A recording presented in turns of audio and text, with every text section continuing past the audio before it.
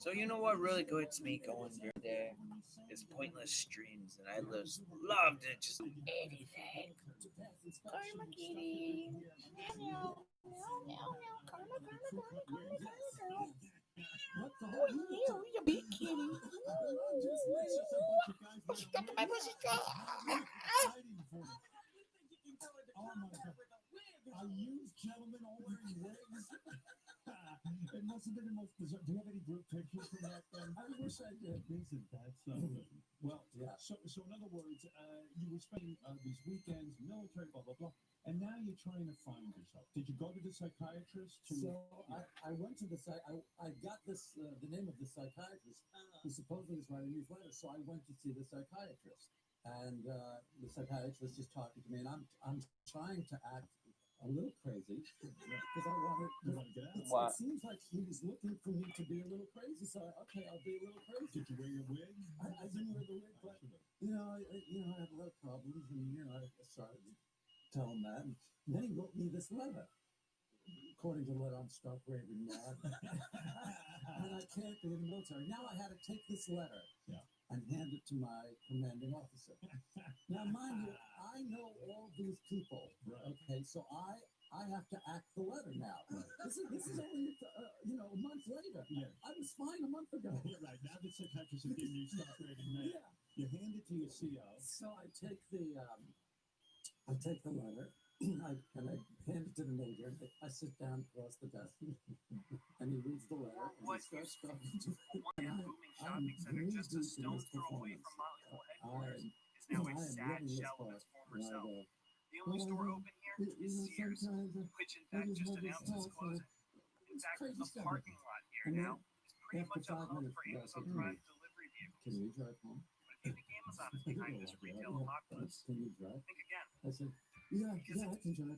I'm a good driver. God, these damn kids just fight. Yeah, exactly. Exactly. I'm raving. I said that same thing. Wouldn't it be great if you got institutionalized? Like put the rest of your life in an army mental institution? Come with me, Mr. David. But you got out. Yeah. Now, did they put anything on your permanent record that you're a maniac and you didn't care? All this permanent record stuff. I heard. What a myth that was, permanent I record. heard stories back then of guys who would put peanut butter on their ass and then go and start eating it at their army exam. Yeah. I mean, what you're talking about, and it probably sounds weird to younger people, but the war was so ridiculous, and no one wanted to die in a senseless war, that you do anything. You go in and either declare homosexuality. That's if I had to do it all over again, that I would have done that for sure. Right. It didn't occur to me, no. And it's great that the military, but homosexuality was so bad that no one used everyone should have been homosexual. It's just, oh my God, the whole country's done that. What's with these young people? Call 949-60-STERN to request your fan favorite. 949-60-STERN. 949-60-STERN. Looking for something to listen to on your in-home smart speaker? Yes. How about your favorite radio show? Okay, just say, play Howard 100 to start the fun. Play Howard 100. Put on how is the show? Are you deaf? Yes, enjoying the Howard Stern Show has never been easier. I know the stuff. What the f*** did you just say? I'm ready for the Howard 100 and Howard 101, playing on smart speakers everywhere. happy Now playing Howard 100. Yes. Prescription products require an online consultation with a healthcare provider and only available if the provider determines a prescription is appropriate. Subscription required. See website for full details and important safety information. Hey guys, good news. The outrageously expensive little blue pill is now generic, which means you can get the prescription medication to treat ED at affordable prices. Hims makes it extra affordable. We pay just $30 for a month's supply. And right now, get your first online doctor's visit totally free when you go to 4hims.com/100. That's right, free. Zero copay, no expensive appointments, no awkward face-to-face conversations to get your prescription. Hims connects you to doctors online who can evaluate you and, if appropriate, prescribe your ED medication. And the pharmacy sends it right to your door. HIMS makes it affordable, private, and incredibly easy. Nobody likes dealing with ED. Now, thanks to HIMS, nobody has to. And that's really good news. To start your free online visit, you need to go to this exclusive address, forhims.com/100. That's forhims.com/100 for your free online visit. forhims.com/100. Power 101 presents Today is Fan Appreciation Day. another fan favorite. You're fantastic. Hey, this is Ryan from Georgia, and I was wanting to hear when Howard was in the Hamptons and had Artie and Ralph came down, and they went out to a club and ended up leaving Ralph at a club. And I think that's just the greatest story ever. Thank you. Did you read about that party I went to? No, I didn't. I didn't read anything. What did you do? Yeah, it was in the paper that I was there, but this was pretty cool. On vacation, I got invited to John Bon Jovi's house, who we've known for like 20-something years, John, you know. And I'd gone to his house last year, and he had a dinner party, and he even said to me, he goes, man, I fucking blew it. He goes, I didn't have any food. How do you have a dinner party with no food? Like, he just kind of like had people over for drinks and some shitty hors d'oeuvres. Oh. And he even called me up and he goes, I'm having a party this year. He goes, but don't worry, I got it fucking He figured it out this year. yeah, and I'm like, well, what are you doing right? He goes, you know, I got a little band set up, and I got food, and I got everything, you know. So I said, I'll come in. You give him a second chance. I'll give you a second chance. And I had my 14-year-old daughter with me and her friend Sarah, and, you know, I said, hey, John, can I bring the kids? And he was like, yeah. So you go over there, and there's like, he's got a whole setup, like nice friggin' tables and stuff. Is this how Food. it goes on? I don't know what it is. And, so like I'm there, and then it was like one superstar after another star. So first I see like the governor of New Jersey, John Curzon, who I knew nothing about. And I gotta tell you, he was like the fucking greatest guy ever. What do you mean he's the greatest guy? I'm telling you, this guy. I've heard some not so good things. Really? What have you heard? Because I'm telling you, he was terrific. Well, you get bowled over by everybody. You would too, though. This guy you would, though. This guy you would. That's why they're politicians. Oh, that's true. What's so great about him? Because he's the most down-to-earth politician I ever met. He was like a business guy who did really well and seems to like really care. I mean, like he was talking about some of the shit he's doing in Jersey. I was like, whoa, this fucking guy's really way into it. He lives right next to me. He was the one who rushed to the Irish Imus meeting. Yeah, even talked about it. Even talked about it. He was like, that's so stupid. Yeah, that's what I'm wondering about his judgment. No. You would really like this guy. I know you would. I'm sure I would, but I like having my distance from these people. Yeah, well, anyway, let me tell you about this party. So I'm standing there, and you know, with parties, I'm always like on edge because, you know, we goof on a lot of people. And yeah, you never know when you're going to run into somebody you've forgotten how badly you goofed on. So then, like, you know, I see like Matt Lauer and his wife.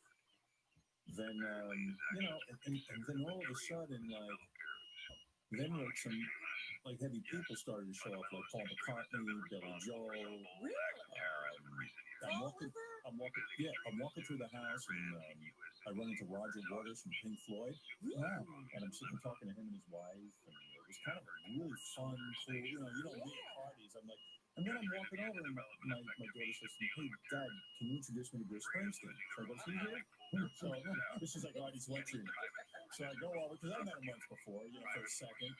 And hey, Howard, how you doing? We talked for about 10 minutes, 15 minutes. We're talking about, he's like, you know, talking about like he couldn't go to his old hometown. I told him, you know, Artie lives in Jersey and you live in Jersey. And I told the governor that too, you know. Yeah, that's my governor. Actually, the governor lives like really close to me.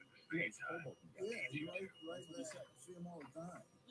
And I'm talking to Bruce for like a long time until then he pulled the move where he goes, Oh, my friend called here. I take this to Bruce now. Really? Yeah. So he blew you off with it? well, yeah, but it was appropriate. I mean, Right, it was fine. it was going nowhere. I was getting into my Roosevelt stories about my hometown. I don't think he went to the barn that I thought much. you meant the president. No. I know. Yeah, Howard, the goddamn blacks. I get it. My phone is ringing. I wanted to ask you if you would do American Idol or not to solve that problem. Because you have no idea that this is my greatest torture that fucking show is starting up again and Bruce has an album out. Is there anybody in the business who could talk him into it? First of all, did you read? What scared me the most is I read this amazing article about Rick Rubin in the New York Times Magazine. Did you read that fucking thing? And I'm reading it going, and he's praising how relevant now. Because I guess, well, Columbia Records hired Rick Rubin to save the music business, and he's saying how relevant America's Got Talent and American Idol is. And I was thinking that exact same thing. Is someone going to talk Springsteen into fucking doing American Idol? Springsteen might be smart to do, but I get the feeling he won't do it because he's talking to him and Billy Joel. Right. And Billy was talking about how he got paid a ton of dough to do some sort of wedding or something. I looked over and Bruce was kind of like, He would never do that. yeah, I got a feeling. He has some integrity left. Yeah, and he was kind of like, well, Supposedly he's never done it. There's never been one even like quiet instance of a corporate gathering. Or a personal I don't think so. party thing. Unless it was a charity. yeah, but Bruce does weird shit for his kids. Like, it turns out the reason he's out in the Hamptons, his daughter is a horseback jumper, and she was in his Hamptons Classic, and he went all the way out there, and he's hanging out there with Well, her. that's not weird for a dad to show up at his kid's No, event. I don't say that, but I'm saying he might even want to impress his kids and go on American Idol. Well, that's how they wind up. That's right. It sucks for me and Robin as homeowners of the Jersey Shore that Springsteen and Bon Jovi are in the Hamptons. I know. But That kind of stuff. I'm saying. He's like, what the fuck is this? Them to come back. Hey, did you guys ever speak? Did you and Springsteen ever speak about satellite radio at all? Like his whole, No. supposedly his new album, the first single, mentioned satellite radio. No, I didn't talk to him about that. Then, after dinner was served, John got up with this band he had. He had a band from Jersey there playing. And then John did a couple of songs, which was really cool. We all sat around and watched him. And then all of a sudden he goes, hey, come on, guys, come on up here. Paul gets up. He goes, They had like a jam Billy, it was Paul McCartney, Jimmy Buffett, Billy Joel, John Bon Jovi. Rick Rogers. Roger got up and did Wish You Were Here. I mean, it was, and, it was pretty That's fucking crazy. mind-blowing. Yeah, Bruce didn't get up though. I think he left by then. No kidding. See, maybe Bruce won't do it. That was a He can do the jam session. it was a way cool party. Then it was reported in the newspaper that I was there and I was rocking out. I really. I miss that. I miss doing that. You miss seeing what? Well, you in your paper, and I used to try to read the papers. I miss seeing that you were rocking out. But I was clapping him like during the jam. If you just sit there, you look like a dick. You gotta do something. But it was kind of sweet because I even the chick just damn my phone number. I don't know how to work the camera on this phone. He was trying to get He tried to take pictures of it. And, I said, I don't know, man. I don't know anything about it. Well, like you, I have to officially thank you on the air for the weekend you gave me. Howard got me a ticket to see Tom Petty and Heartbreak. The stadium. It was just the fucking greatest weekend of my life. How great was Tom Petty? Tom Petty was awesome. I did, and I got to tell you something. I had another mind-blowing experience in terms of music. Thank you, by the way, for that. That was very nice. The night before Artie showed up, we got a great story about Ralph and all this shit. But I have results concerning a bet that you guys manufactured about Ralph. Oh, you do? Yeah. Are we going to learn all about this? A big Ralph incident happened. A major Ralph. What is a major Ralph We're incident? going to get to that. There's a lot to get See, to. now I'm totally intrigued. Anyway, so the night before Artie shows up, I invited Artie out to stay at my place because out there in the Hamptons, they were having a concert with Tom Petty. And it was kind of cool, because it's not a lot of people. It's like 1,500 people tops. They serve a dinner and the whole thing. That's pretty cool to see in that small setting. So, anyway, the night before, I got invited over the guy who owns Sirius's house. And I went over and he usually has a dinner party for a few people every year, and of course I go. He's a good guy. And this time though, we were at a bigger party on the beach and everything. And then he built this structure on his house, and he had Tom Petty show up at his house and play for him. pay for me. Well, Right. there were maybe at that point 60 or 70 people there. So I sat down on a couch like in our living room and watched Tom Petty do an entire concert. Oh my goodness. It was freaking awesome. Now, did he do the same set the next night? Pretty much, but actually in some even more classic tunes. Well, I'm just wondering, does he do the full concert at Leon's? Full concert. He was paid full. It said in the paper he was paid $850,000 to show up. But you know, I don't know if that's true. How many are each heartbreaker? $850,000 for Tom Petty? Yeah. You know what? You think I'm cheap trick for $10 When you go see Tom Petty in concert, though, you don't realize, God, that's his song too. He's got a million hits, and they're all, and he plays them all. He doesn't fuck around. $50,000 to come to my house? Hey, look, Ray. So anyway, what are you gonna do?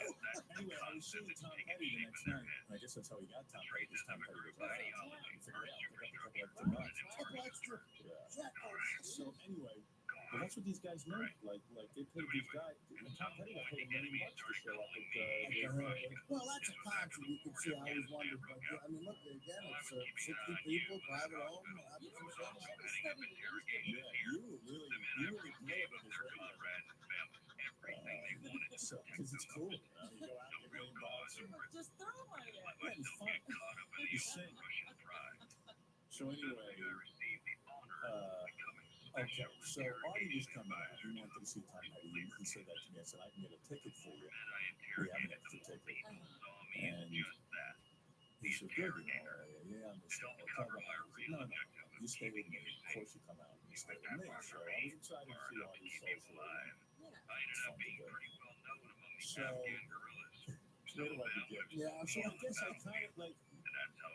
The helicopter. Beth and I were talking actually. I didn't discuss this with Artie, but you know, I said, Beth kind of said to me, "Do you think Artie thinks you're fun?" And I go, "You know, I don't think so." Wow, this is an interesting conversation. So I said, and she said, "You know, what's going to happen? You know, if you want to take a nap or something?" I said, "Yeah, Artie might come out." It's like, you know, because what will Artie do to the concert? I'm all about naps. I'm always napping. So I said, she said, why don't you invite Ralph? So he can entertain Artie? So you can at least, doesn't Artie like Ralph? I go, I think Artie likes him. You don't know. You're not sure. I said, it might be nice to have that dynamic where Artie has a guy hanging out there. And when you're napping, Ralph can take up the slack. Which actually was not a dumb plan because I come out a nap and I go downstairs and I see Artie and Ralph in the hot tub together. Yeah, we went in the pool. Well, we went for a walk on the beach and had a couple of mini cigars, and then And now Artie doesn't bring a bathing suit, but Ralph cut up a pair of sweatpants for Artie, made a mock bathing suit. I had no plan on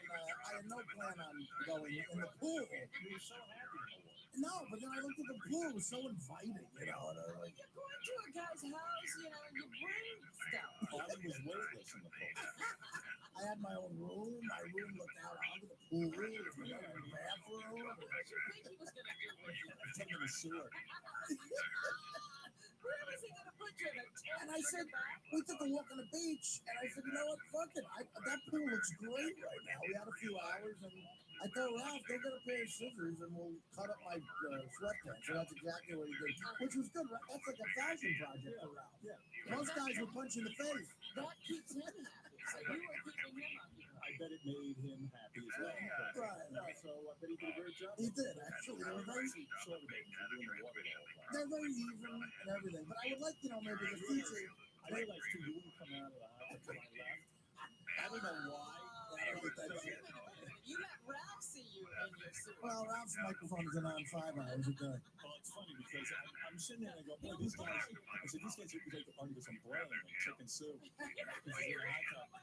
And I said, you know, and I left, and then I was walking up to my bedroom, and I look out the window, and I see Artie's emerging. Yeah, he sprung out of And I said, you didn't want to get out of the hot tub before I knew. Me and Ralph were trying to think of a rap in case we got chicks back there at night, like how to pretend it was our house. So we needed Howard to give us information about stuff. Like, Yeah, right. like what's this? Like, interesting that you think so much about what Howard's going to comment. it's not totally true. I mean, look, Howard. I mean, I'm not in the like the young Starsky or Hutch at this point. Anyway, he doesn't realize I love him. I love him fat or skinny. Anyway, so If only broads were. anyway, you know, we So that part was fun, you know. And they had an amazing meal set up. I mean, I can't even explain how beautiful the whole experience was. Food. it was great to hang with Artie outside of the show. I took a helicopter out there because I've never done that before. I've been on helicopters, but never out to the Hamptons. I said, fuck it, I'll splurge. And that's kind of where the Ralph situation started. You want to start that story? I guess I could. And Gary's a part of this too. Right. Well, so I said to myself, I'm going to go out. You know, Howard made this nice invitation, and I said, fuck it, I'll splurge. I'm going to take a helicopter out there. So I price the helicopter. Very cheap. And no, it's not cheap at all. And, you know, Gary the whole time was like, please, like, let me pay for half of this. But he was even more than he thought. And I was like, look, Gary, don't worry about it. It's fine. I was going to do this anyway. I'm happy to have the company. Ralph, the last minute, or the day before, says, listen, I'm coming. So what time do I have to be at the... He doesn't even ask you. He just assumes he can do this. No, I checked out that it was okay. Right. So, no, he called the day before. But it turns out, and again, it's just weird how stuff with Ralph just makes a minor adjustment when something goes wrong. The guy had to get another helicopter because it went from 2 to 3 people. So, But it was worse than that because I got really maybe the most insulting phone call I ever gotten from Artie's assistant, which was he needed to know how much I weighed. I swear to God. So then he goes, and I think at one point he goes, all right, 220 and 300. All right, we're gonna have to get a bigger copter. Because 3 guys needs a bigger copter because of the weight. Teddy, a master in etiquette. So, so anyway, so they had to get a different, which I found out I was gonna get this really cool helicopter. That's sort of like a state-of-the-art thing, and now they had to switch it to a little bit of an older one. A Toyota with a wing. The one they use for construction. Yeah, whatever. So already Artie's, you know, he goes, man, if Ralph's gonna be late, Right, I started stressing about that because I wanted to get out there on time and everything. Right.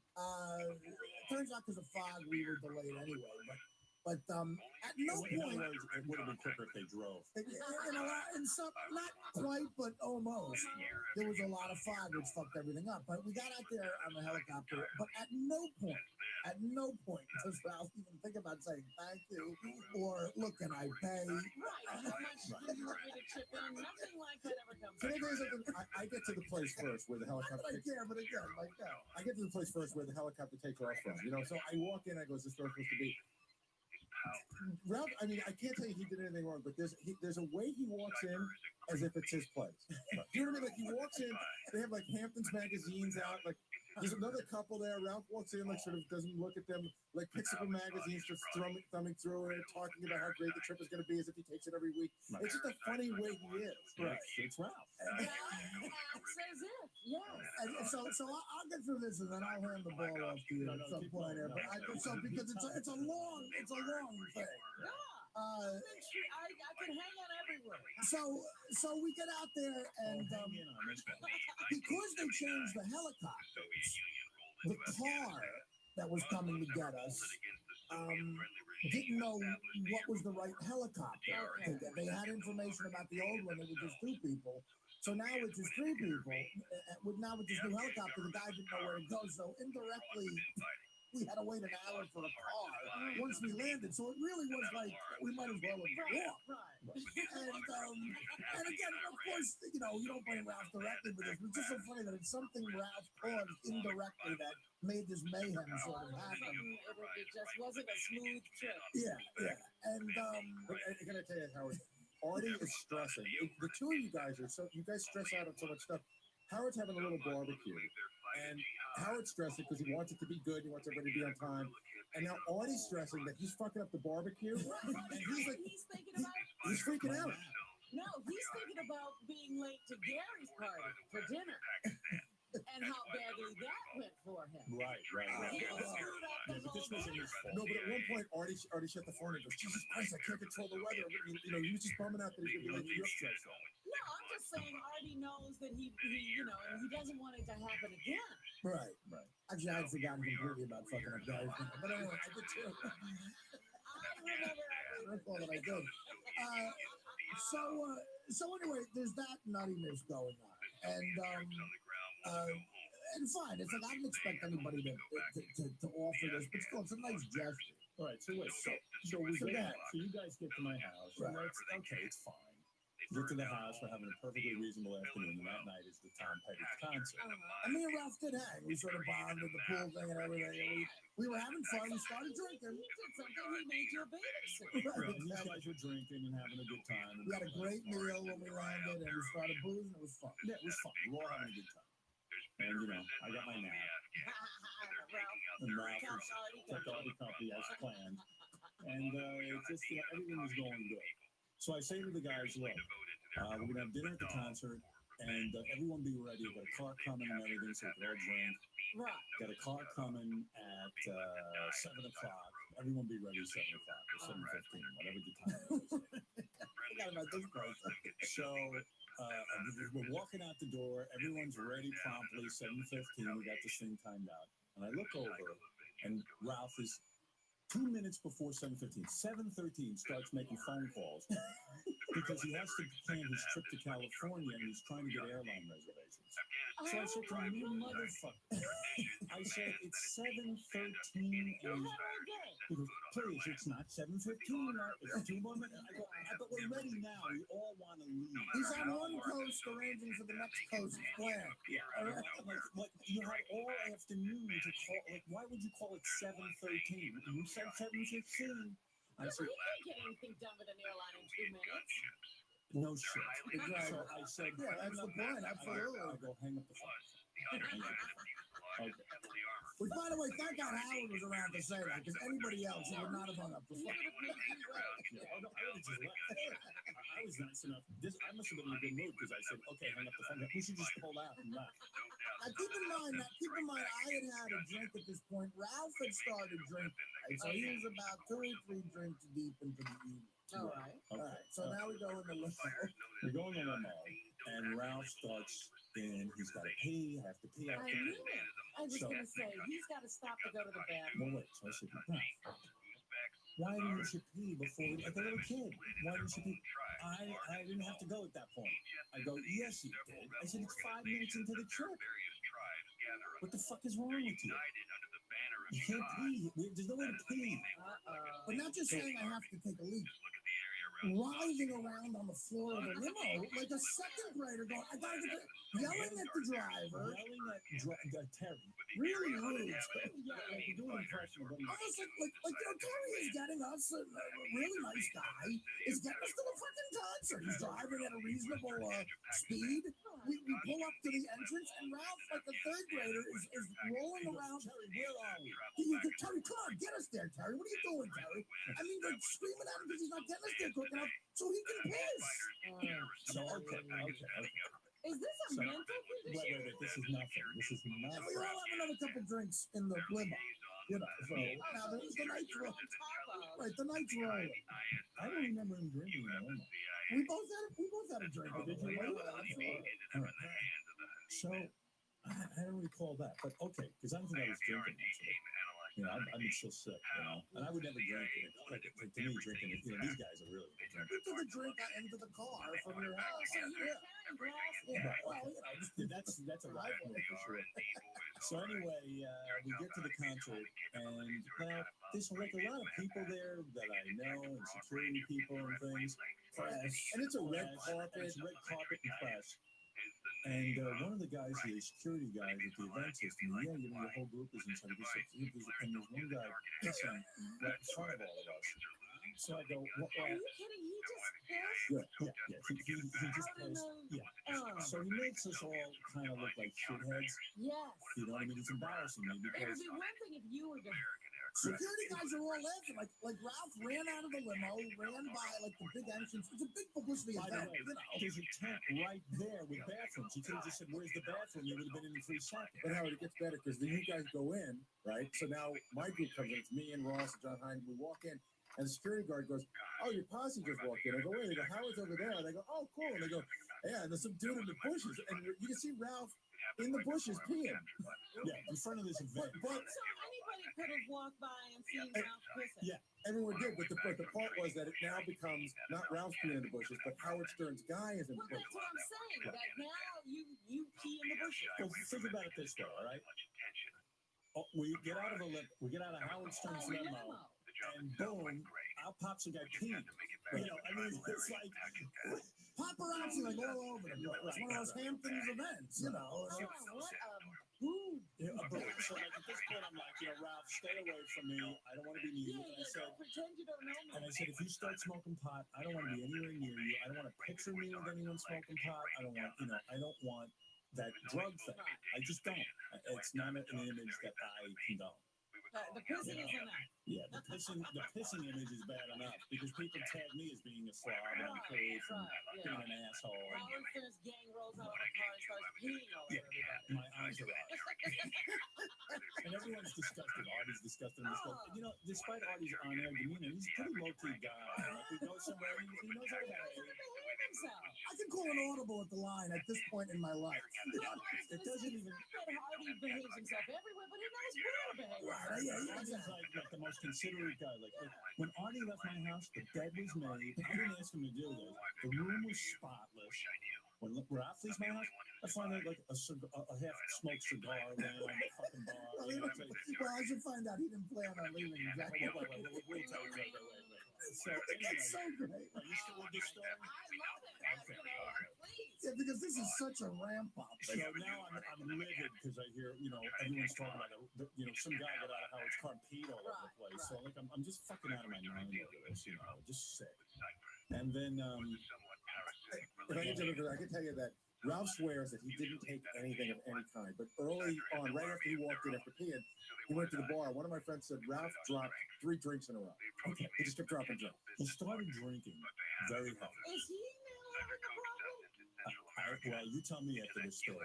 Who knows? I mean, what's going on? But it's something, when you're out with a group of people and you're all drinking, and your goal is to get at least lit. And at one point, one guy out of nowhere, like, how do you get that drunk? That's what happened with Ralph. Like, out of nowhere, Ralph had gotten very drunk, and which, there were shots around. You could easily get drunk and just be drinking. None of us realized. I mean, I certainly didn't. That Ralph was like really drinking heavily, or what he was doing. Maybe he got some weed. I don't know what he was doing.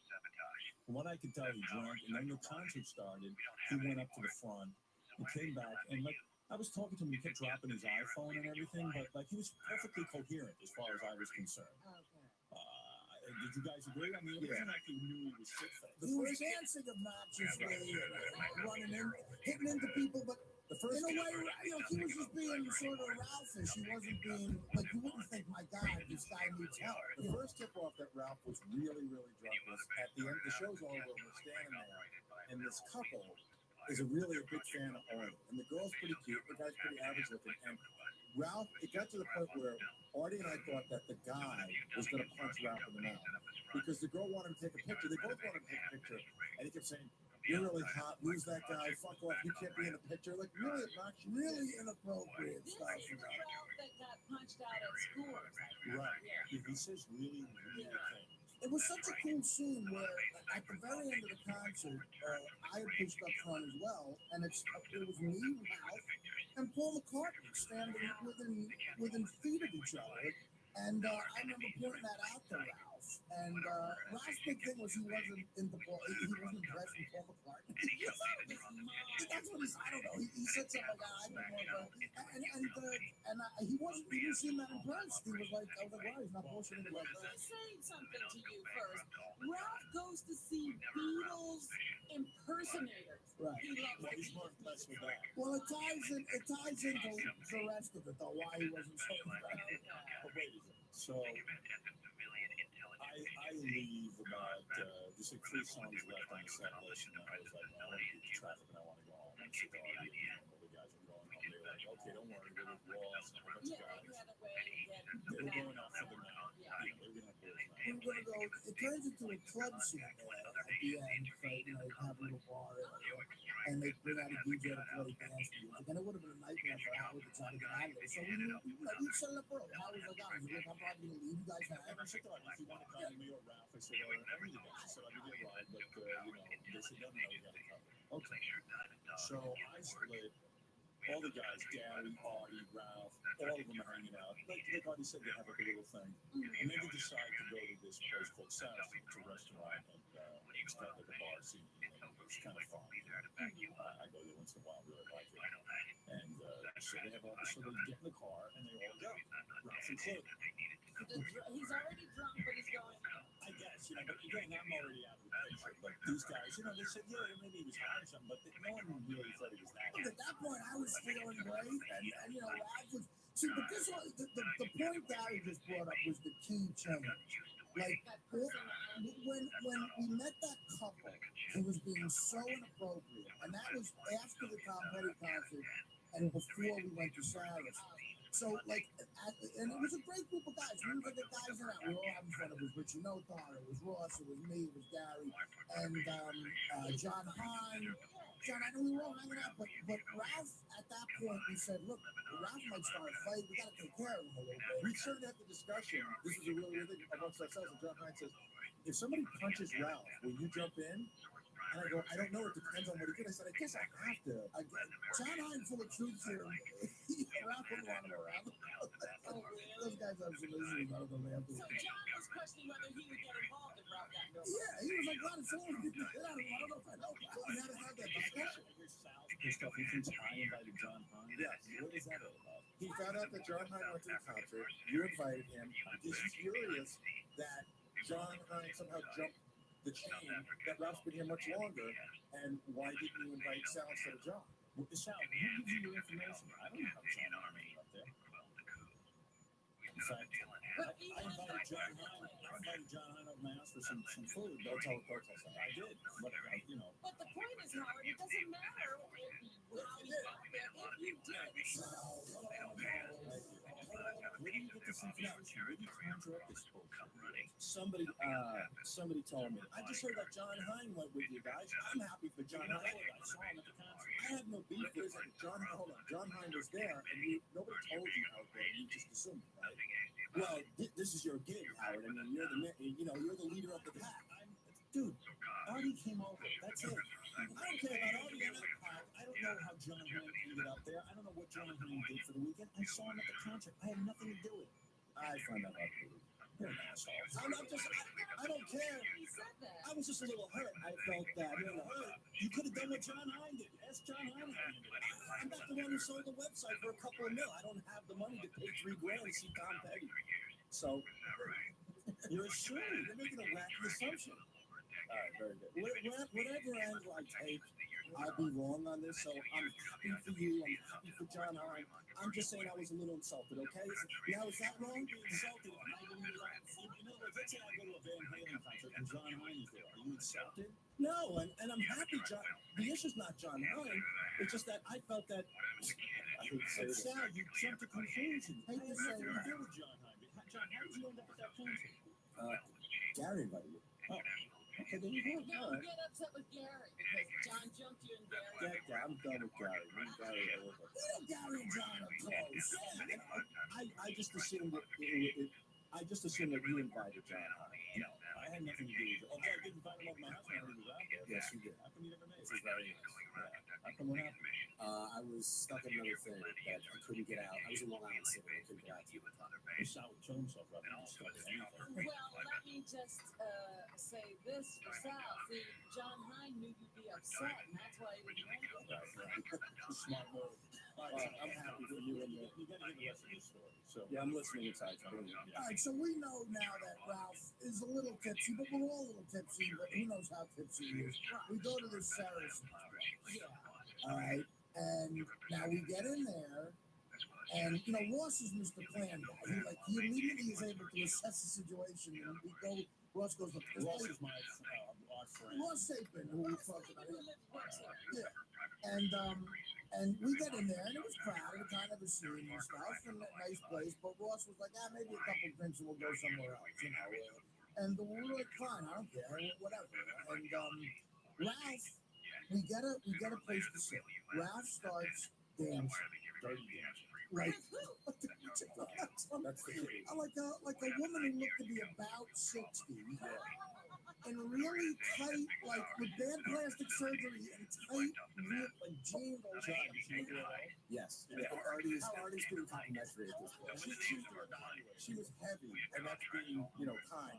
And this is from a guy, when you see a model walk in, he goes, her ears are small and her middle toe is too long. He's not dancing with a chubby 60-year-old woman and appearing to love it. Yeah, no, He's like that really annoying laugh you hear at a feast. Artie was like, hey, there's a bunch of old bloods here. I'm going home. So Artie decides he's going to bail on the night. It's probably about 1 o'clock in the morning at this point, 12:30. We all decide we're going to bail on this place. We're only not the group is deciding to leave. Okay. So a couple of people, Gary included, go up to Ralph and say, we're all leaving now. And they say, while he's dirty dancing, and Ralph says, looks at them coherently and says, look, man, don't worry. I'll catch up with you guys, or I'll just make it back to Howard's house, whatever. Well, don't worry. it was actually worse than that. At first he said, I'll be fine. But then he said, you guys go and come and pick me up on your way back. Like, that's what he wanted. Like, where's fucking taxi driver? And Gary goes, there is no way back, Ralph. We're going. That's it. Either you leave now, Or you find your own way. so he's like, fine. So again, you get out in front of the club, and guys, some guys, like when you're with a group of guys, some guys are like, fuck them, especially if you don't know them. But Artie and John Hine get out front. They go, wait a minute, we can't just leave Ralph here. We have to, we have to be sure. So That's what Ross was saying. Artie was like, you know what, the guy might be fucked up. I'm going to go in, and I am going to make sure that Ralph understands. First Gary had a turn, then John Hine went in. He goes, all right, you feeling guilty? I'm going to go in and ask him. So John Hine, and John is a pretty efficient guy. Everything is all about Ralph. Right. From place to place. But wait a second. So Artie says, I don't care what these two guys say. I don't want to feel guilty. I don't want to leave a You guy. gotta go make sure for yourself. Because at this point he said, maybe he's drunk and doesn't know what he's doing. This is the third time going back there. So Artie goes in and says, look, Ralph, we are leaving. How are you going to get home? Don't worry, I'll get home, blah, blah, blah, blah, blah. Dancing with a chick, ordering a chick. Yeah. The 60-year-old bro. Yeah. He's still with her. Yeah, so Artie says to him, do you know where Howard lives? He goes, take the address down, write it down in your iPhone, whatever the fuck you're doing. So Artie's telling him, yelling out the address, giving him the address. Ralph goes, I don't want my iPhone. Don't worry, I know it. And he repeats the address. Okay. I realize, people sort of recognize this. I'm yelling at Howard's address in the middle of a dance floor. Okay. All right, because Artie felt like They needed to take care of her. So and he goes, no, even if you have to get a cab or whatever, he goes, You have money. Artie hands Ralph $300 cash and says, here, take this money. I want to make sure you can get home. Now, somehow Artie, Ralph, I don't have a way home. somehow Ralph evokes this in people. But he's got the world taken care of. Most people should be like Steph Engineer, forget that he's even there. It should be that way, but it's not. Okay. So these guys leave. Artie decides to come back to my place. He comes home. Now, at this point, there's zero guilt in my. He's in no danger. He's got money. He's an adult man. He seems to be having fun. He made a decision. I'm staying here, and we left. That's what happened. I'm already asleep. You don't even know this has gone on. No. I've been in bed for hours already. I'm not putting up with this nonsense. I don't give a shit. Right. I went home with my fiance. I had a perfectly reasonable evening with her. So, I got to tell you, it just sounds exhausting, right? Oh my God! I wouldn't have even gone back in and asked them. So the split was, which is what Ross wanted to say. Well, that was you were with Ross. So the split was Ross and Gary and the other guys go somewhere else, and John Hine took me back to Howard. Okay, so that's the split. So then, I wake up the next morning, and I don't know, I listen to my messages. There's 5 messages from Ralph. I go downstairs, I see his room hasn't been used. No Ralph. I never made back. I go, oh wow. Before I listen to my messages, I go, Ralph must have hooked up with that abroad or something. I didn't know about it. You didn't know about the 60-year. No, I just said he must have hooked up with abroad. I know Ralph, or he's staying at Ross's house or something. Right, he went home with somebody else. So I start listening to one panicked message after the other. It's like the first one comes in at about 4:30 in the morning. Whoa! He goes, dude, where do you live? I'm driving around with this guy, and we're stopping in parking lot asking if anyone knows where you live. Oh, And no! And he goes, I don't know where I am. You gotta help me. So then he goes, then I listen to the next message. In fact, I have the messages. Oh, you gotta play it. Scott, do you have those, or is it a whole big process? I'm gonna be like 2 more seconds. All right, great. Just tell me the page together. So, but what happened was, Howard left us at the concert. Everybody's hanging, having fun. I left Ralph with that money. Those guys left the bar too. Ralph was dancing, having a good time. I made it home about 2 a.m. John Hine drove me home. By the way, me and John Hine got pulled over by a cop. What? Yeah, John Hine of all people. So John, He didn't even drink, right? no. He didn't get pulled over because of that. He got pulled over. We were doing 40 and a 25 down the Hamptons main drag, and he was taking me, doing me a favor, taking me to Howard's, and I felt awful. This really cute chick. I mean, but cute. Like, you go, wow, there's a hot chick. Pulled us over, and I felt so bad. I said, I'm going to be obnoxious right now. I said, Miss, my name's Artie Lang. I'm from the Howard Stern Show. But I guess what you said, you should get a 40-inch car. You would do sexual favors to get out of the ticket. And she said, you know what, don't worry about it. She goes, I love Howard. I'm just giving you a warning. And she was going to get a fucking moving violation. Artie used my name to get out of the ticket. I use my name and I don't get out of the ticket. Really? Yeah. I've done that in cops have given me tickets. What? Well, like I'll go, hey, Howard Stern, the guy in the ring, goes, oh, yeah, I know who you are. And you keep driving. See, the movie's just to let them see who you are. But Yeah, I never say. And, sometimes they recognize me and then they're nice. You say right away? Yeah, I have the PBA card. They go, oh, where'd you get this from? And I said, well, I do a lot of charity work for the police. Sorry, John told me that. Never pull I said, they go, where'd you get it? I do a lot of charity work for the police. Oh, how do you do that? I go, well, I work on the Howard Stern Show. We do a lot that's of a stuff. good one. Yeah, that's good. I'm going to do that. I'm going to say I'm from the Letterman show. See if that gets me anywhere. But I felt so bad for John. I said, I'm going to be like a little bit of a douchebag and say it out loud. And she couldn't have been cooler, and I'm telling you, she was not. So we're lucky because John's the only one of us that doesn't drink. Yeah, he was completely sober. Let's go to Bill, who wants to say hello. Bill, go ahead. Listen, this Ralph story, the only way it's going to be anything interesting to anybody but you or maybe Robin is if Ralph dies or gets arrested or... Well, you gotta hold on. Well, sir, that would be great. Stay plugged in. Are you not enjoying this show? Because I did it a little No, I'm really listening. I just... They just hate Ralph. You love to hate Ralph. Okay, because I did a random check. I said, is this interesting to everyone, or is it just to me and Artie and the guys who were there? And everyone said, no, we're all guessing. No, we're leaping ahead and saying what does that mean for Ralph in the future. The messages will make it better. They're like Gary Preview, page 1 in green. Okay, thank you. So I get up and I get this message. This is the first message. Hey, man, I know you're sleeping, but I have no place to go. I'm going back to the city, I think. Man, these people put their 6 rolling up on the side of the road. Oh my God, this is so fun. All right, well, can you pack up my shit? Okay, thank you, bye. So now it's about 4:30 in the morning, and he's going back home. And I'm like, what the fuck happened? So that's the first message you get. You have to be completely puzzled. No, I'm puzzled. Yeah. So Yeah, then, how did he get so out of it? then the next one is time stamped, I think, around 7 in the morning or 7:30. Hey, now. Hey, so I'm in Jersey City. I'm a fucking nightmare, man. And you guys ditched me. I didn't know where to go. I couldn't find your house. Went up and down the street, couldn't find the street, and so had to get on the bus. And, oh my God, what a fucking nightmare! Fucking douchebags. Dear you. All right, man, I'm going to sleep, so I'll talk to you during the day. Just throw my shit in the bag and give it to Artie. I got a shirt in the closet and some stuff in the bathroom and whatever, underneath the TV to the right over there. Just throw my shit in the bag and I'm going to sleep. All right, man. Thanks, man. Bye.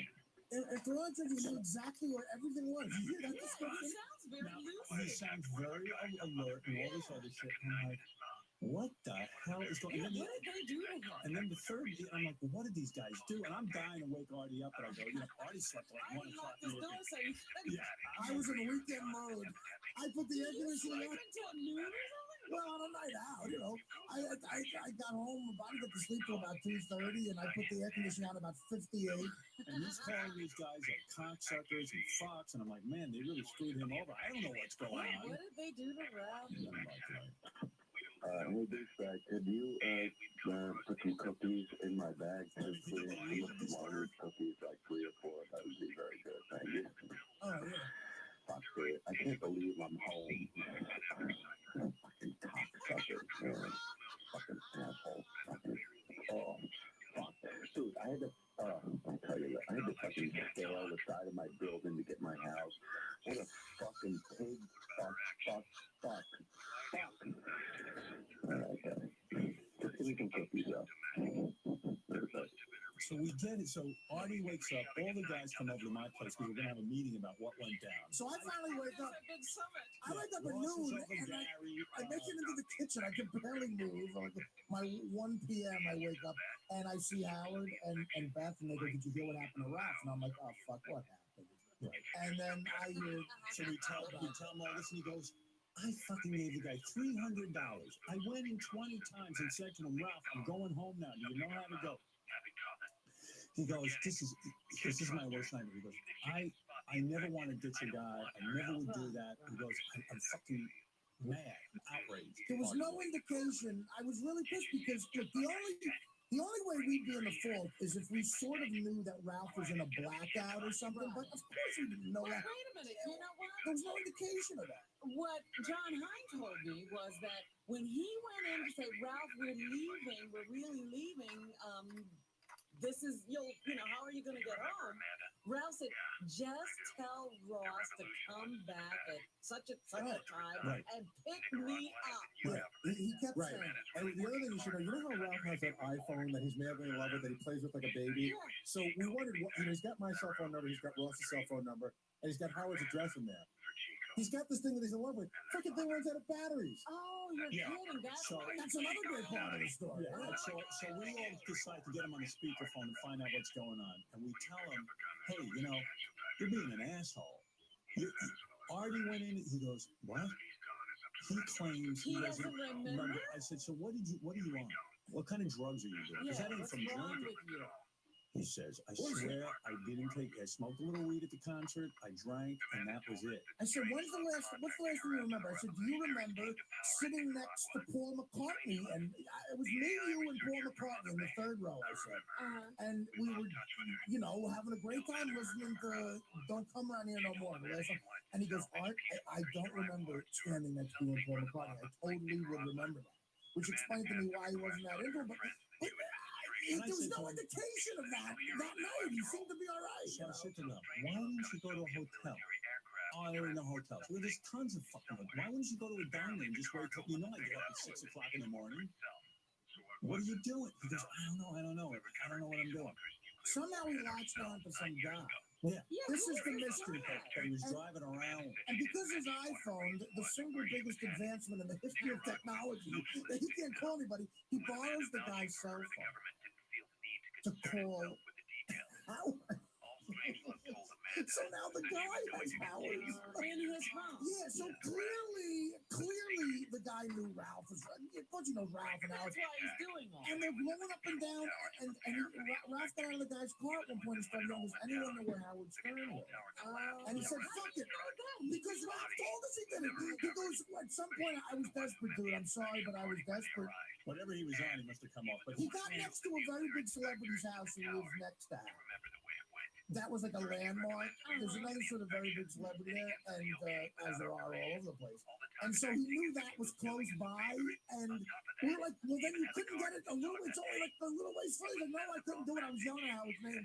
I called him from this guy's cell phone. We go, who was the guy? How did you leave the guy? He's like, I have no idea what happened. Somehow I got on the jitney, the bus, back to the fucking yeah, we don't believe any. We were like, what jitney did you get at, 4:30 in the morning? But he's back in Jersey City. He did get had back. to be on a jitney. But he found a guy that was willing to take him from the club to around the neighborhood of your house, drive him up and down the road, and then take him back to a place where the guy knew there was a bus Ralph could get. Yeah, instantaneously, he's supposedly stumbling blackout drunk. He finds a guy he also tried to get into a hotel. He goes, the hotel had no vacancy.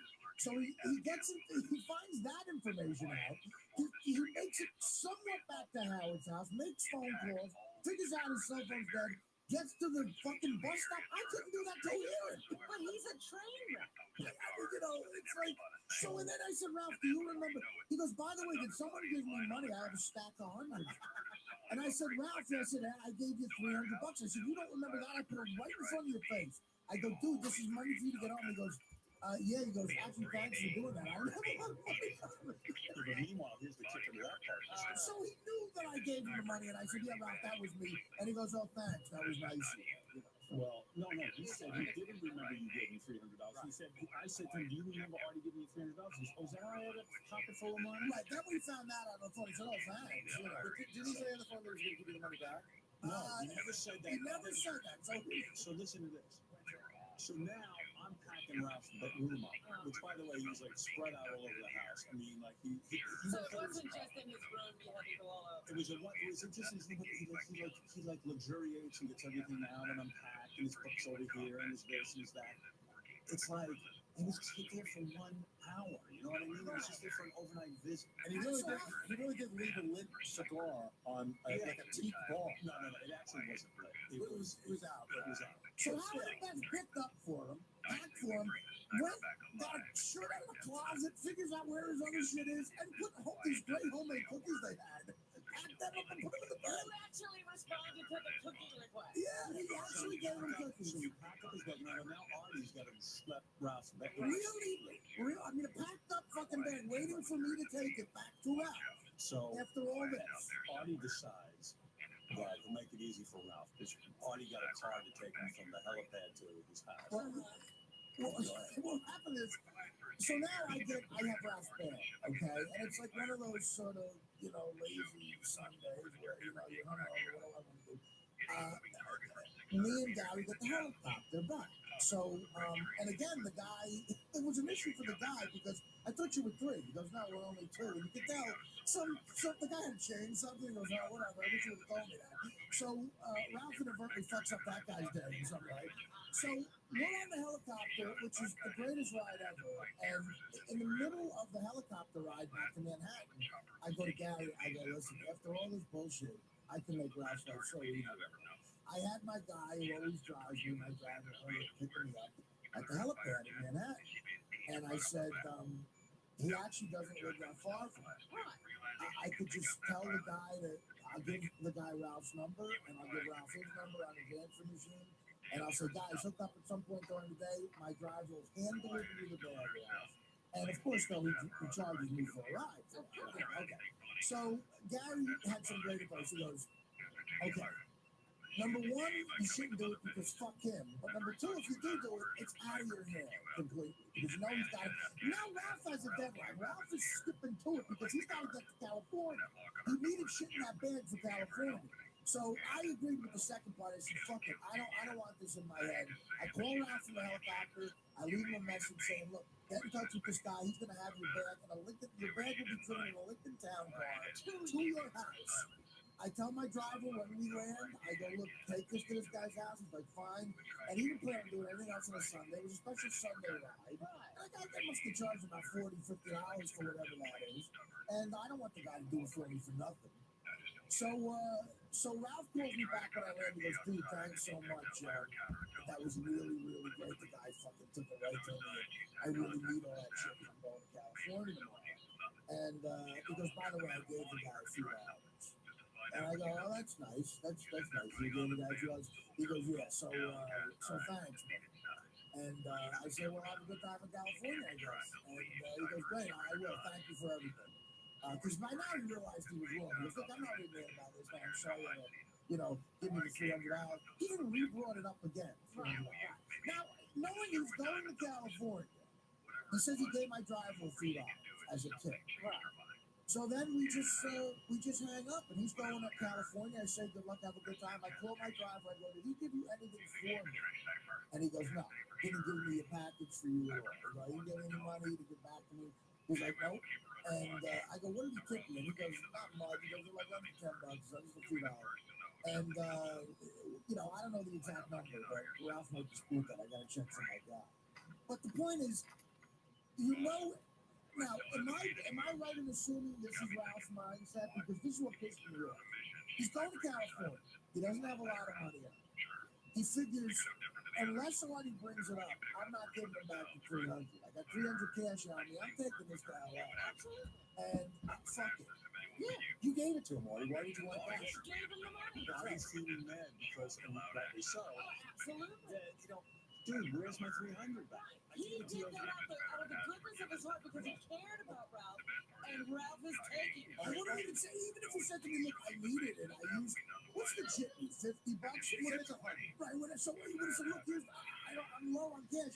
Here's the balance of the 300. But, and again, I'll give Ralph a chance to explain himself, but I started overthinking it. I really got fucking mad. I said his mindset was totally that Artie's not bringing this up. So I'm not going to bring it up. I'm going to LA. I got an extra $300. Fuck it. I'm keeping it. After his bag got here delivered, Ralph cost me $350. On top of whatever, the helicopter would have been. And not until he didn't thank me for the helicopter, by the way, until he made this really cheap fat joke at lunch. We were all having lunch, and he makes this like dumb fat joke.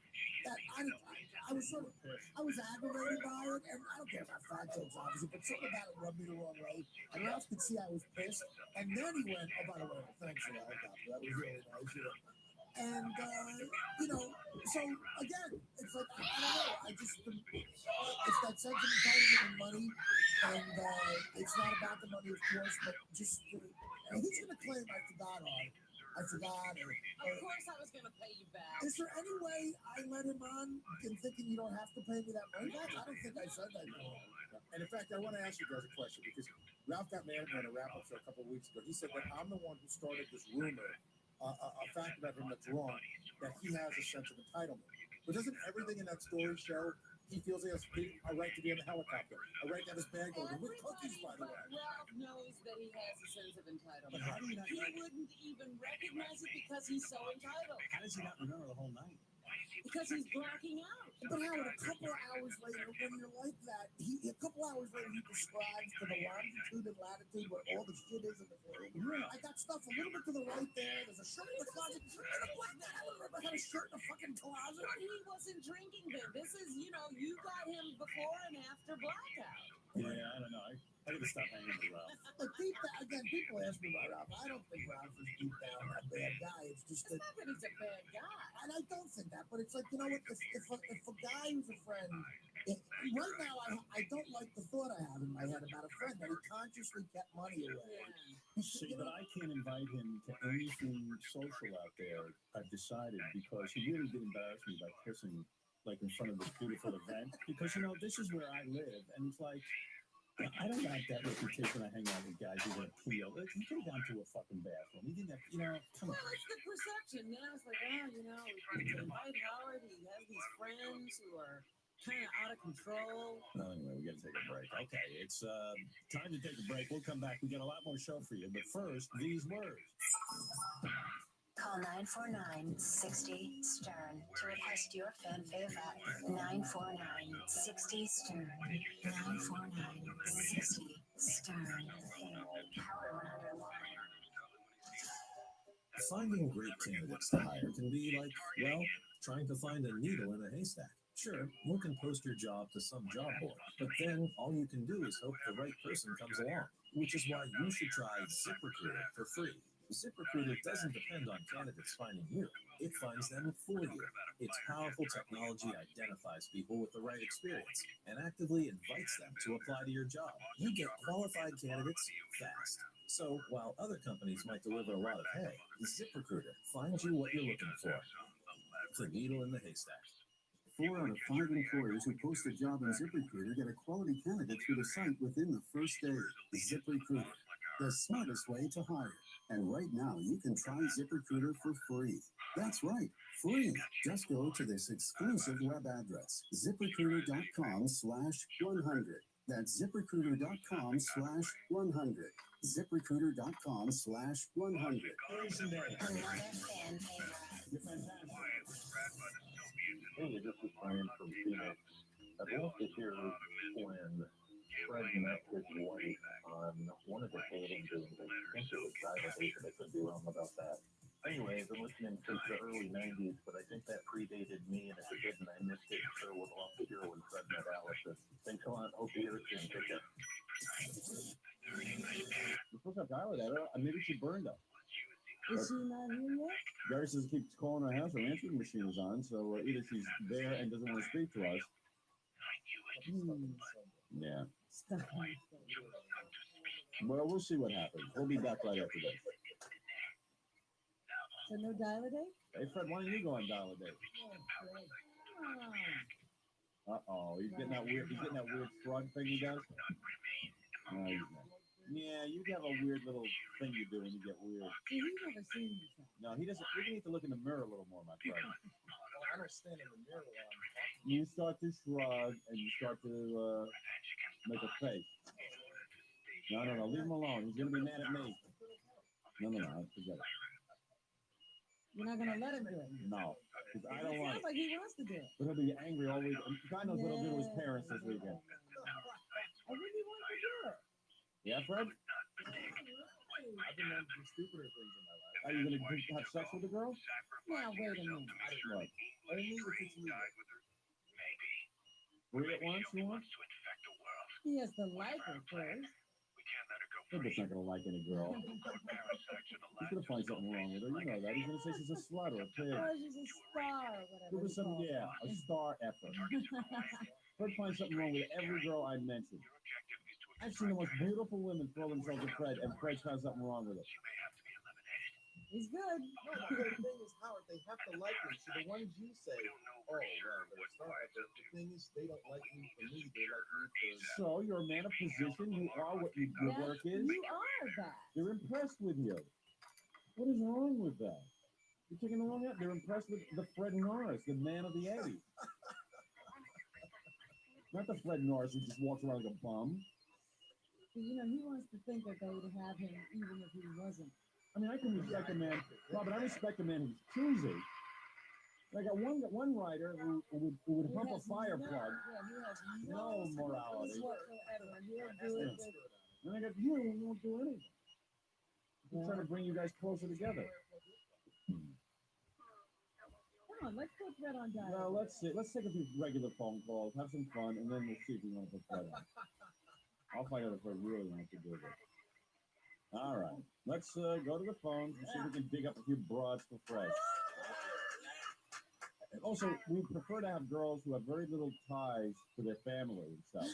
So Fred needs to dispose of you. Yeah, hardly any connections at all. We're looking for orphans here. Yes. Orphan girls.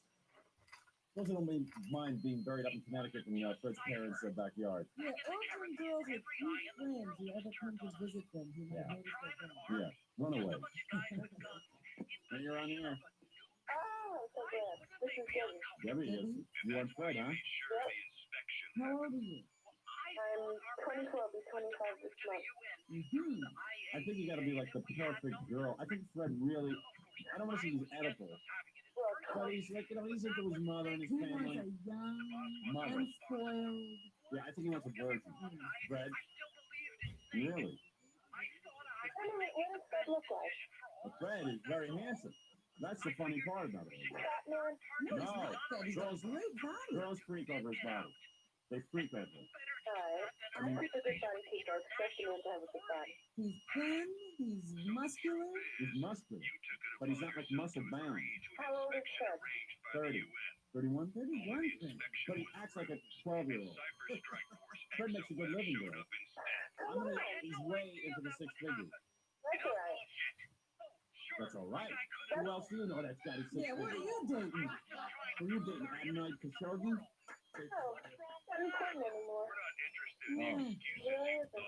Well, I work for Fred to you, but I I don't know, what do you do for a living? I'm back to school again, and I'm working part-time. what do you do in this type of work, and what are you studying to do? I'm back in pre-med studies. Oh, good, an intellectual, because Freddie likes a smart Well, one. yeah, Freddie will only go to he thinks he's his intellectual superior, and he's only, Einstein is the only other woman he dated. He doesn't, he likes, got a Mensa card? Yeah, Fred is like, he knows a lot of stuff. Like a lot of stuff that you don't need to know. Yeah. Is he funny? Yeah, one thing he is funny. I like humor. He's very mean. But I think he's funny because he's so horny. You know, Yeah, all of that is the drive. I think once you drain him of his problem, Well, see, he won't be funny anymore. this is the thing. We have always had this great fear Yeah. that if Fred was ever having sex, he'd lose his humor. Or he'd kill the woman he's with and go to jail. Hey, could you have an orgasm while a psychotic is screaming in German? All right, listen, you see, we're blowing it because this is like an actual... Yeah, I know. We gotta find it. Do you like this girl, Fred? Okay, you can play. Yeah, I do. What? Yeah, I do. All right, hold on. Hello? How tall are you? 5 seconds. Okay. Well, how old? 28. Nice looking? Good looking. Yeah, cute. Who do you look like? Kind of a cross between Molly Ringwald with Cher's hair. I think I'd rather go with loser.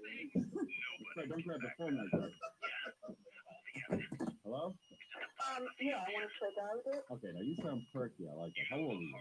I'm going to be 25 at the end of this month. Okay, and who do you look like? I look a little bit like James Seymour, except I've got blue eyes. And they're both good. Both blue. I've got long hair. I look a little bit like Amy Irving.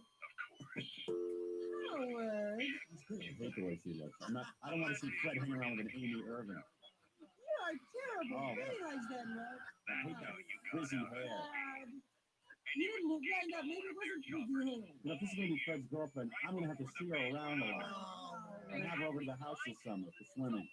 Well, just because you couldn't get hot for Amy Irving doesn't mean Fred couldn't. I might have to share this girl with you. Hi, Hi, who's this? I'm Howard. Howard, hi, how are you? Okay, now, how old are you? I'm going to be 21 at the end of this month. And tell me about your look. I have long blonde hair and brown eyes. Who do you look like that's famous? I've been told I look like Donna Dixon. Okay. You can play. You can play. Well, Fred, That doesn't mean how smart you are. she was going to be 21 at the end of the month. Right? All right, so fine. What do you care? 17 is legal thing. You're Fred. Come on, Fred. You're gonna play. You're bachelorette number 2. And you would play hide the lap pepperoni on the first date? All right, hold on. Okay. See, I said it's like the perfect match for Fred. It's Yeah. like a Dan Aykroyd, Donna Dixon. Oh, yeah, that's what is going through his mind. All right. Yes, and how old are you? 31. Yeah. You've been through a marriage already? Yes, I have. You don't want that. Hello? How old are you? 25. And who do you look like? What time is it, Christy Brinkley? Okay. Christy Brinkley. All right, you're number 3. Okay. Hold on. Oh, you got Christy Brinkley, Donna Dixon, and we don't even, number 1's going to be surprised. Yeah. Okay, An intelligent girl. we're in business. All right, let's get to the girl. This is your day to This is shine. your girl. This is your girl. Don't say I never did anything for you. Hi, bachelorette number 1. Excited about a potential date with Fred Norris? Yes, sir. Yes. What's your first name? Debbie. Debbie. Now, Debbie, we never find out what you look like. I know, you never asked me. What did you look like? A lot of people tell me I look like Cecilia Rant. Now you look old. So how are your breasts? Okay.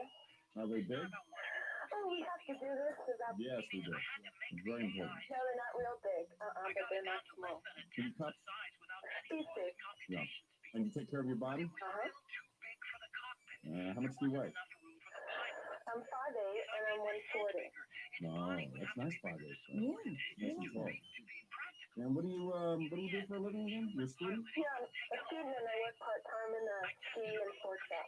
And she's the pre-med student. Yeah.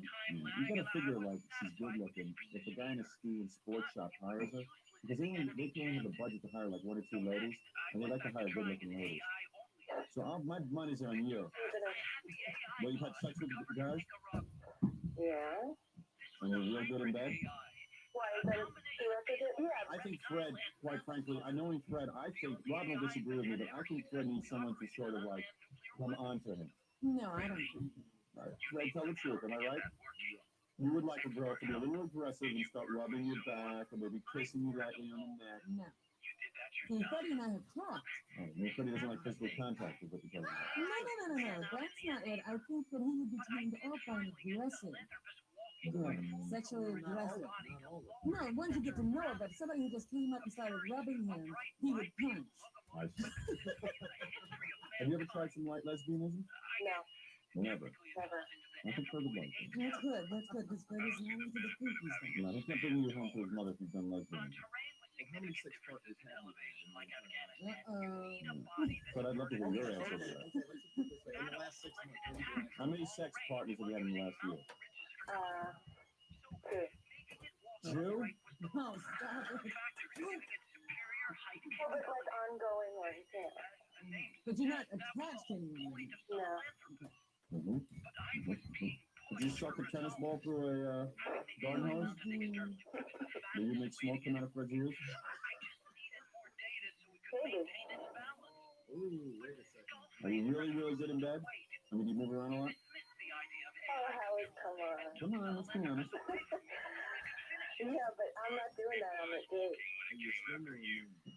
I'm Mona. You hear slang man. No, I can't. I'm not doing it, really. Oh, what? You're a medical student? Are you too good? You too smart? No, I'm not too smart for anything. Yeah, what's your SAT score? Let's see. 1400. You sound really cute to me. That's what I would know. Well, let's ask for some other things, because Fred's sort of like an outdoors, and he's not a sophisticate. Yeah, he likes to wash his car. He's one of those guys.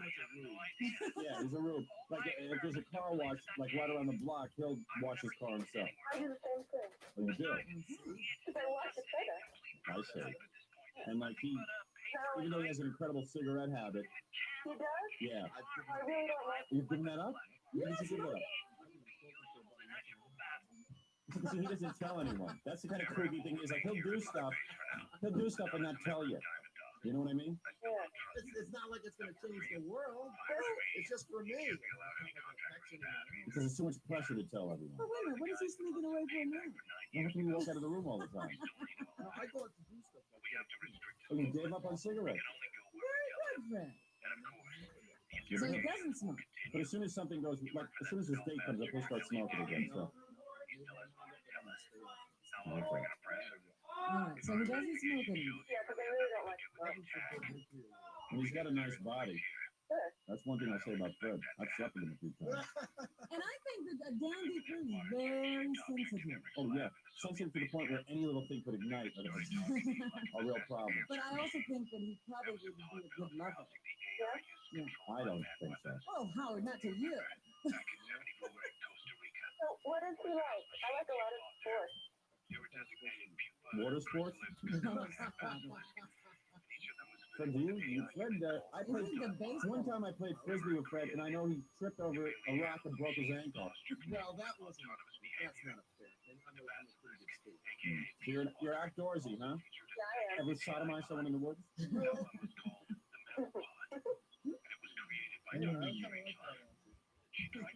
But what about the fact that Fred isn't circumcised? Does that bother you? I don't think so. He's huge, though.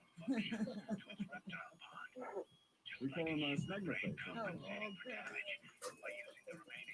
All right, now I'm going to do one thing here. I'm going to ask you to do something that's almost impossible. I want you to get a rise out of Fred. Any sexy talk you can do, anything womanly that you can do now to get Fred excited. Fred, I'm not going to try the sexy approach because you probably get it for everyone else, although I am. Try it anyway. Everybody tries to Seduce him. Seduce him. The woman who gets through to him will probably win. Don't be a dummy, Fred. This is it. Right here. Make it, oh, Fred, I'm coming home and I want to please you, my man. No, because I'm not like that. I'm not going to just be the... I'm not... That's not me. Will you not dress up in, listen, you frigid witch. Are you going to dress up in, like, one of those nice 90s? No, really, I mean, get into some of your femininity here. No, there's not a difference. There's a big difference between that and being very submissive. That's what What's wrong with pleasing your man, a Fred Norris, if you will? Call that a man. And what if you come home and he's had a hard day of me yelling and making fun of him? Is he putting up with this? I mean, I'll say, Fred, look at me, I'm wearing my halter top with more pants. Yeah. Fred, you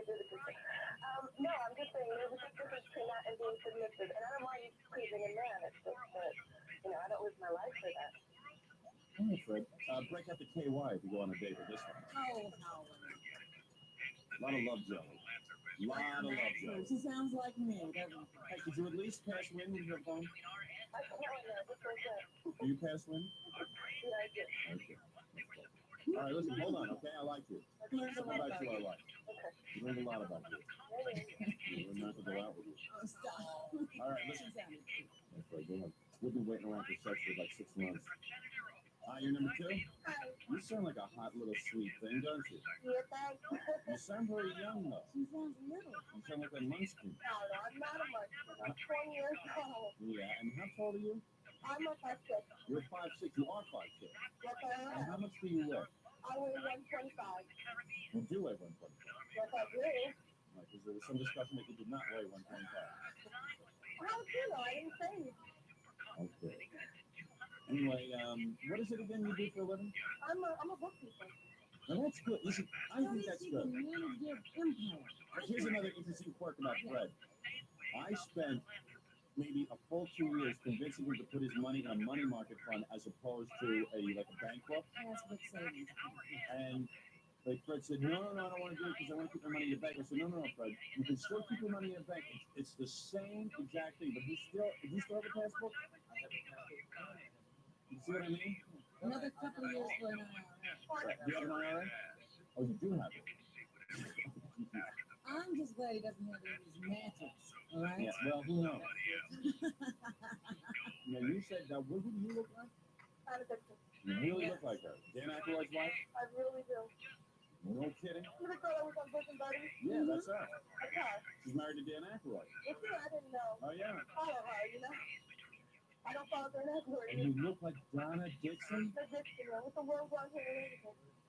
And you obviously have no trouble getting that. No, I don't, but, I'm just not, interested in a lot of them, you know what I'm saying? They flock to you. They flock to you, don't they? Yeah, they come here. See, when you said that Fred was a gentleman, that's what I knew that, I gotta get on Diamond Day.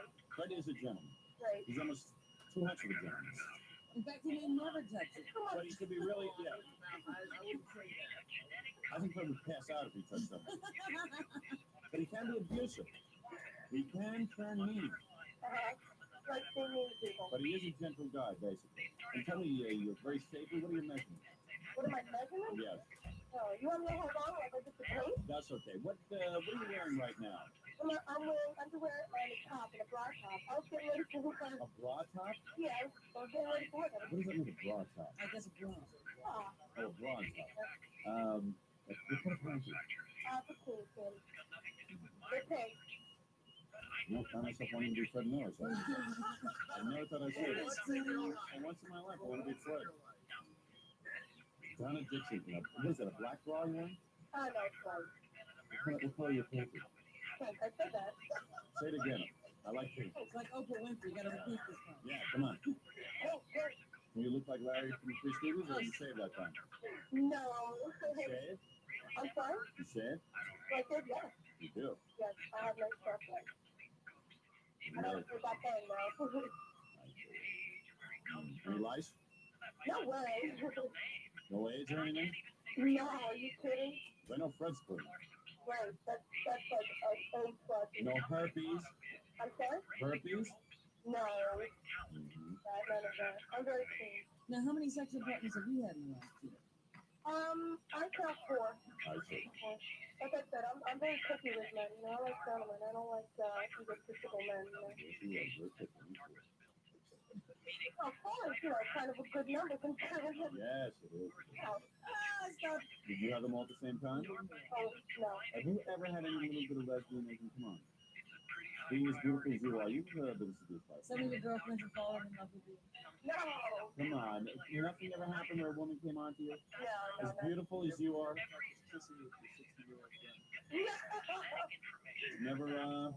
You never see any girls naked and Yeah, I've seen girls naked in Playboy.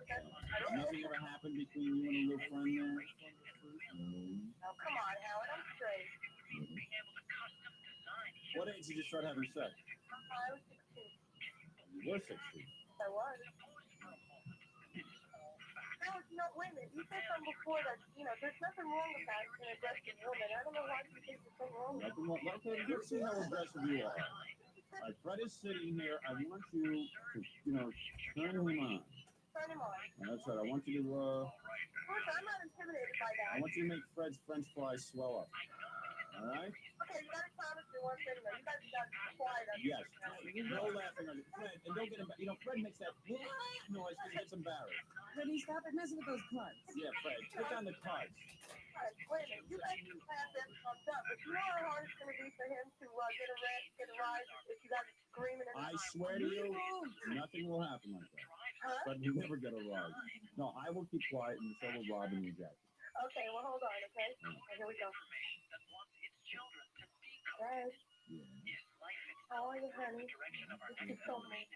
Oh, yeah? What have you been doing today? Oh, gosh, my workday was so hard, but you know what? I'm gonna come home and I'm gonna give you the nicest work down if you're ever gonna get out of anybody. I swear, honey, I miss this body being next to mine. Can't wait to feel your body press next to mine. I'm gonna love you anyway. My shirts are shrinking. I swear to God. I don't know. Keep going. I swear this is turning easy. I don't know about Fred. Come on, Fred, get into it, brother. You're an actor. Come on. Come on. I'm dropping my cards. I believe Fred is at work and we're in a writing session, but he's making a short program in town, California. Yeah, just to get him ready for tonight. Get him ready for tonight. Go ahead. You're doing good. Get him ready for tonight. Yeah. Tell him what to wear and tell him how you're going to give him underneath the skin. Oh, honey, when I come home from work, I'm gonna go upstairs, have that. I'm gonna get the nicest black makeup you've ever seen. The thing you're wearing, your baby's gonna be real tonight. I need to All right. Hey, I gotta give this girl credit. She's good. I'm coming over your place. Real good. Oh, man. Yeah. Man.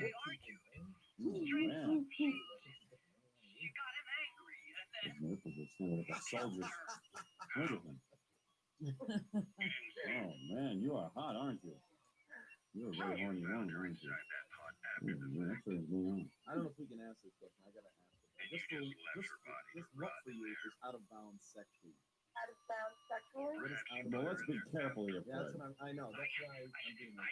Yeah, I know you're doing that. I like sex, between two real people. I don't like anything artificial. I like dildos. No, hold on, okay? Well, we got an idea. That's going on. No appliances over there. She doesn't want dildos like Jackie hanging around. Okay, Jackie, you can't come over. I'm sorry. I'll reach over here. But every day says of what I shouldn't really answer. Hey, what about flipping you over and putting a mask on the back of your head? Is that okay? A mask? Yeah. What is she, Zorro? You're not blindfolding me? No. A mask on the back of your head, flipped over. All right, never mind. You don't understand. All right, hold on. What a prude. All right, hi. Bachelorette number 3, is that you? Okay. Is this Allison? Now, it says here you're 25 and you work for a film company? Now, what are you doing to film? I work as a production coordinator. I do the hiring of the cameraman and location staff, music casting, tutoring, everything. What about your, so you're a big fan of, you like Fred Wakeman Jr. and all those characters? Yes, I really do. You're not a little bit afraid to go out with Fred? No, not at all. Not what we said. You don't believe what we're saying. You think we're making this stuff up? Oh, I'm serious. I would. I think we would have a great time together. Do you go out on a lot of dates? Not really, because I'm very selective. I'm very picky. I was just seeing somebody for quite a while. And, we just kind of split up. So in other words, you're used to having human relationships. Well, that's good, because Fred needs to learn to have somebody that. should have some experience. Yeah. Fred barely knows anything. Do you ever make movies of yourself with your dates? Have I ever made movies? Yeah, have you ever filmed yourself making love to someone? Never done it? No. Never videotaped yourself? No. Oh, come on. Really, no. Actually, no, something I did once, because I saw that for MTV, the video job. Yeah. A long time ago. So that's the video clip myself. No, I mean, did you ever videotape yourself with another man, making love? No, nothing like that. What do you look like again? People tell me all the like Christy Brinkley. Like Christy Brinkley.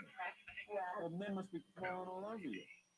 But not the type of man that I want. I see. Do you have big breasts? Yeah. What? How big are you? 36 too. I'm getting very aroused. I'll be honest with you. What about Fred? Is he getting around? Well, if you're like Christy Brinkley, you probably like guys like Billy Joel. I don't know. The gentleman that I'm seeing, yeah, he does. People tell me he looks like Billy Joel. Good, you know what's important, isn't it? I have absolutely no idea. But you're here. What's he look like, by the way? Never mind. He's good. He's getting the date He's getting the data, regardless of what he looks like. Okay. It's not really important for the conversation. Now, what about lesbianism? Have you ever experienced anything like that? Oh, come on. Any wild sexual experiences at all? Yes. What about Multiple pregnancies? What are you wearing right now? Right now, I'm wearing my workout clothes, which is black tights and a black top actually cut off, and sneakers, high top sneakers. Like it. Got sweaty thighs? Sorry? Sweaty thighs? I don't know. I haven't gone out running yet. I'm going to go out running right after I hang up with you. So you got a great body, huh? Well, I like it. How much do you weigh? What's your weight? About 124. How tall are you? 5'5". That sounds about right. Very curvy. But I'd like to kill you and take your girl. This would be great. This would be great because Freddie will be jealous of you. Yeah, Fred. See? You'll finally get your degree. Hey. You just flaunt her around. So you've been with a lot of men, huh? No, I haven't. I'm not that type of girl. You never do anything weird? Did you ever do any drugs? I took drugs when I was younger. Oh, what drugs did you do? Oh, God, you don't want me to know me. Name them. But I mean, this is when I was younger. What happened? Yeah, that's the worst I You do, not that I know of. size at the same time? No. Come on. I thought you did. Just with, when you're growing up and you're experimenting and hanging out at schoolyards and so forth. Why is this place you had sex? Why was this place I had sex? I can't remember. Can't remember. I don't know. I get a little embarrassed. What about your religion? Religion? Oh, but you need the Latvian clan at Fred's house. Now you'll fit right in. When they're eating pierogies. Yes. Fred's grandfather gets a look at you. Hello. Yeah, Freddie's grandfather doesn't come to jail. They'll turn over in his grave. Tell me something. Can you sexually gratify my horny impressionist? Not on the first date. No, you never go for them first date. What about first base? Would he get some tongue off of you? Maybe, it depends. Second base? Would he get some of that? No.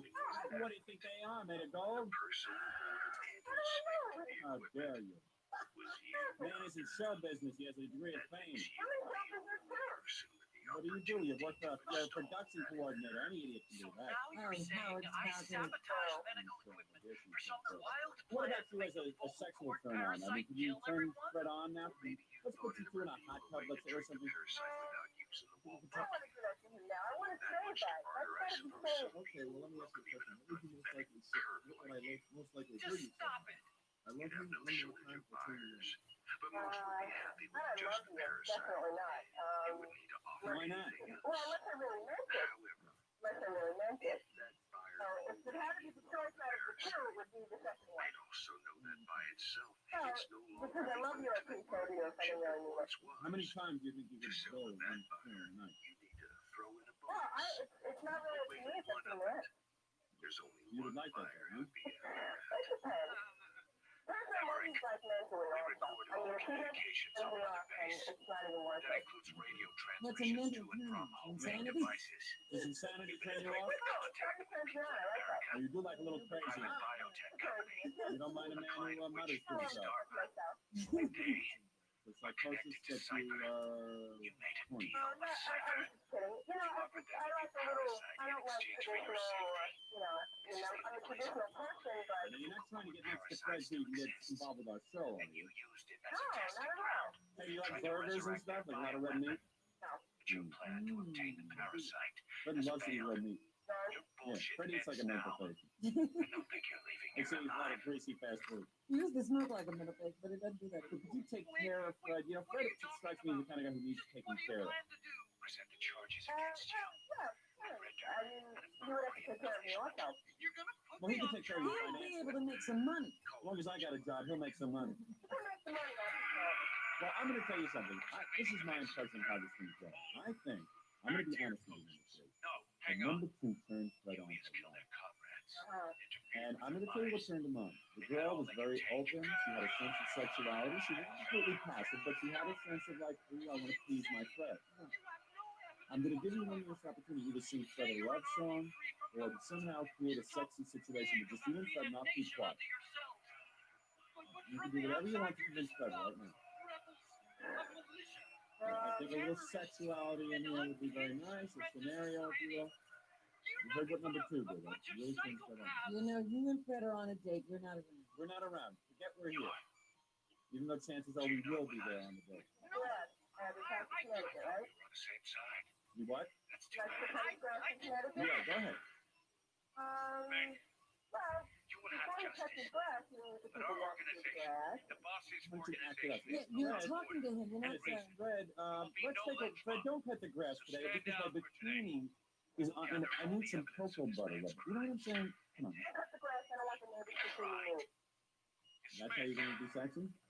Are you turning on, Fred? Fred. I got the grass. Thanks, man. No, it doesn't sound I want him. This has to be alone. All right, I'm going to turn off our mic. You and Fred will be You and alone. Fred will be totally alone. Everyone's mic is off right now. Hello. Hi, Allison. Hi, Fred. How are you? Okay, we're in the middle of the field. My back is all sweaty. I've just gotten through like cutting like 40 acres of grass. Are you standing there with a pitcher of water? What are you doing to leave my fever drown? I'm gonna pour the pitcher of water all over you very slowly. Almost like in slow motion. I'm still pretty tired. Sorry? I'm still pretty tired. You're laying down. Oh, I know. Every one of you is Right. I'm gonna pour the pitcher of water over you very slowly. So you get a few ice cubes. I thought you were They're standing in the bushes. Those are the voices in Fred's head. That's not me. There's a high fence there. Don't worry about it. No, those are the voices in Fred's head. Talking to him. The dog, the Berkeley dog. Hold on. Go ahead. Open your eyes! What you're doing is murder! Plain and simple. Getting very shy. All you ever created This isn't working too well. Not working so well. I thought you would like somebody who was All right, honey. I see your sexuality. I'm not going to say anything to Fred, but I see where you're at. Fred was laying there naked in the grass. I got to keep him on. He's got a nice body. You're blowing it. Yep. You're really losing it here. Okay. That's all you can say? Okay. I gave you a chance. No heathen vision. She was beginning to get into the had you down. All right. I'm going to keep quiet for good. Go ahead. Come on. You're heaving.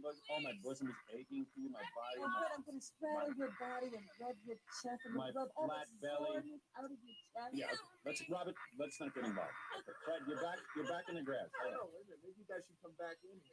Fred, I'll rub something on your belly. Okay, Allison, we're back to the part where am I lying face down or am I lying face up? You're lying face up. Okay, I'm face up. Now, what are you doing? I'm rubbing ice cubes all over you. And oh wait, you fell asleep. Wake up. Wake up. Hello? Yeah, Yes. I'm awake. You're awake now? Yeah. And you're just telling me how tired you are, and I'm telling you don't worry about it.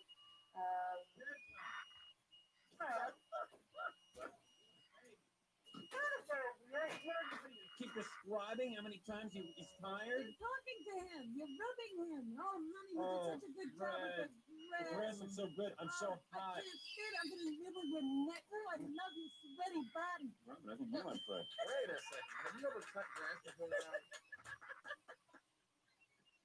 Sweetheart, what's with your sexuality? Come on. Break and a bottle of wine. Fred's package is shrinking like Imus's ratings.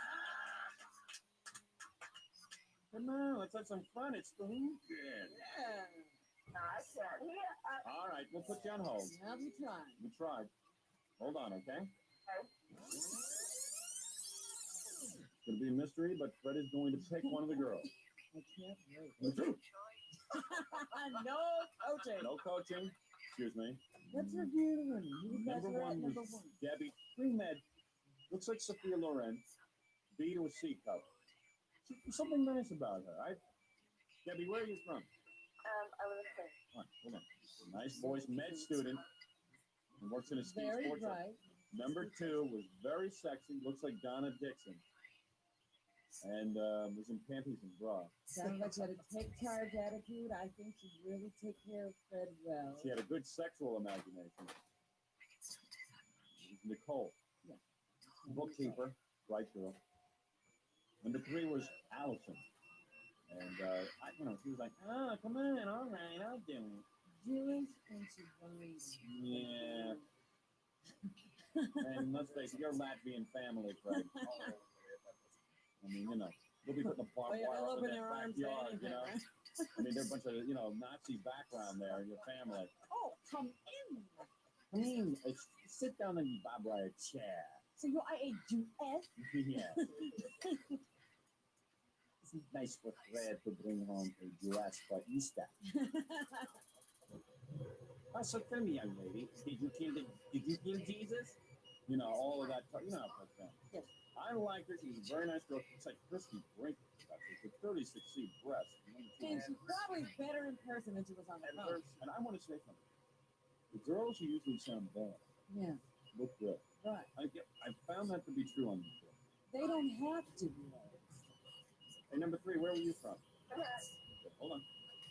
This is 4.5, I think. Oh, you could sleep over and you wouldn't Yeah. get up to Earth for work. You would never get a new apartment. That's right. Where was number two from? New Jersey. Number one was Queens. Fred, you got a tough decision. I know what I would do, but I'm not going to say it. Is it going to be Number one, number two, or number three? Tell me what's going on in your mind. He actually has some tabulation going. It's like Star Search. Is it? How many points? 3.0 for number 2. Can you imagine what's going on in Fred's mind right now? I mean, there are millions of voices.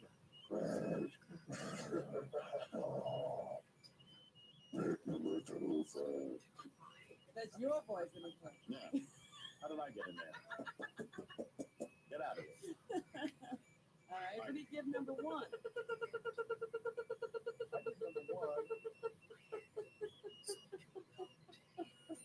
What'd you give number 3? Well, I think it was waiting for you to stop.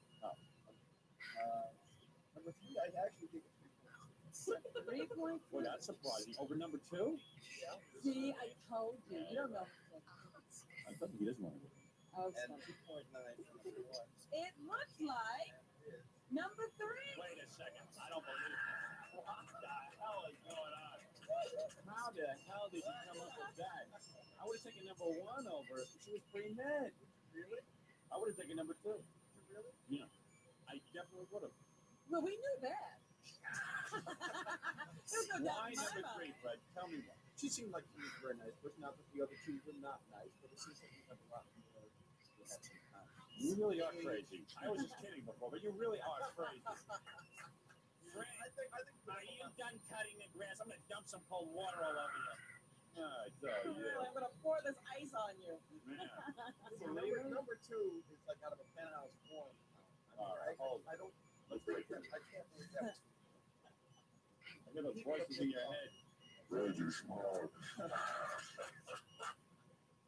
No, this is crazy as a psychotic to rationally explain the decision. Look, that's why I wondered why did you bother. Yeah, Fred, you're right. Number 3, sure. Go to number 1 and break the record.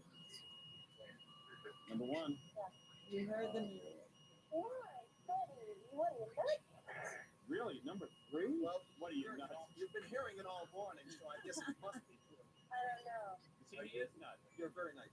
Really disappointed. I would have gone for you, though. I thought you had it in the bag.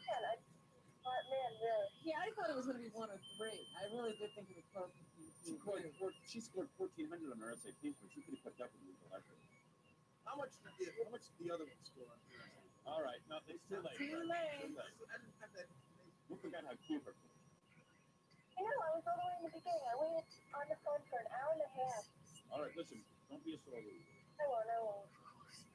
You know, Freddie's loss is your gain, whatever it is. All right, thank you. Okay, so. Number 2, you didn't win. Do you believe it? You're wrong. You're wrong. See, that's not fair, because you haven't even asked me anything about my personality. Well, we sure. All you wanted to hear was, you know, how sensual I could be, so I tried to be as sensual as I could. And I'm not something that says, how come I insulted Fred? I'm sorry. I didn't mean to. You didn't even ask anything about my personality. You're wrong. He went for the girls who wouldn't go for, I'm going to tell you something. Any normal guy would have gone for you. Any normal guy. Well, why don't you ask me about my personality and what I like to do? You know, I enjoy music too, when I like to be outdoors, and I've got a nice car that I like to watch. You know, I like those things, so I'm a damn nice girl. But, I mean, do you really want to have somebody with ice on you? That's kind of cold. You are a sensual woman who would have taken care of Fred. You know what it is? You're trying to reach him rationally. There is no rational way to reach Fred. No one would have picked number 3. No one in their right mind would have picked number 3. Oh, now that's not fair. No one. The girl was uptight. You know, I can't believe it. She was frigid, just like Fred. I wanted to talk to you. You know, I wanted to meet somebody that I really could, you know, be serious with, and I can't believe you couldn't throw ice on you. Fred found you too gabby. That's what it was. You're even irritating me. You know, Nicole, if I can be serious, we're taking a rational road here, and we'll thread the bridges out. But I'll tell you something. You are a little gabby, and you are getting on my nerves. But I do have a consolation prize for you. Great. Listen, think of it this way. You only lost 1 dial a day. We have to write with the guy every day. Okay? I can imagine the torture you've got to go through. Exactly. Oh, now she gets the view. All right. All right. Let me put you back on. Okay. Number 3, this is shocking to me and everyone else. You won. I know it's shocking to you, and it's not shocking to me, quite honestly. Do you remind me of one of those women I saw on Donahue who likes to live with prisoners? They wait. Because, I mean, seriously, you did absolutely nothing to turn anyone on or... Why should I over the phone? How can I do that over the phone? You would have to see me in person, and you would have to get to know me in person. Well, obviously, that wasn't the ticket to winning anyway. Fred, you know how I don't hang around with you a lot? Now I'm really not going to hang around with you and your lousy girlfriend. The 2 of you make me nuts. You're going to be very surprised. Really? Yes. Well... You're very surprised. She does have 36C breasts, though. You're going to love those. And she looks like Christy Brinkley. He's going to be very happy you made the right choice. All right, we'll see. Okay. All right, let me put you back on hold. All righty. This is going to keep him up tonight. Oh, yeah. He'll never get to sleep. I'm talking about you. You can't believe it. Oh, me. Fred, there it is, a girl. What do you think? Thank you very much. All right. I think she's Call 949-60-STERN to request your fan favorite. 949-60-STERN. 949-60-STERN. Power 101. All my music is on my very own channel.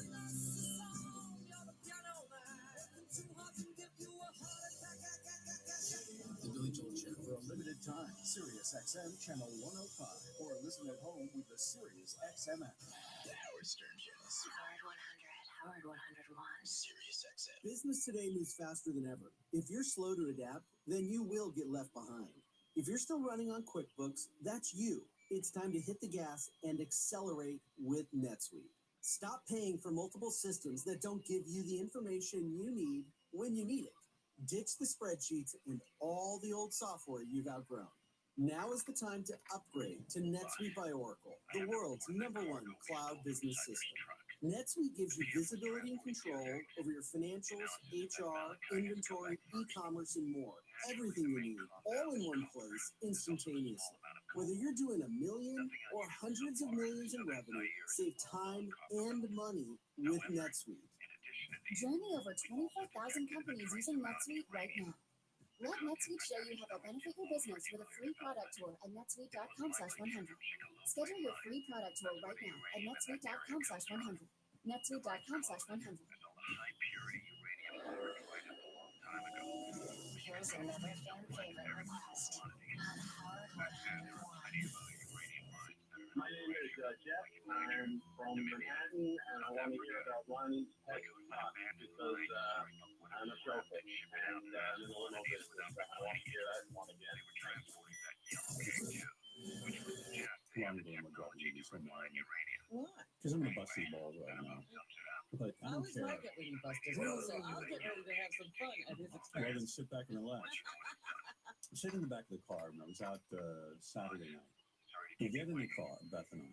We've gone to dinner. It was a little cool when you It was cold out. I don't know, it was Friday night or Saturday night. It had rained and the temperature dropped.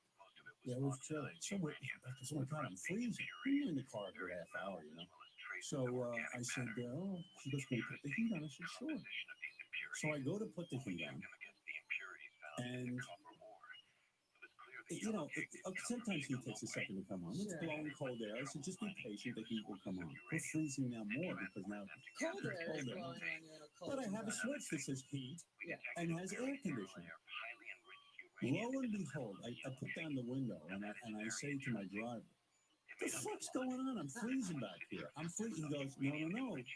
So you remember, Ronnie has a converter in there, but at a certain point he has to switch it to air conditioning, and another time he has to switch it to heat. There's some mechanism. after he This is switches a high-rise to building. air conditioning, I was going to say, in October, every building in Manhattan goes to heat. I go, this Ronnie's car motherfucker. goes to heat. Why is Now I why am I the because you're a motherfucker? hot fucking sucker. I That's didn't why. get the fucking car. Douchebag. Why is it you go to a company? How is it you in the limo business your entire life almost? For how many years have you been Is driving a this the limo? first time we had a problem with this? I No. mean, it's just like, That's just me. You know, did I forget to write him? Did I interview Donald Trump for extra? Yes.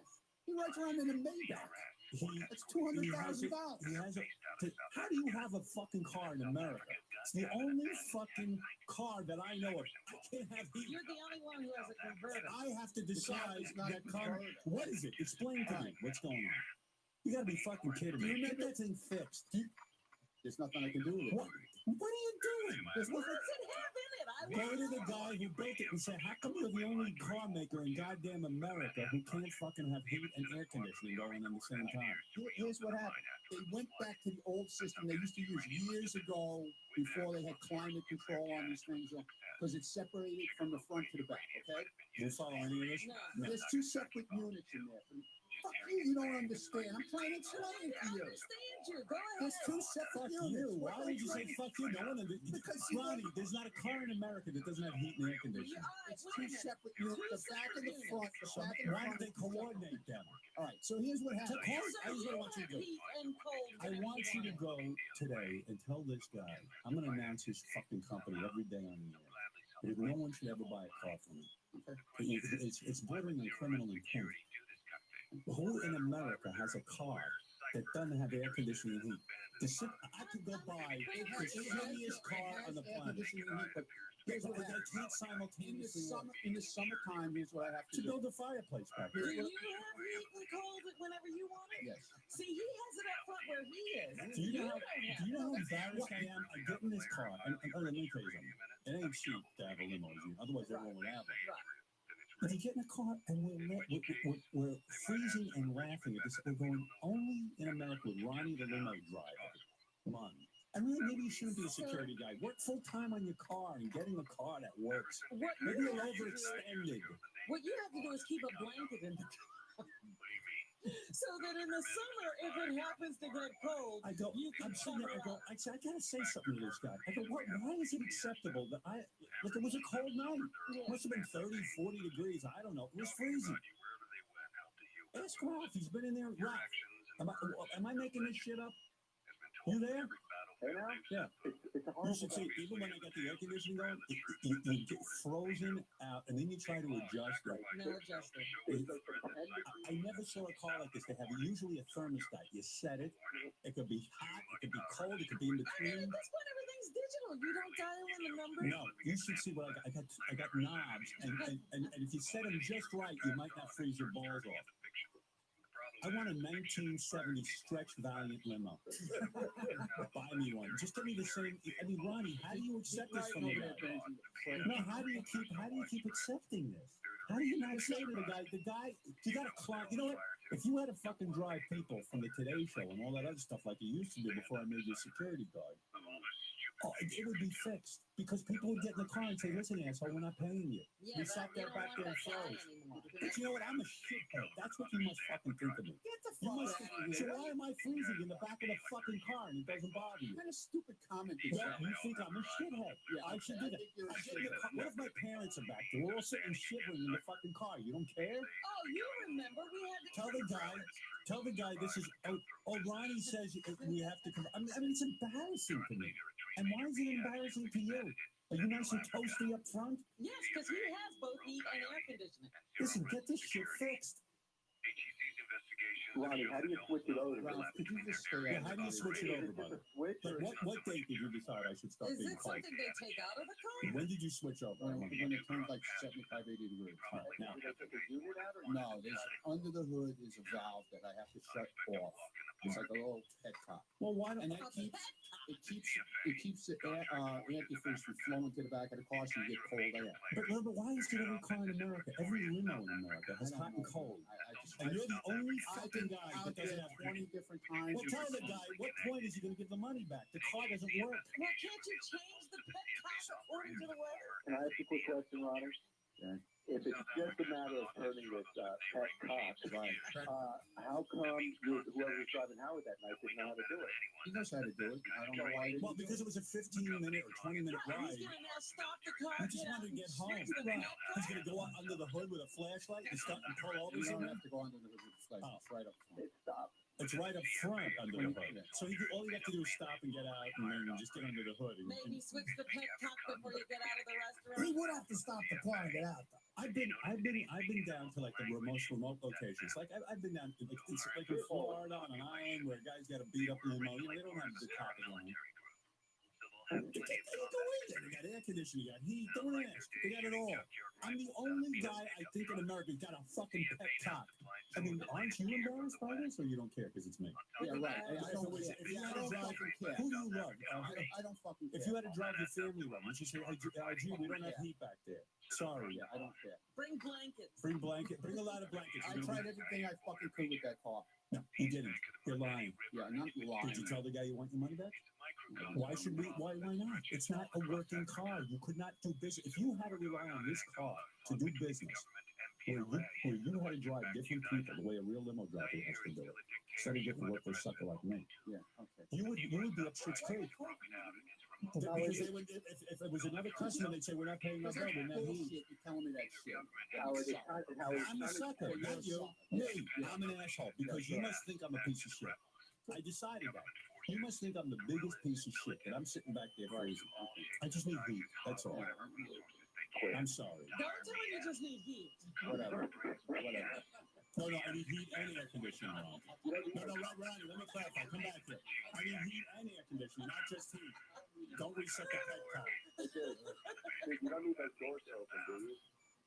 Yeah, I think one of them opens. Yeah, Andy, go ahead. So we get Hey, Howard, I got an idea for you. My buddy has a Horse and Carriage Road. It's almost unlimited enterprise. You get the free advertising. horse and carriage with a blanket. I'll take it. How much? For free advertising. I gotta be honest with you, it's sounding very attractive to me. You don't take long rides, right now? No, usually 10, 15 minutes. You've seen me, I'll be waiting. It's electric, all right. He got me back there, shaking. Sniffing. When is the heat going to come on? I go, I don't know. I think there's something where I'm not allowed to use these. She really thinks this is really ridiculous. I'm supposed to be marrying this guy. He doesn't even have heat. Yeah, she's starting to rethink. She ain't with me for my looks.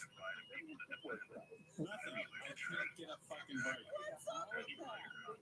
Oh my God, nothing moves. And you're cheap. You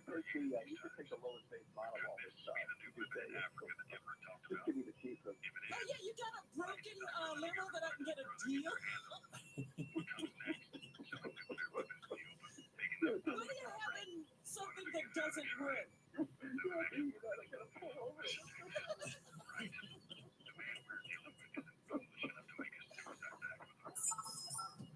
Call 949-60-STERN to request your fan favorite.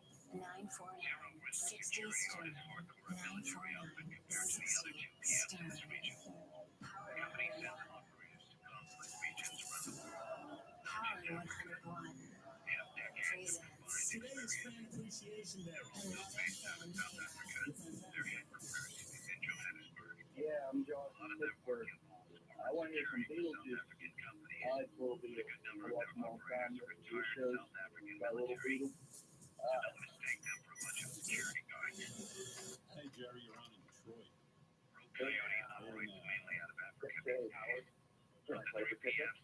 Yeah, I told my wife it's weird now. I can't wait for the book that should be over now. I said, I don't even trust the listeners. They get on the whole. They think they're at the beginning, and it's like, hey, I'm on birthday show tickets. But okay, let me play a quick game with you here. Okay. Why not? You gonna be at the game from Detroit? I will do anything to get to this show. You do not understand what I will do to get there. All right, I got you covered here. I got it, you. And it's called the Beetlejuice game. Okay. Let me see if I can. It's kind of Beetle fill in the blank game, okay? All right. What happened to my Beetle fill in the blank game? Well, maybe I'll do the Beetlejuice song. Okay, I'll do that one. All right, Beetlejuice song. This will be more fun for you. Let me give you an example, okay? Okay. Here's what we... Hi, everybody. Welcome to the Beetlejuice song. Here's how it works. I'll give you a practice song. We said this to Beetlejuice. Puff the magic. So the answer is Dragon, obviously. Puff the Magic Dragon. But would Beetle know that? Now it is kind of a child song. When Beetle was sung to. And Beetle knows... Beetle knows what Beetle knows. We know something. Right. So you could say Puff the Magic. You don't know. We could just go, Puff, fuck you, you know? Now, this is a practice. Don't get all stressed out over it. But what would be your best guess? I'm going to say he does not answer correctly. All right, so let's see if you would be all right. Because if you're right, you go to the okay. Here we go. Puff the magic. Ain't no fucking magic trick ticket. Why would I want to hear magic? People know what fucking magic.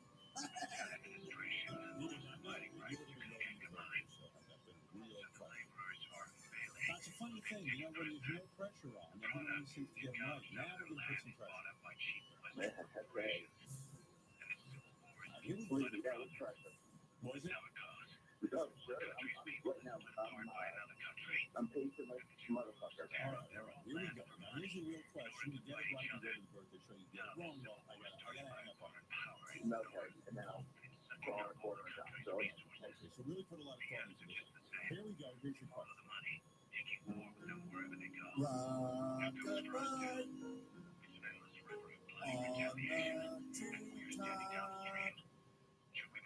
Rockabye baby. We're looking for the word baby. Now, this is clearly something his mother must have sang to him or heard in school. He did go to school. And Rockabye baby. That's a little different than Puff the Magic Dragon. Right. That's a level down sophistication. Oh boy.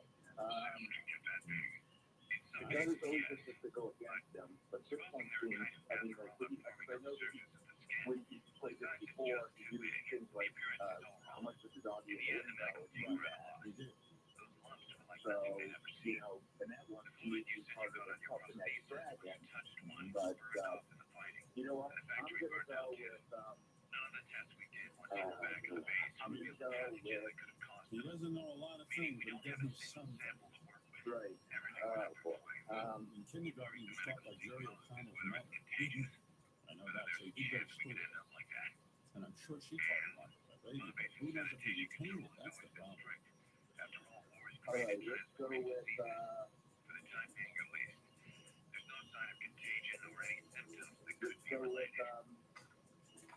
to go with the nose. Nose. You want to lock in? hang out with now. Right, okay. He says, really just to know the word baby and rock about baby. Now, we do know he knows what he knows, and he does what he can. But will he know the word baby? Now, the great thing about this game is it's a 50-50 shot anyway. You know what I mean? I mean, you got 50% chance of being right. Robin, you feeling lucky for my friend here on the phone? I am. I'm thinking he's got it in there. I'm thinking he does too. Frank, What you did good Frank to know? say? Unless his mother was trying to smother him with a pillow as she was singing it to him. I think you should know. But his mother's Okay, good. That makes me feel good. You know, you guys. All right. Here we go. Okay. Let's find out. Let's see the suspense. All right. Rockabye, we're looking for the word baby. Here we go. Rockabye on the T-top. All right, here we go. That was cool today. Yes, it was. Rockabye. What do you think he is? A fucking rockin' baby or something? He was a rockin' baby. I put him in a wheelchair and then leave his ass there. Here we go. It's that simple. You know what? He said baby. Are you okay? You are going to be with us. We'll be drinking, we'll be eating, we'll be celebrating with some of the greatest celebrities. Okay, but we did it. I will not be there. Everyone else will be. Who are you bringing? I have no idea. You gotta I have go. no idea. I'm pretty somebody. I don't talk to that yet, so I might talk to somebody from that fair and meet them there. No, you're in. But I'm going. So, oh my God, Howard, Robin, Fred, I'm so excited. You don't understand. Oh my God, it's the best thing that ever happened to me. It's going to be a lot of fun, man. What are you going to wear? Fuck, I don't know. Yeah, I think you got to get a little dress for this thing, right? I think we got to look classy. You gotta represent. That'll be fine. Yeah. Oh my God. You're representing Detroit. Well, I guess that'll be easy to do. We don't have to press that much. But, oh my God, I think I'm going to have a stroke right now. Hold the line, all right? Like, thank you so much. You're welcome. Good job. There you go. All right. See, Robin, it's fun to hang with us. It is going to be a fun night. It is. We haven't done a live appearance anyway for so long. You know, I can't remember the last time we took the show out of the studio. Yeah, I can't either. You know, this was Vegas. But have we done it since we've been at Sirius? I don't think so. 2001, I would say Vegas, right, guys? Benji, 2001? 2001 was 2001 Vegas. Did we do it one more year? I don't think so. That was it. Vegas, 2004. Four. Okay. But we weren't here yet, were we? No, we didn't get into 2005. Right. There you go. It makes sense. It's just hard to believe it would work. I need to get my fat toughest out of the chair and go over to somewhere. It's like moving a mountain. It's like moving Congress to vote on a bill. Call 949-60-STERN to request your fan favorite. 949-60-STERN. 949-60-STERN. Power 101.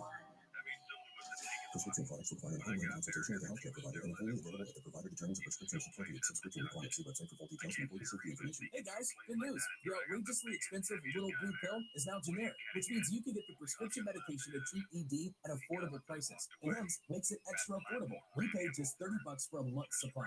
And right now, get your first online doctor's visit totally free when you go to 4hims.com/100. That's right, free. Zero copay, no expensive appointments, no awkward face-to-face conversations to get your prescription. Hims connects you to doctors online who can evaluate you and, if appropriate, prescribe your ED medication. And a pharmacy sends it right to your door. Hims makes it affordable, private, and incredibly easy. Nobody likes dealing with ED. Now, thanks to Hims, nobody has to. And that's really good news. To start your free online visit, you need to go to this exclusive address, 4hims.com/100. That's 4hims.com/100 for your free online visit. FORHIMS.com/100. Power 101 presents Today is Fan Appreciation Day. another fan favorite. is Ryan from Laverne, California, and I want to hear the one where Ronnie had a dinner party for Howard's birthday. Howard's kid, Artie and Howard rip on him throughout the whole show. Last moment. I was really happy with my birthday weekend. Rob was made of my birthday, and it meant a lot to me. It was very meaningful. And it even affects me more now today that, the smoke has cleared. What Robin did for me, got pictures now from the night. It was really great. So I said to Beth, my birthday is done. Next weekend I have some plans with the kids. And then she said, well, I want to do something Saturday night. So she says to me, you can't do anything Saturday night. I said, what? She goes, no, just trust me. I said, what is this? My birthday crap? What is going on with this birthday? I'm done with the birthday. It's officially over. Whatever was done. I'm not still celebrating a birthday. This is not my style. And she goes, I can't really say anything, but Saturday night we're going somewhere. You wanted to go somewhere, you're going somewhere. I want to go somewhere where I want to go. I don't want to discuss where I want to go, but I have something I want to do with some people I know. Yeah, I had no idea. Like months ago or something, she had said to me, hold this date. But I didn't know. I thought it was for my birthday. I realized you threw a birthday party for me. That was nice. And then Beth threw a surprise party. I said, look, what's going on? I got to know what's going on. I said, I'm not looking for surprises. And the birthday's over. I'm done celebrating. Enough. I said, you chicks with the birthday celebrations. I started getting angry. She goes, this isn't a chick. Don't make it a chick thing. You know about this? I do know something. No, it ain't happening. I'm putting a stop to it right now. So listen to this, you guys. Artie, you got to hear this. Yeah. So finally, I said, listen, you got to tell me. So Beth, Laura called. It was a whole discussion. Finally, come and tell me, Ronnie, the limo driver, is making me a birthday party at some restaurant. I said, listen, what is this going to be every weekend? I go to scores with Ronnie. I ain't going to any dinner with Ronnie. She says, oh, and it's going to be great. It's going to be Wayne Siegel and Ronnie. Wayne Siegel and Ronnie. What is this? Get off my back. I'm not on your back. I don't want a party. It's not a party. Yes, okay? it is. No, it's I not. heard it was supposed to be a surprise. It was a walk in and you were supposed to be sitting there with Wayne. What kind of fun night is that? Wayne and Neil. I'm not. Neil? Listen, what are you doing? What are you doing? Listen to me. I know Robin left you out. I know Robin left you out. I love you. You want to go to dinner with me? We'll go to dinner with you. Stop it. Stop it. I don't want a party. It's not Cancel a party. I just want to be left alone by you. It's not a party. Why do you have to be like that? Stop it. It's not Stop a party. saying that. I don't want to go to dinner about my birthday with It's all French. That's all it is. Then you call me up one day and say, I want to get together with you. If that's what you want to do, we'll plan a day. Me and you. I tried that already. Never happened. I mean, that's exactly. So figure that out. What are you doing? A surprise? Stop It's not it. a surprise. Surprise me at scores. We do that all the time. No, you blew it. You think I want to? What are you like a woman making a surprise party? No, because everybody called me and they said, Men make plans with each other or not. Listen to me. Listen. Oh, are you making me angry? Listen to me. You're ruining my Saturday night. I'm going to sit there with Wayne You Siegel. ruined your I'm going to Saturday sit night. there with Wayne Siegel and stare at that face. You got Sunday night also. Oh, very. Yeah. I got Sunday night. That's bedtime. No. No. You don't know my bedtime. Martin Luther King Day, man. I don't care whose day it is. Yeah. Listen, It's Howard Stern Day every day. Yeah. Everybody calls me up. Look at me. Listen to me. Everybody called me. I love you, Ronnie. How long have we been together? It's got nothing to do with it. You want me to sing your card? I'll sing your card. I said I love you. Do me a favor. Cancel it. Whatever you got paid, cancel it. And pretend you did it. You listen to me? You They gotta all be kidding me. called me and they said, oh, what can we get Now I can't even go out Saturday. I said, I don't know what to get. So I said, why don't we What just restaurant are you taking me to? Gabriel. All right. Buy me a gift certificate. Call I it already done. did. And I'll go myself. He bought you one. Listen, Robin might not love you. I understand why she didn't invite you. I know she doesn't. But I'm going to tell you something. Robin's really hostile. She loves my wife. She doesn't love me. It's okay. She wanted to invite you. Right? Yes. It's okay. I couldn't figure out how to invite his wife. Mr. X, too. He doesn't like me either, but that's all right. I don't care. Listen to me. It had nothing to do with what you're thinking. Look at me. It's not a woman's party. I like you a lot. I like you a lot. Come on, what are you doing? Get ahead. Why do you have to be like that? And Why do you have to be like who that? else is going to this thing? It's Wayne, Neil, and Joe. Joe? Yeah. Joe Famagetti died. I thought you were going to wheel in Joe Famagetti. Joe, your partner? Yeah. Oh. When do I hang around with Joe? Well, All right, get out of here. Dude, I'll talk to you later. You're insane. I'm not. What do you mean I'm insane? What do you? What kind of night is that? Get out of Why do here. you have to be like that? I don't want a birthday party. I don't want to It's go to not a bed. birthday How do I party. get out of this? Do I pay you? What do I have to do? Well, I'll pay for the whole thing. If you put down money, I'll pay for it. And Laura. Now you're gonna hurt Laura's feelings. Laura and I go to dinner all the time. You don't have to worry about Laura. Laura wanted to do this stuff because she doesn't know what to get you for your birthday. She already gave me a card and said she's taking me to dinner for my birthday. Exactly. Go in the way. No, Saturday night. No. I'm telling you, call her on the phone. I don't want you buying me dinner. I don't want birthday anymore. It's not. I don't go to dinner with Laura on Saturday night. Saturday night is my night. I have one free night. You went to dinner this past Saturday night with Laura. That's right. That's right, with my family. Okay. All right? So what's You're not my deal? family. Yeah, but I didn't say I was. Did I ever say Why I is was? he making me do this? I don't know. Because I'm. It makes me unhappy to do I dinner with feel you. like this is all my fault. It's a Saturday night. It is your fault. You started it. If you had invited him, I wouldn't be subjected to this. That's not true. That's what It's happened. not true because Wayne and everybody who called me, they're calling me and asking me, what can we do for Howard for his birthday? So why are you in charge of that? Because they're all calling What's the one thing I hate? What night do I have free ever? One night a week, Saturday night. What do I like to got do? Saturday and Sunday this week. That's why. No. That's Don't why I plan. made it for this The worst thing you could have done is plan my Saturday night for me. Planning your I Saturday did that with night. Robin. I did that with Beth. Those are two women in my life. You're not my woman. I don't want to be The your day you're my woman. woman, I'll go out for What are you, special a dinner. woman? Please stop. I don't want it. I don't want to go to dinner. I'm not canceling. You call Cancel. everybody- I'm not you call showing up. everybody and say you don't Fine. want to do it. I'll call him right now. You call everybody. You tell them. Look at this guy planning surprise dinners. It's not something. It's a dinner. It was. I found out about it. Yeah. You found out. You want me to? You told Beth. Yeah, I Said, asked that. he said, "I want to do what you're doing." This is what he said.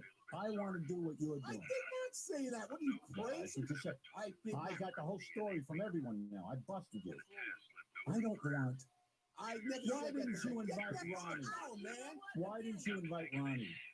I couldn't. When do I go to dinner with Wayne Seaver? And I thought about Ronnie That's and the Neil point. and Wayne. That's the point. I did, but I couldn't have all When those when people. was the last time you saw Neil? That was the point. I'll call Neil when I need to see him. I don't need you deciding when I need to see Neil. It had nothing to do with me. It was Who did I have to everybody. do it? Who did I have to do it? Called me and they said, So what can say, we do I don't know what to do. Leave me alone. I got my own problems. That's what you say when it comes to me. And Laura said to me also, she I goes, was so mad at Beth for keeping this a secret. Why I did you said- get her for? Because she didn't tell me. All I did was call her and ask her. I said, do you think he's free that Saturday She night? said, I said, And she she said goes, no. yeah. And I go, well, what do you think of this idea? Why are you calling her? Call me if I'm free. I'll decide if I want to be with you for dinner. Oh, God, man, you got issues. Limo driver, security guy, now he's a party planner. Yeah, He's doing a whole party planner. You want to go to dinner with who's me? writing that on the computer, huh? You know what? I'm going to tell you something. I'm going to go to dinner with you Huh? when I want to go to dinner. You, what's up with that? I'll go with you during the Why week. do you Make plans with me during the week. Not with you. Make it a party. I'm not retarded. making up a party. Something wrong with you. We're going to dinner. That's the. I'm not going. You go. I'm not going. All right, don't go. Who is Joe? Why would you invite Joe? When do I see Joe social? I love Joe. He's a great guy to hang with. If he wants to go to scores, I'll go with him anytime. What are you doing? I'm not You're doing inviting Joe because he's your buddy, not mine. You're a selfish man. Get out of here. What is wrong with you? I'm Take selfish. Benji. Why am I selfish? What is your problem? Why would I?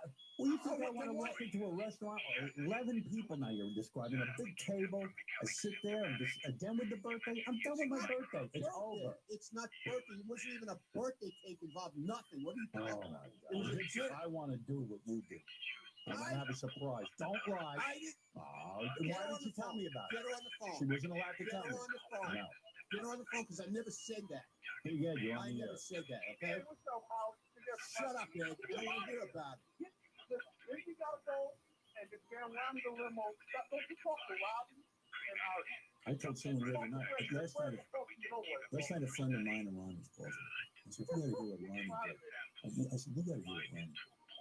What did I do, man? He's making a surprise dinner on Saturday night.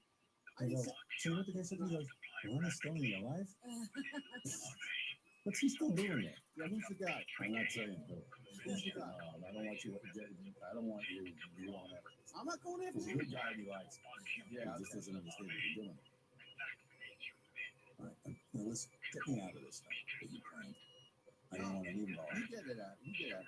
You call everybody and tell them you don't want to go. I told you, I don't call everybody and say, I don't want to go to dinner with anybody. I don't want to go. I don't want to go with you. I don't want to go. What kind of party is that? Joe? When do I get together with Joe? Where's he got? Where's he got? Dogs? No, Joe's a great guy. I love going to stores with Joe. I love going to Vegas with Joe. Oh, man. Let's go to stores one night. You want to? Let's go to get you Fred making me a surprise dinner. It was too. How could you not call it a surprise dinner? I'm not supposed to know. It's not a birthday dinner, okay? Oh, you wanted to make a surprise dinner for you. Why was it a surprise dinner for me? Here we go. Why was it a surprise dinner? Now you're saying it's not. Because we knew you wouldn't go. That's right.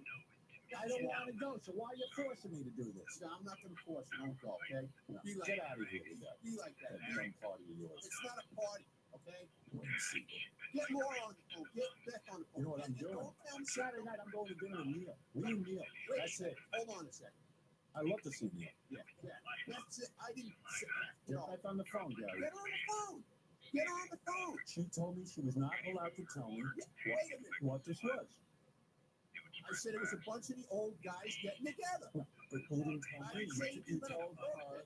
But you told her. I said there was no birthday cake involved, nothing. There's not going to be any cake. You're not going to sing happy birthday. Did you tell Beth not to tell me what it is? Yeah, because all right. Because we can go. It's a surprise. It's a surprise, right? You wouldn't have gone. Why are you surprising me? Are you my girlfriend? No! Don't surprise me. I don't want surprise. Oh, you're showing appreciative, man. Yeah, I don't want it. What's up with that? Sorry. Don't want it. My birthday's over. I know it's not my birthday, so your birthday, okay? It's a week after your birthday, all right? And it said nothing about birthday. I would never had a man make me a surprise dinner. I never had that. I'm sorry. Yeah, because we knew you wouldn't go. Come here. Look me in the eye. Look in my eye. This is what you obviously need. I love you. You're one of my good friends. Come here, look at me. Don't get upset. Look at me. I don't want to look at you, man. It's stupid. I love you. You're a dear friend. Call it. Get some balls on it. Call it, will you please? Ronnie, you're my dear friend. I care about you. You're not looking. Look at me. I'm talking to you. If you're such a good friend, take a look at me and see what I got to say. You know what? Scare it. Look at me in the eye like a man. I don't want to scare you. Ronnie. I can look at you. Ronnie. I have deep affection. I can look at you and tell you have issues because you don't want to go to dinner with us. I know. I have deep affection for you. Hey, Howard? Yeah. Beth is on line one. Honey. Oh, yeah. Didn't Ronnie say that you should keep it a secret from me? Beth, when I called you... What, Governor? Hold on a second. Can I ask her a question? Yeah. Beth, when I called you, did I say to you that it was a birthday party? You said you've been trying to figure out what to do for Howard's birthday. Right. And didn't I say to you that the guys were calling me? Wait about what Beth just said. You've been trying to figure out what to do for Howard's birthday. Yeah, because everybody called me, your old friends called me and said to me, what can we, get Howard for his birthday? I said, well, he complains about all the gifts, so I don't know what to get him, so we're not going to get him anything. Good. You said you wanted to plan to do a little surprise thing like I did. Right, like a birthday. Oh, not a birthday. Like I did. Like I did. Yeah. No, did I say no cake? Did I say no cake? Listen, no singing happy birthday. I don't know. No cake. We just arranged. You didn't tell me what it was. Right, exactly. So it said to you. I'm sorry, I had to tell him because he was. Yeah, I know. Horrible.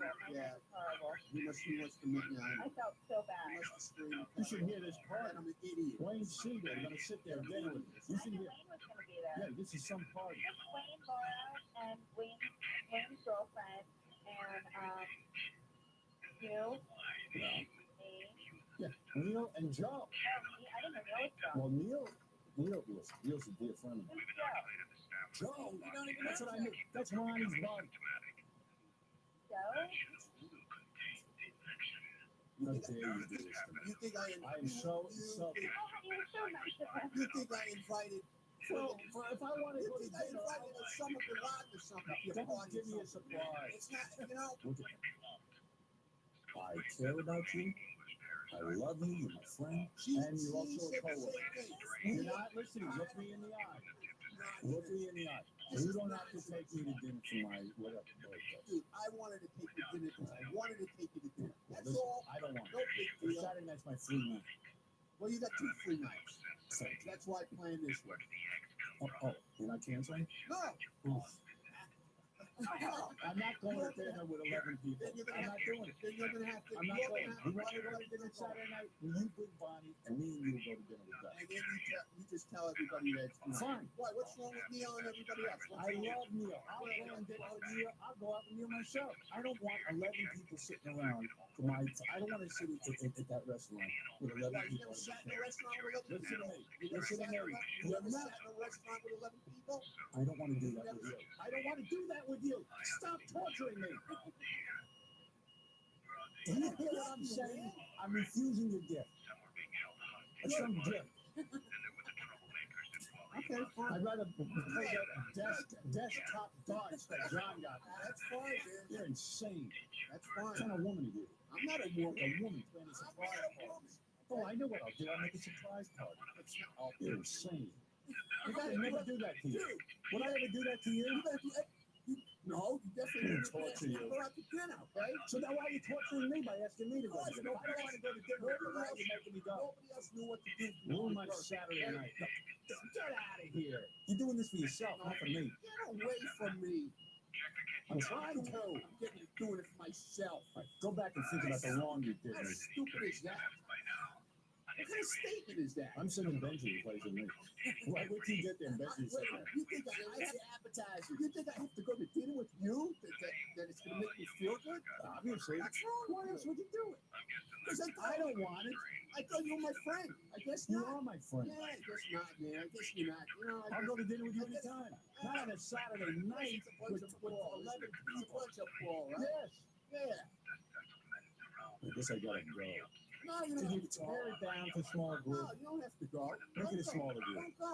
Okay, I'm out. Don't go. But you call everybody and tell them why you're not going.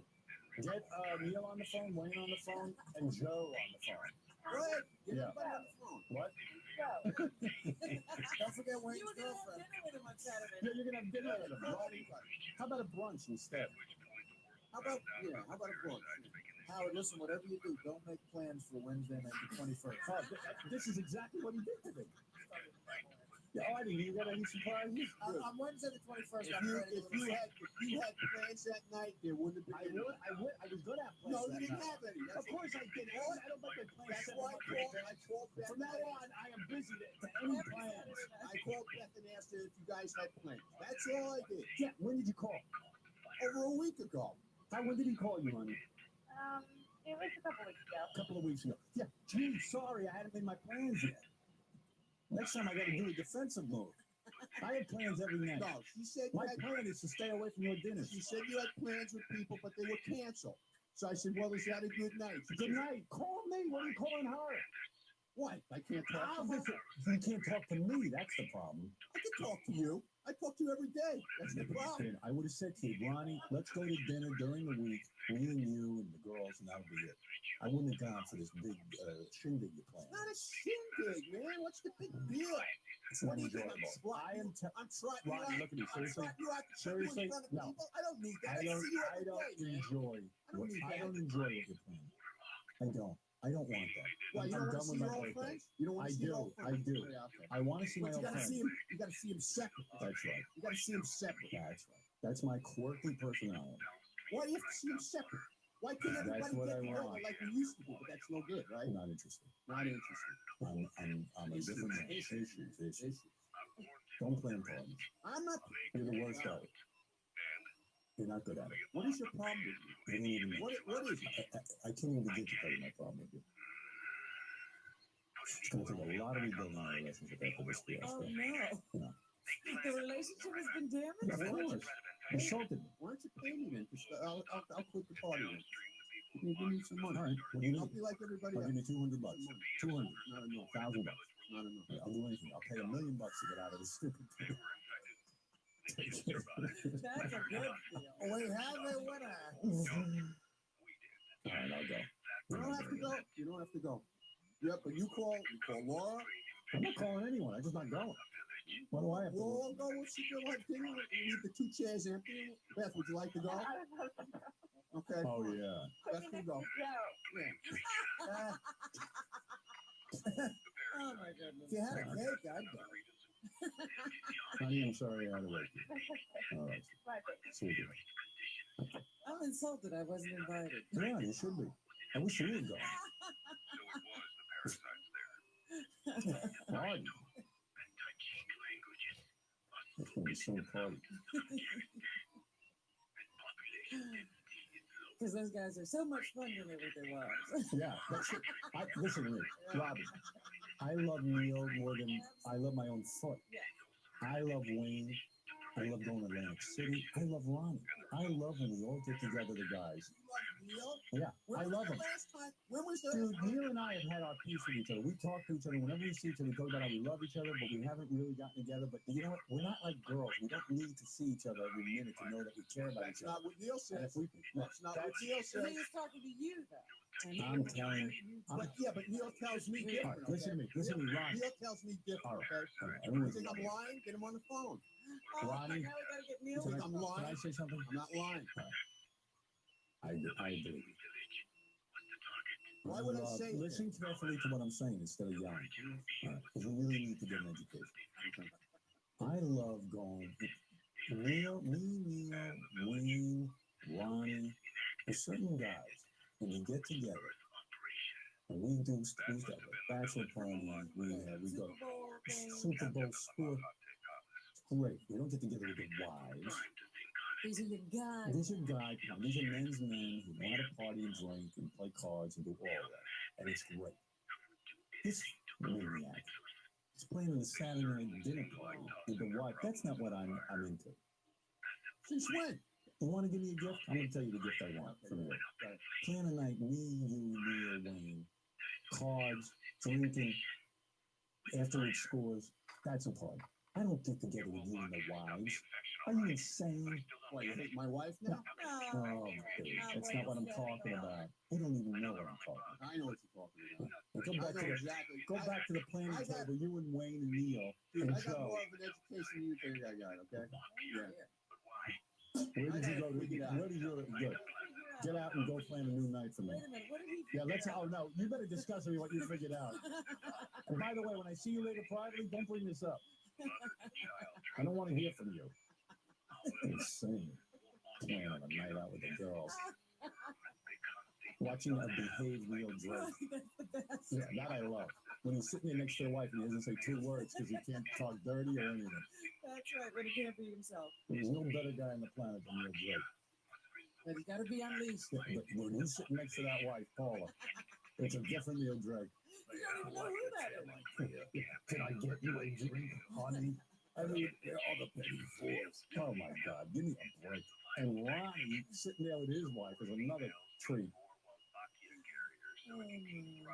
Wayne Sealer and the girlfriend. Not only. Well, I don't even know what that's on. And Joe, I know Joe from, from Do hanging you out. know his wife? Joe and I work out together sometimes. Of course not. I met her for 2 seconds, which is the way it should be. I want to know Joe's wife. Ronnie planning a dinner party like with some bunch of girls. What am I gonna do with my tickets for Mamma Mia now? This guy's got to be kidding me with these plans. Could have made a man's night. Boy, I would have jumped at that. Of course. But it would have been a great way because this is a free birthday. We're doing a man's night. Oh, man's You're night. right there. How can I not go, darling? Joe and Neil, my good friends, Wayne. Someone plans a dinner party with the wives. This guy's got to be out of his friggin' bird. Am I right or am I wrong? Well, on Wednesday night, the 21st, I'm planning a thing at my place. A woman's gonna come over and show us some candles. If you like them, you can buy them. Yeah, this is my buddy, Ronnie. He's going to fix me up for the night. And then he goes, oh, you don't like me. I like you fine. I like you in a certain situation. I just start socializing. She's throwing you a shower. Yeah, he threw me a shower. It's your birthday shower. He's making me ill. That's what he is. I said, Beth, what do you mean? What do you mean I can't know what I'm doing Saturday night? What is going on? I can't say. You can't say. What did you do? Is this more birthday crap? Well, yeah, it's, for your birthday. Tell me what it is. She goes, I can't. I have to call the person. I said, well, call him. Oh, yeah, Beth was freaking out because she knows Ronnie is like angry. Right. So Beth was freaking out. So I finally, she must have called Ronnie, and they tell me Ronnie's with the wives, and he's planning with Joe and his wife, and Neil, and Wayne and his wife. Okay. What's next? Dinner with Will and JB? With the girlfriends? What are you doing? I have one question. Couldn't you Saturday night made a boys' night out? Why couldn't you honor me that way? I could do that also. When would I ever sit there? You ever see Neil with Paula? When he's sitting there acting like Robo Neil? You think I want a night of Robo Neil? Let me have the real Neil. Let me have the maniac Neil. No, that isn't happening. You know that. What are you doing? You always are up for fun. What are you with me? I gotta be tortured? Everybody else you give fun to. Me, I'm tortured. Go back and rethink this. Yeah, we notice how you celebrate your birthday party. Yeah, I don't see you going to dinner with the wives. I saw you wouldn't go. I saw you with your Scores wife. You wouldn't go, man. Yeah, so what? That was my birthday. How come your birthday's fun and mine sucks? Oh, man, let's get together. Me, you, Wayne, Neil, Joe. We could do that. You're getting dinner party, man. 923. Yeah, it's day to even what? We could do that. We could do that after. Oh, right. Look, you want me to go to dinner. I don't want to show you. You're one of my dearest friends. I'm serious. And you might not think you're a dear friend, but you are. I like you. Believe me, that says a lot. I don't know how many people really like you. Not many. And I like you. Not many. I like you. I don't have any friends. So what are you thinking? We're men. Me, you're going to stick with a Robo Neil and You go out for dinner. Wayne and his Don't you go girlfriend? out for dinner all the time There are with people? people I do that with, and you have to do that with. You're a man. You know me. How many years do you know me? So once, over 18. But one time in... If you want me to do it, I'll do whatever you want. No, you don't have to do But make a nice night for me, for Christ's sake. What are you thinking, Cap? What are you thinking? Neil with Paula. Come tonight. What a night. Yeah, what are you doing? Come to figure. You're Ronnie. Your Scores, man. 923. What are you doing? Well, that's why you don't get together with Neil. I'm also thinking, who's Wayne going to bring, a guy or a girl? Wayne's not even going to bring. Every time Wayne says he's bringing some girlfriend, turns out there's no girlfriend. So he shows up alone? Yeah. She got sick. She doesn't feel Yeah, well. she does. She's a mystery. She broke up. There's 10 times Wayne was going to bring this supposed girlfriend. Every time she's sick, she has a problem. He's got no girlfriend. When are we going to wise up to that? What's going on? I wised up to that a long time ago. Always call me you want to get together. I'll plan a party. We could have an audio, we could have drank. I thought it was something nice. We all get together. We could have all got together, had dinner. Yeah. Over at Scores. Right. Drinks, bonding, Wayne, Neil, Joe, me, you. And then the VIP room. And then right into the VIP room, I don't have to look at you. So can we do that some other time? Of course. Oh, and he's got to do this I got to do both now? You don't have to do both. Why don't we do the Scores thing this afternoon, and then you figure out the dinner later? If you want me to do the dinner, I'll go. You give me the word. Oh, now you're gonna make me feel guilty, right? You're gonna lay your guilt trip. You want to tie me up with that? Go ahead. That nonsense. Well, now you should go and tape it. My dinner with Ronnie. Home birthday with Ronnie. Michael, you're on the air. Yeah, Howard, it's your birthday. It's your honor. I think you should be able to choose and finalize what's going on. Listen, Ronnie knows I love him. I love him. I do. I love him dearly. Ronnie knows more about me than anybody here. But I'll tell you something. It's a cold day in hell. I want to sit there with the wives and sit there and socialize. I'll socialize with you anytime. Let's face it, you're a whole different guy. That's so not you're true. socialized. That's not true. Oh, I'm not going to get into it. I wish I Thank you. All right, what is a Saturday night? I'll be there. Try and click down my guest list. How can he do? Well, Joe. Maybe I should have Robin do that. Joe. She knows how to do that pretty good. I love Joe, but Saturday night hanging out with Joe. I don't know Joe's wife. Can you imagine I'm all horrible, man?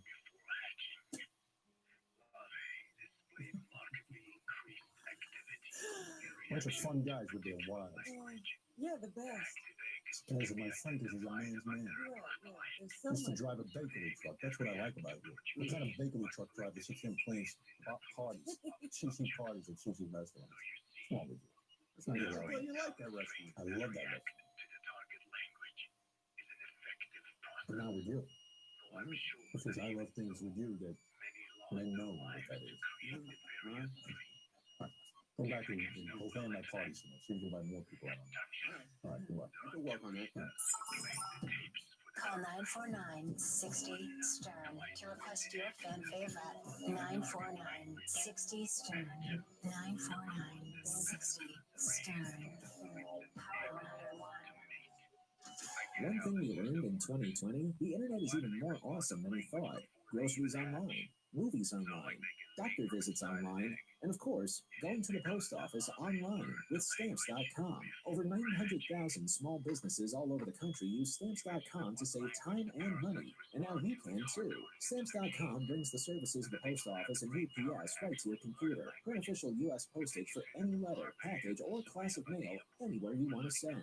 Once your mail's ready, schedule a pickup or drop it off. It's that simple. Plus, access big discounts like 5 cents off every first-class stamp, up to 40% off priority mail, and up to 62% off UPS shipping rates. Make 2021 the year you stop wasting time going to the post office. Right now, listeners get a special offer that includes a 4-week trial, plus free postage and a digital scale with no long-term commitment. Just go to Stamps.com, click on the microphone at the top of the home page, and type in 100. That's Stamps.com. Enter 100. Here's another fan favorite request on Power 101. Hey now, this is Brian. I'm calling from Jersey. I'm looking to hear the interview you guys did with Larry David. Excited about her enthusiasm, and I'd love to hear it. All right, take care now. Bye. Well, Larry David is here. Everyone has said to me for years, how could you not have Larry David on? Well, it's not up to me, it's up to Larry David. Let me look at you. Wow, look at that.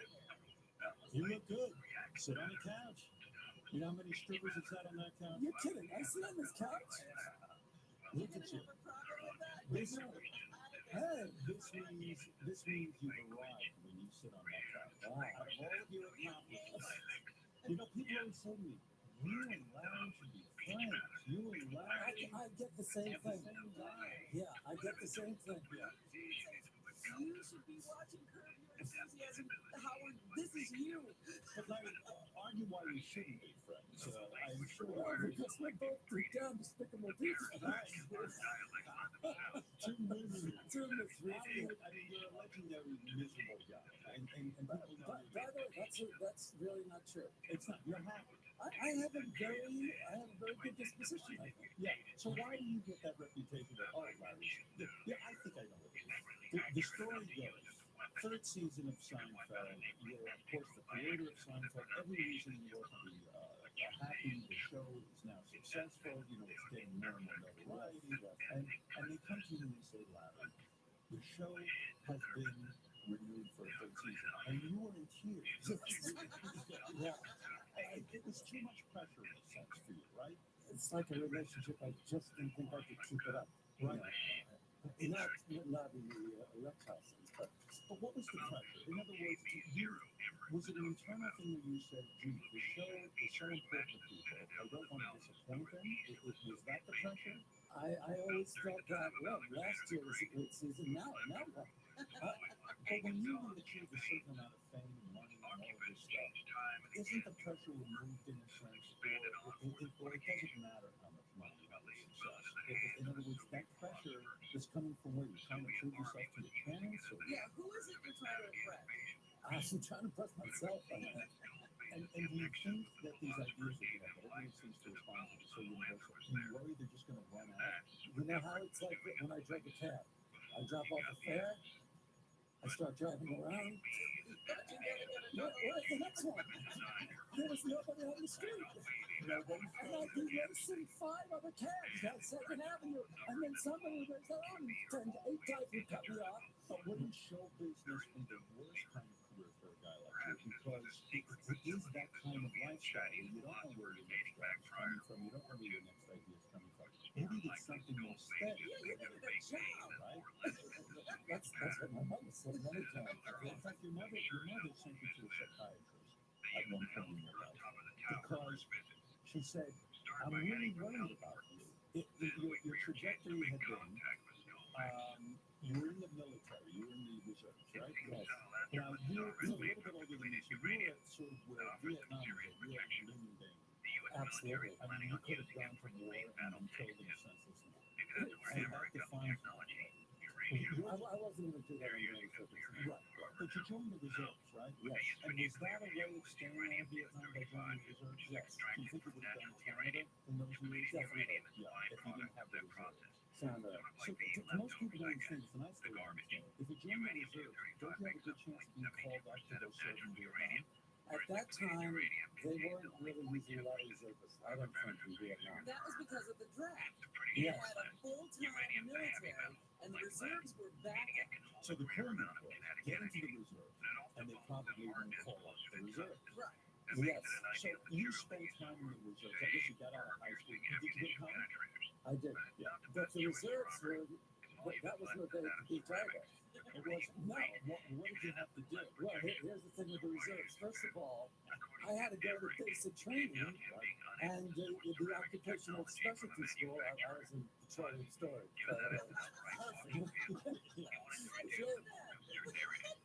And they would have classes in petroleum storage. You would sit there and it was intense, like 112-degree temperature. Basic training is a bitch. It's horrible.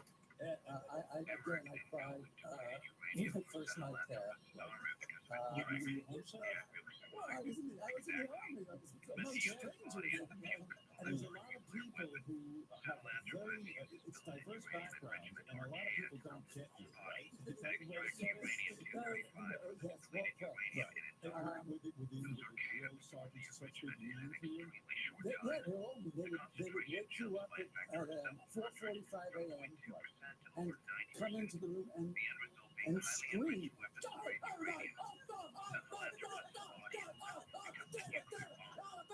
Are you trying to sleep?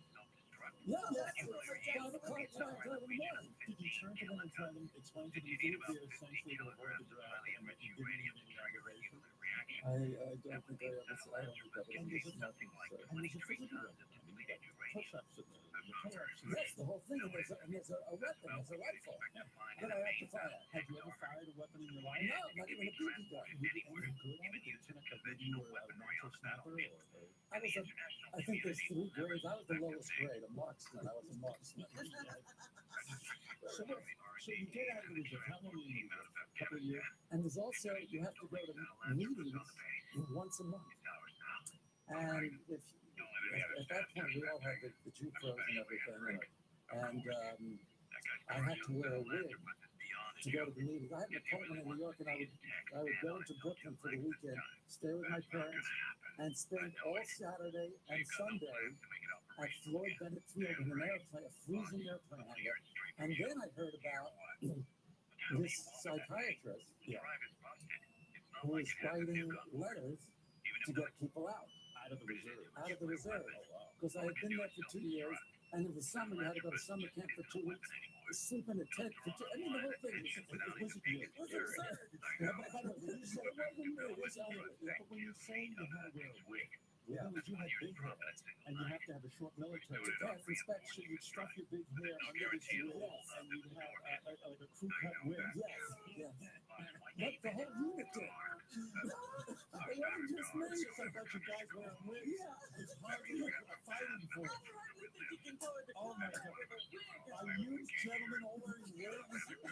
And must have been the most bizarre. Do you have any good pictures from that then? I wish I did. Isn't that something? Well, yeah. So in other words, you were spending these weekends, military, blah, blah, blah, and now you're trying to find yourself. Did you go to the psychiatrist? So I went to the I got this the name of the psychiatrist who supposedly was writing these letters, so I went to see the psychiatrist, and the psychiatrist is talking to me, and I'm trying to act a little crazy because I wanted. It seems like he was looking for me to be a little crazy, so I'll be a little crazy. Did you wear your wig? I didn't wear the wig, but I have a lot of problems, and I started to tell him that, and then he wrote me this letter. According to the letter, I'm stark raving mad, and I can't be in the military. Now I had to take this letter and hand it to my commanding officer. Now, mind you, I know all these people. Okay, so I have to act the letter now. This is only a month later. I was fine a month ago. Right now, the psychiatrist is giving you stark raving mad. You hand it to your CO. So I take the letter, and I hand it to the major, and I sit down across the desk, and he reads the letter, and he starts talking to me, and I'm knee deep in this performance. I am living this part, and I go, sometimes I just have these thoughts, and it's crazy stuff. And then, after 5 minutes, the guy said to me, "Can you drive home?" They're going to lock you up. Yeah, right. Can you drive? I said, yeah, I can drive. I'm a good driver. You're like Rain Man. Yeah, like Rain Man, exactly. Exactly. When I heard that line, I'm Rain Man, I thought, I said that same thing. Wouldn't it be great if you got institutionalized, like spent the rest of your life in an army mental institution? Come with me, Mr. David. No, I was kidding. But you So I got out. You got out? Yeah. For real? Wow. Now, did they put anything on your permanent record that you're a maniac, or you didn't care?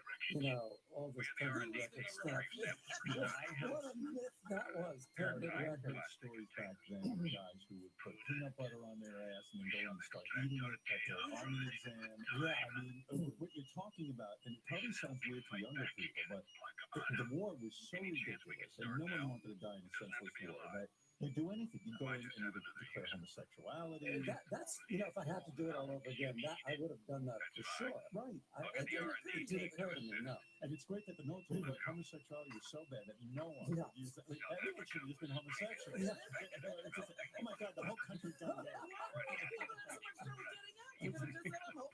What's with these young people? Call 949-60-STERN to request your fan favorite. 949-60-STERN. 949-60-STERN.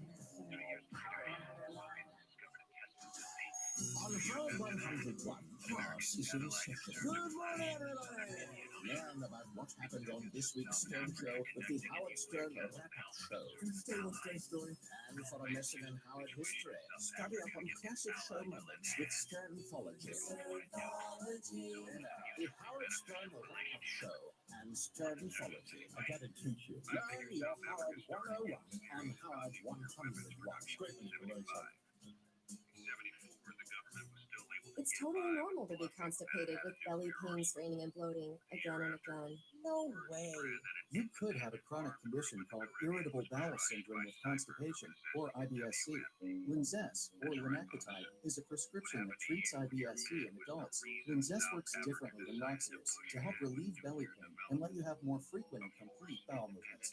Individual results may vary. Do not give to children less than 6, and it should not be given to children 6 to less than 18. It may harm them. Do not take Linzess if you have a bowel blockage. Get immediate help if you develop unusual or severe stomach pain, especially with bloody or black stools. The most common side effect is diarrhea, sometimes severe. If it's severe, stop taking Linzess and call your doctor right away. Other side effects include gas, stomach area pain, and swelling. Talk to your doctor today. You may be able to save on Linzess and make fewer trips to the pharmacy. See if you're eligible to pay as little as $30 for 90 days. Visit linzess.com or call 1-800-LINZESS. Sponsored by AbbVie and Ironwood Pharmaceuticals.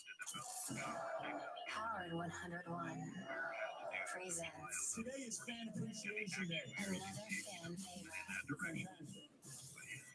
Hey, this is Ryan from Georgia, and I was wanting to hear when Howard was in the Hamptons and had Artie and Ralph came down, and they went out to a club and ended up leaving Ralph at a club. I think that's just the greatest story ever. Thank you. Did you read about that party I went to? No, I didn't. I didn't read anything. What did you do? Yeah, it was in the paper that I was there, but this was pretty cool. On vacation, I got invited to John Bon Jovi's house, who we've known for like 20-something years, John, you know. Yeah. And I got to his house last year, and he had a dinner party, and he even said to me, he goes, man, I fucking blew it. He goes, I mean, food.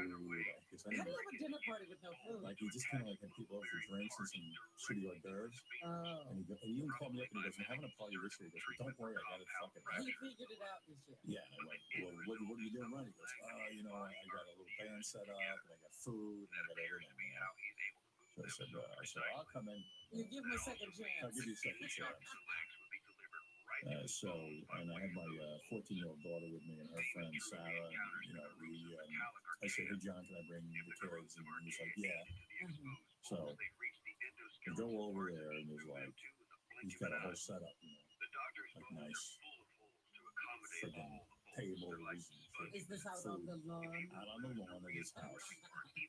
And so, like, I'm there, and it was with one superstar after another star. So first I see, the governor of New Jersey, John Corzine, who I knew nothing about. I gotta tell you, it was like the fucking greatest guy ever. What do you mean he's the greatest guy? I'm telling you, this guy. I heard some not so good things. Really? What have you heard? Because I'm telling you, he is terrific.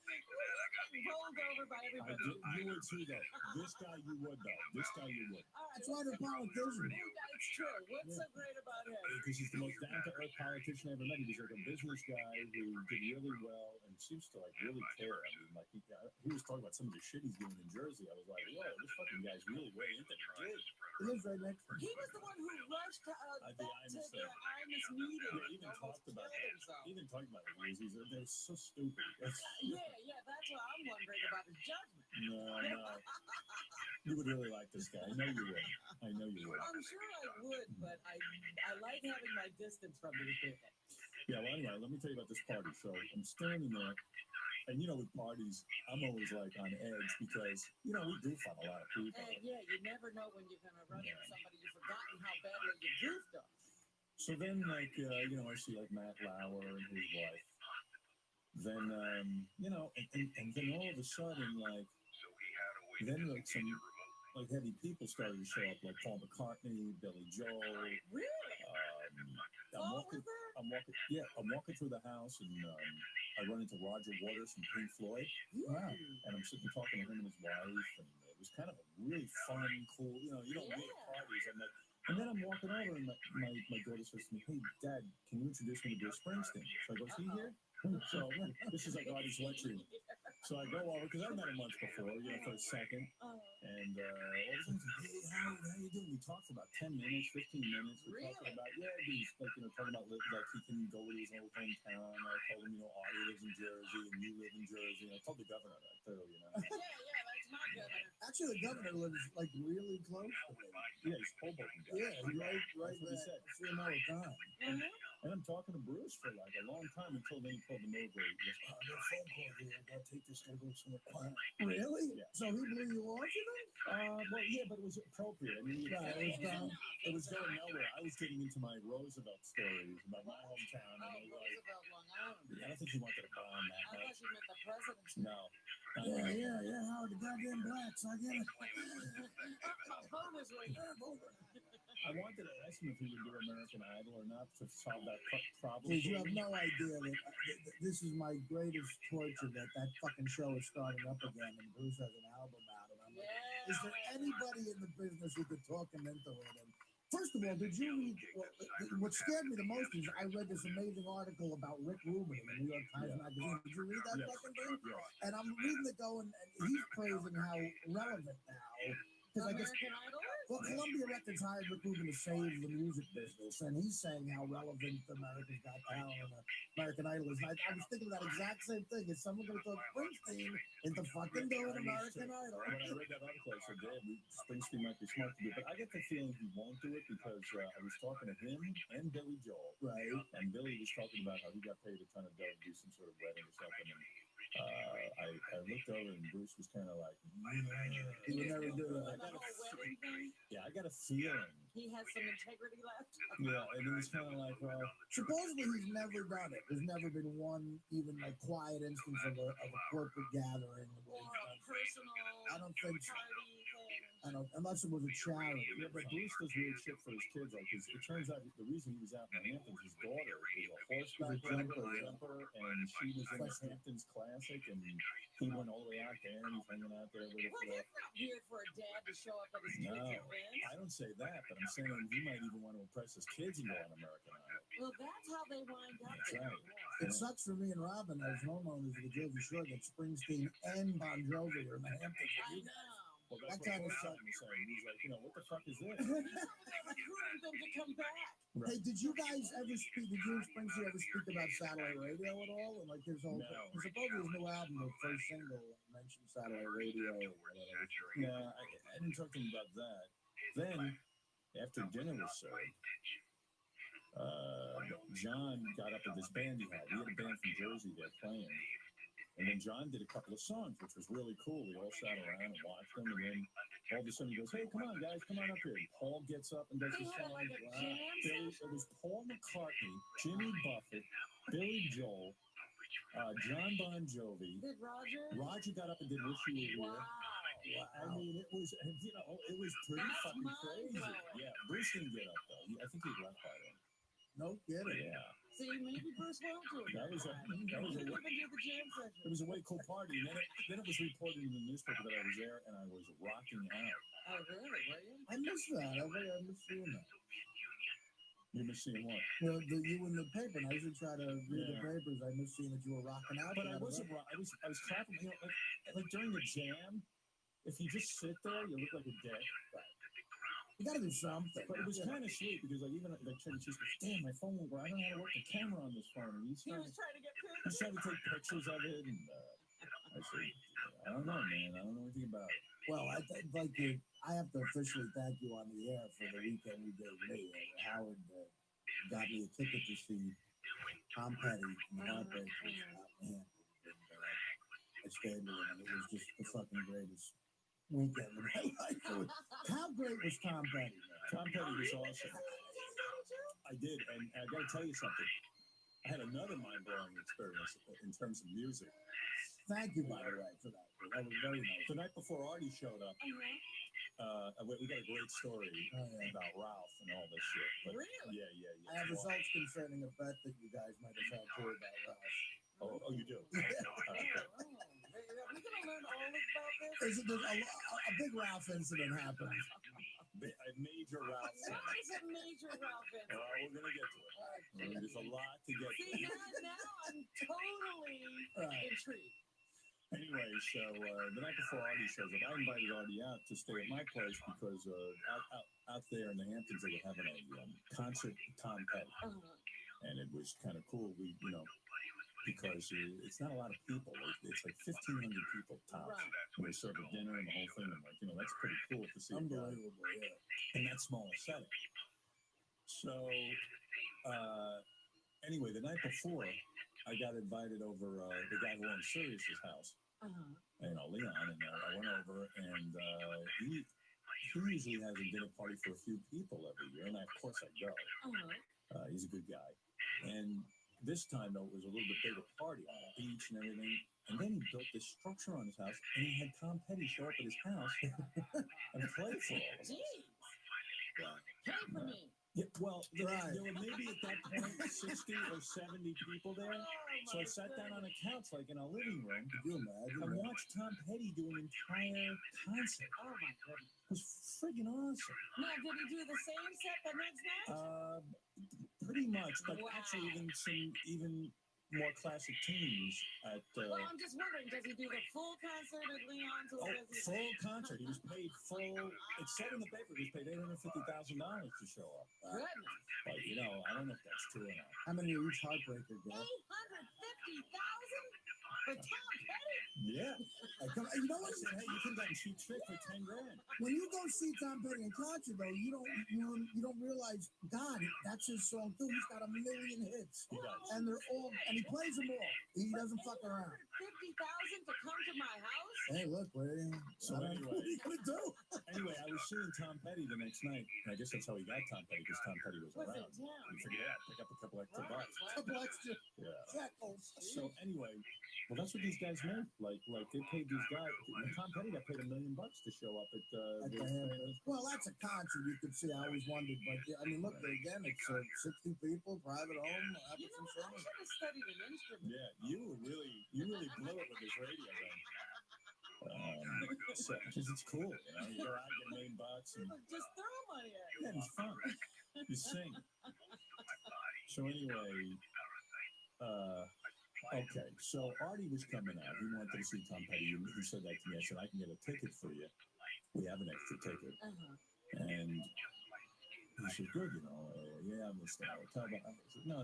You stay with me. Of course you come out and you stay with me. So I was excited to see Artie socially, you know. Yeah. It's fun to do. So, where do I begin? Yeah. So I guess I kind of like.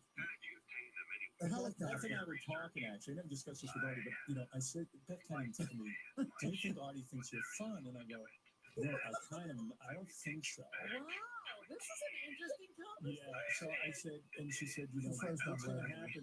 You know, if you want to take a nap or something?" I said, "Yeah, Artie might bum out." It's like, you know, because what will Artie do to a concert? I'm all about naps. I'm always napping. So I said, she said, why don't you invite Ralph? So he can entertain Artie? So he can at least, because Artie like Ralph. I go, I think Artie likes Ralph. You never know. You know, I'm fine with Ralph. I said, it might be nice to have that dynamic going where Artie has a guy hanging out there. And you're napping, Ralph can take up the slack. Which actually was not a dumb plan, because I come off a nap and I go downstairs and I see Artie and Ralph in the hot tub together. Well, we went in the pool. Well, we went for a walk on the beach and had a couple of mini cigars, and then No, Artie doesn't bring a bathing suit, but Ralph cut up a pair of sweatpants for Artie, made a mock bathing suit. I had no plan on going in the pool. We were so happy. No, but then I looked at the pool. It was so inviting, you know. Yeah, when you go into a guy's house, you know, you bring stuff. Artie was weightless in the pool. I had my own room. My room looked out onto the pool. My own bathroom. What did you think he was going to do with you? I put him in the sewer. Where was he going to put you in a tent? And I said, we took a walk on the beach, and I said, you know what, fuck it. That pool looks great right now. We had a few hours, and I told Ralph, go get a pair of scissors, and we'll cut up my sweatpants. So that's exactly what he did, which was good. That's like a fashion project for Ralph. Yeah. Most guys were punching the face. That keeps him happy. So you were keeping him up. I bet it made him happy as well. Right. So I bet he did a great job. He did, actually. They were very, Short babies were doing the water all the time. they're very even and everything. But I would like, you know, maybe in the future. I realized too, you wouldn't come out of the house until I left. I don't know why. I don't get that shit. You let Ralph see you in your suit. Well, Ralph's microphone is on 5 hours a day. Well, it's funny because I'm sitting there and I go, boy, these guys, I said, these guys look like the party with some boiling, like chicken soup. And I said, you know, and I left, and I was walking up to my bedroom, and I look out the window, and I see Artie's emerging. Yeah, he sprung out of And I said, he didn't want to get in the hot tub in front of me. Me and Ralph were trying to think of a rack in case we got chicks back there at night, like how to pretend it was our house. So we needed Howard to give us information about stuff. Like, like what's this? Like, It's interesting that you think so much about what Howard's going to comment. it's not totally true. I mean, look, Howard. I mean, I'm not like a young Starsky or Hutch at this point. I don't, Anyway, he doesn't realize I love him. I love him fat as Anyway, so if only broads are like. so anyway, So that part was fun, you know. And they had an amazing meal set up. I mean, I can't even explain how beautiful all the experience is. Food. It was great to hang with Artie outside of the show. I took a helicopter out there because I've never done that before. I've been on helicopters, but never out to the Hamptons. I said, fuck it, I'll splurge. And that's kind of where the Ralph situation starts. You want to start that story? I guess I could. Gary's a part of this too. Right. Well, so I said to myself, I'm going to go out. Howard made this nice invitation, and I said, fuck it, I'll splurge. I'm going to take a helicopter out there. So I price the helicopter. Pretty cheap. And no, it's not cheap at all. And Gary the whole time was like, please, like, let me pay for half of this. But he was even more than he thought. And I was like, look, guys, don't worry about it. It's fine. I was going to do this anyway. I'm happy to have the company. Ralph, the last minute, or the day before, says, listen, I'm coming. So what time do I have to be at the... He doesn't even ask you. He just assumes he can do this. No, I checked out that it was okay. Right. So, no, he called the day before. But it turns out, and again, it's just weird how stuff with Ralph just makes a minor adjustment when something goes wrong. The guy had to get another helicopter because it went from 2 to 3 people. So, but it was worse than that, because I got really maybe the most insulting phone call I ever gotten from Artie's assistant, which was he needed to know how much I weighed. I swear to God. So then he goes, and I think at one point he goes, all right, 220 and 300. All right, we're gonna have to get a bigger copter. Yeah, because 3 guys need a bigger copter because of the weight. Teddy, a master in etiquette. So, so anyway, so they had to get a different, which I found out I was gonna get this really cool helicopter. That's sort of like a state-of-the-art thing, and now they had to switch it to a little bit of an older one. A Toyota with a wing. Yeah, whatever. So already I was, he goes, man, if Ralph's gonna be late, right, I started stressing about that because I wanted to get out there on time and everything. But it turns out because of fog, we were delayed anyway. But at no point it would have been quicker if they drove. In some, not quite, but almost. There was a lot of fog, which fucked everything up. But we got out there on the helicopter. But at no point does Ralph even think about saying thank you or look, can I pay? Right. How much you pay to chip in? Nothing like that ever comes. Can I tell you something? I get to the place first where the helicopter. Right there, but again, my God. I get to the place first where the helicopter takes off from. So I walk in, I go, is this where it's supposed to be? Ralph, I mean, I can't tell you he did anything wrong, but there's a way he walks in as if it's his place. Do you know what I mean? Like, he walks in, they have, like, Hamptons magazines out, like, there's another couple there, Ralph walks in, like, sort of doesn't look at them, like, picks up a magazine, just thumbing through it, talking about how great the trip is going to be as if he takes it every week. Right. It's just a funny way he is. Right. It's Ralph. Yes. And so I'll get through this and then I'll hand the ball off to you at some point. But because it's a long thing. I can hang on everywhere.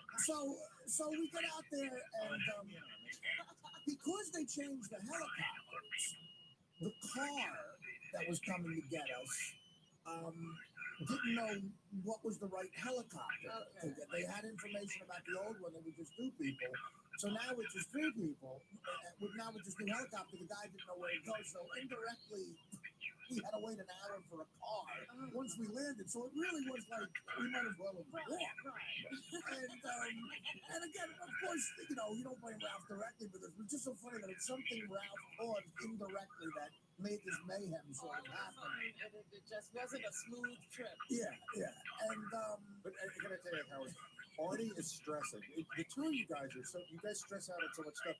Howard's having a little barbecue, and Howard's stressing because he wants it to be good. He wants everybody to be on time. And now Artie's stressing that he's fucking up the barbecue. And he's like, thinking about? He's freaking out. No, he's thinking about being late to Gary's party for dinner. And how badly that went for him. Right.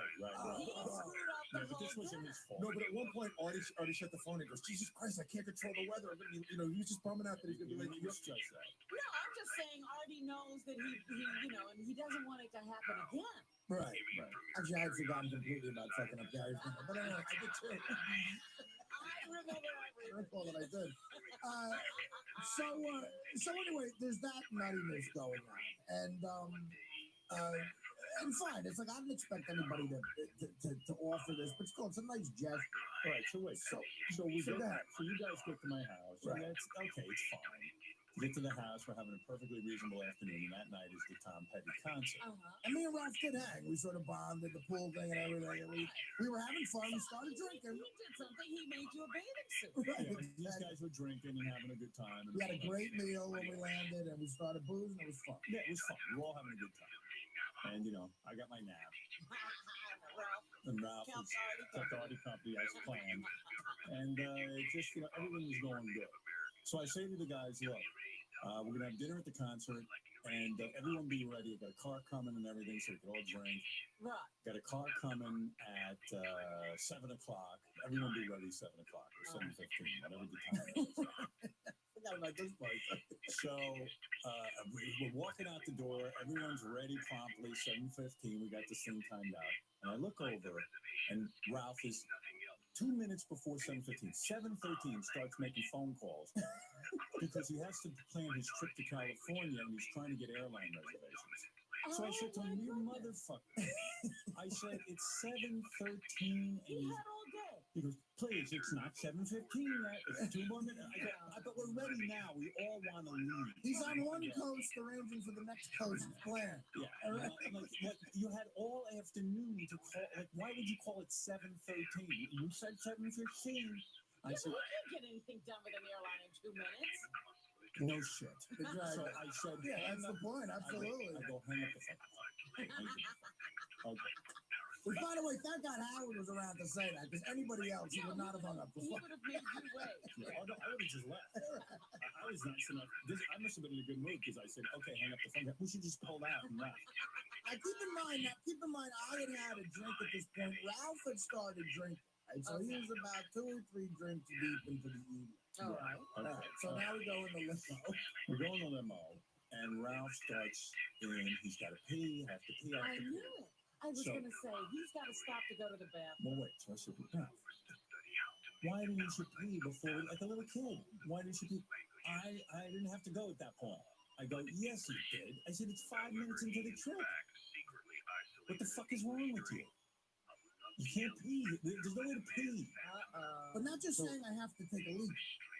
Writhing around on the floor of the limo like a second grader going, I gotta get the...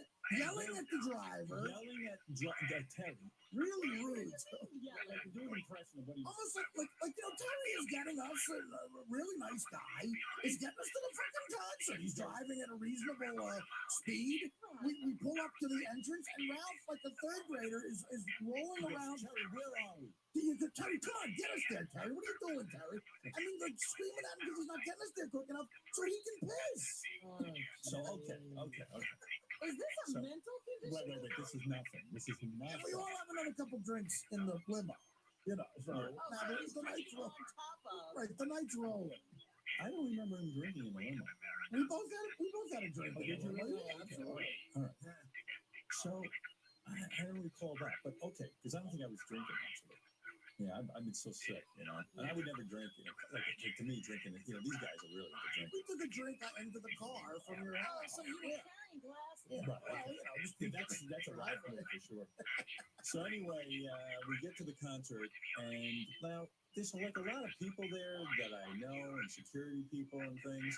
Press. And it's a red carpet. It's red carpet and press. And one of the guys, the security guys at the event says to me, yeah, you know, your whole group is inside. And there's one guy pissing right in front of all of us. So I go, well, are you kidding? He just pissed? Yeah. He just pissed. Yeah. So he makes us all kind of look like shitheads. Yes. You know what I mean? It's embarrassing me because... It would be one thing if you were done.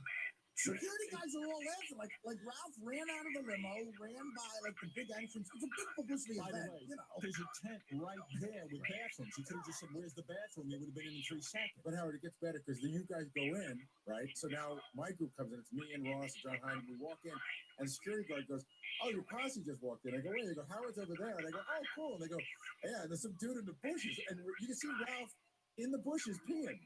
Yeah, in front of this event. But so anybody could have walked by and seen Ralph pissing. Yeah, everyone did. But the part was that it now becomes not Ralph peeing in the bushes, but Howard Stern's guy is in the Well, bushes. that's what I'm saying. Right. That now you pee in the bushes. Well, think about it this way, all right? We get out of Howard Stern's limo, and boom, out pops a guy peeing. You know, I mean, it's like paparazzi like all over the place. It's one of those Hamptons events, you know. Oh, what a boo. Yeah, but so like at this point, I'm like, Ralph, stay away from me. I don't want to be near you. Yeah, And I said, pretend you don't know me. and I said, if you start smoking pot, I don't want to be anywhere near you. I don't want a picture of me with anyone smoking pot. I don't want, I don't want that drug thing. I just don't. It's not an image that I condone. The pissing is enough. Yeah, the pissing image is bad enough because people tag me as being a slob and uncouth and being an asshole. Howard Stern's gang rolls out of the car and starts peeing all over everybody. My entourage. And everyone's disgusted. Artie's disgusted. Despite Artie's on-air demeanor, he's a pretty low-key guy. Like, he goes somewhere and he knows how to behave. I can call an audible at the line at this point in my life. It doesn't even. Hardy behaves himself everywhere, but he knows where to behave. Right, yeah. Artie's like the most considerate guy. Like when Artie left my house, the bed was made. I didn't ask him to do this. The room was spotless.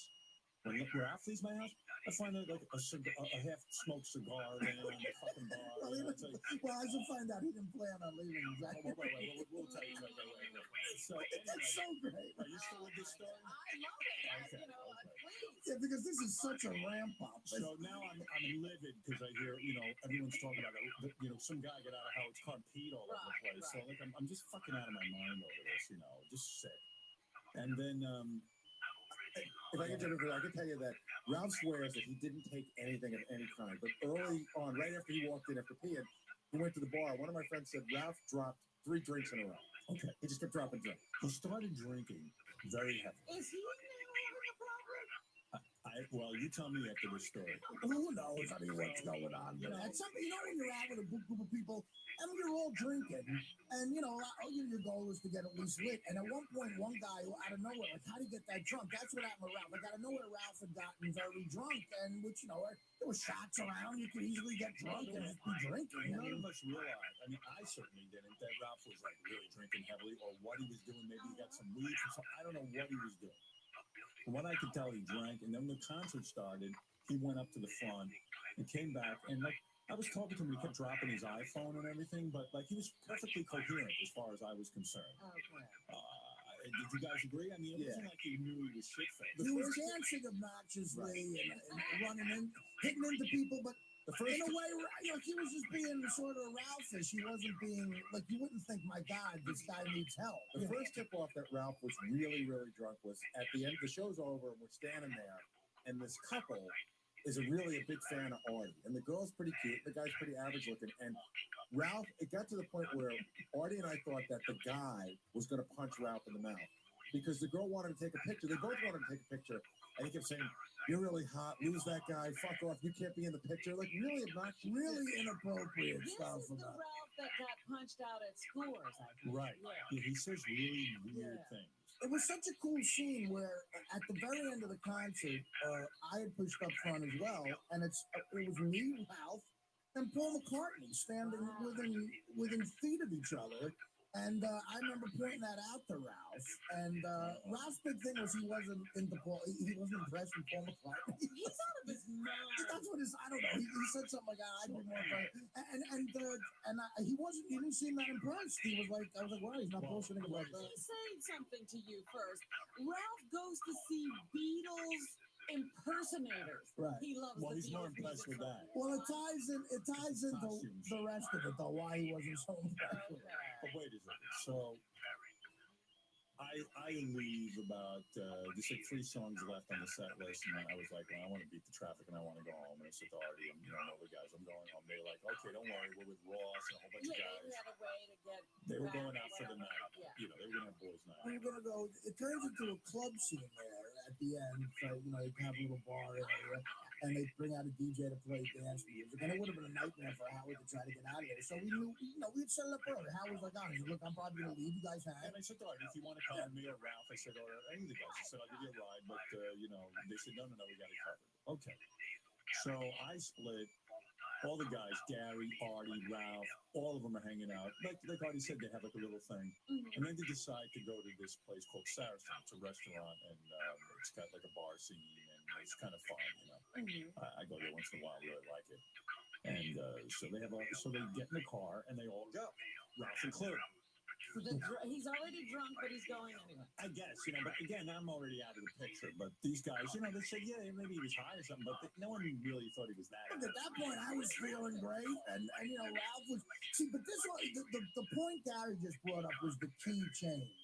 Like that personality. When we met that couple, he was being so inappropriate, and that was after the Tom Petty concert and before we went to Saracen. So, and it was a great group of guys. We was like a guys night out. We were all having fun. It was Richie Notar, it was Ross, it was me, it was Gary, and John Hine. John, I know we were all hanging out, but Ralph, at that point, we said, look, Ralph might start a fight. We got to take care of him a little bit. We started to have the discussion. This was a really weird thing amongst ourselves. And John Hine says, if somebody punches Ralph, will you jump in? And I go, I don't know. It depends on what he did. I said, I guess I have to. John Hine, full of truth serum. Ralph wouldn't want him around. Oh, really? Those guys have some issues. I don't know. They have to So John was questioning whether he would get involved if Ralph got nervous. Yeah, he was like, God, if someone's beating the shit out of him, I don't know if I help. So we had to have that discussion. Sal's pissed off. He thinks I invited John Hine. Yeah. What is that all about? He found out that John Hine went to the concert. You invited him. He's furious that John Hine somehow jumped the chain, that Ralph's been here much longer. And why didn't you invite Sal instead of John? Well, Sal, who gives you your information? I don't know how John Hine ended up there. In fact, I invited John Hine. I invited John Hine over my house for some food. Don't tell Sal. I did, but But the point is, Howard, it doesn't matter how you got there. If you did, Thank you. Where do you get this information? Where do you conjure up this bullshit of yours? Somebody told me. I just heard that John Hine went with you guys. I'm happy for John Hine. I saw him at the concert. I had no beef. Wait a second. Hold on. John Hine was there, and nobody told you how it brought him. You just assumed it, right? Well, this is your gig, Howard. I mean, you're the leader of the pack. Dude, Artie came over. That's it. I don't care about Artie and the pack. I don't know how John Hine ended up there. I don't know what John Hine did for the weekend. I saw him at the concert. I had nothing to do with it. I find that hard to believe. You're an asshole. I don't care. He said that. I was just a little hurt. I felt that, hurt. You could have done what John Hine did. Ask John Hine how he ended up there. I'm not the one who sold the website for a couple of mil. I don't have the money to pay $3,000 to see Tom Petty. So you're assuming. You're making a wacky assumption. All right, very good. Whatever angle I take, I'll be wrong on this. So I'm happy for you. I'm happy for John Hine. I'm just saying I was a little insulted, okay? Now, is that wrong? Insulted if I didn't invite. In other words, let's say I go to a Van Halen concert and John Hine is there. Are you insulted? No, and I'm happy. The issue's not John Hine. It's just that I felt that. I hate to say this. Sal, you jumped to conclusions. I had nothing to do with John Hine. John, how did you end up at that concert? Gary invited me. Oh, okay, there you go. Now you get upset with Gary because John jumped you and Gary. I'm done with Gary. You and Gary are over. Gary and John are close. Yeah, I just assumed I just assumed that you invited John Hine. No, I had nothing to do with it. Although I did invite him over to my house when he was out there. Yes, you did. How come you never made it? This was very nice. Yeah. How come what happened? I was stuck at another thing that I couldn't get out. I was in Long Island City and I couldn't get out to you. Sal would kill himself rather than be stuck at anything. Well, let me just say this for Sal. See, John Hine knew you'd be upset, and that's why he didn't make it. Right. Smart move. I'm happy for you. You got to get the rest of this story. So yeah, I'm listening inside. It's brilliant. All right, so we know now that Ralph is a little tipsy, but we're all a little tipsy, but who knows how tipsy he is. We go to this Saracen's place. Yeah. All right, and now we get in there, and Ross is Mr. Plan guy. He immediately is able to assess the situation, and we go. Ross goes, Ross is my odd friend. Ross Sapin, who we talking about. Yeah, and we get in there, and it was crowded, kind of a scene and stuff, and a nice place. But Ross was like, maybe a couple of drinks and we'll go somewhere else, And we were like, fine, I don't care, whatever. And Ralph. We get a place to sit. Ralph starts dancing. Like a woman who looked to be about 60. And really tight, like with bad plastic surgery and tight, jeans. John, did she look real old? Yes. Yeah. Artie's being complimentary at this point. She's your evaluator. She was heavy, and that's being, kind. And this is from a guy, when you see a model walk in, he goes, her ears are small and her middle toe is too long. Yeah. He's up dancing with a chubby 60-year-old woman and appearing to love it. Yeah, no. Like that really annoying music you hear at a feast. You know? Artie was like, there's a bunch of old broads here. I'm going home. So Artie decides he's going to bail on the night. It's probably about 1 o'clock in the morning at this point, or 12:30. We all decide we're going to bail on this place. We're only going to, the group is deciding to leave. Okay. So a couple of people, Gary included, go up to Ralph Terry. We're all leaving now. And they say, while he's dirty dancing, and Ralph says, looks at them coherently and says, look, man, don't worry.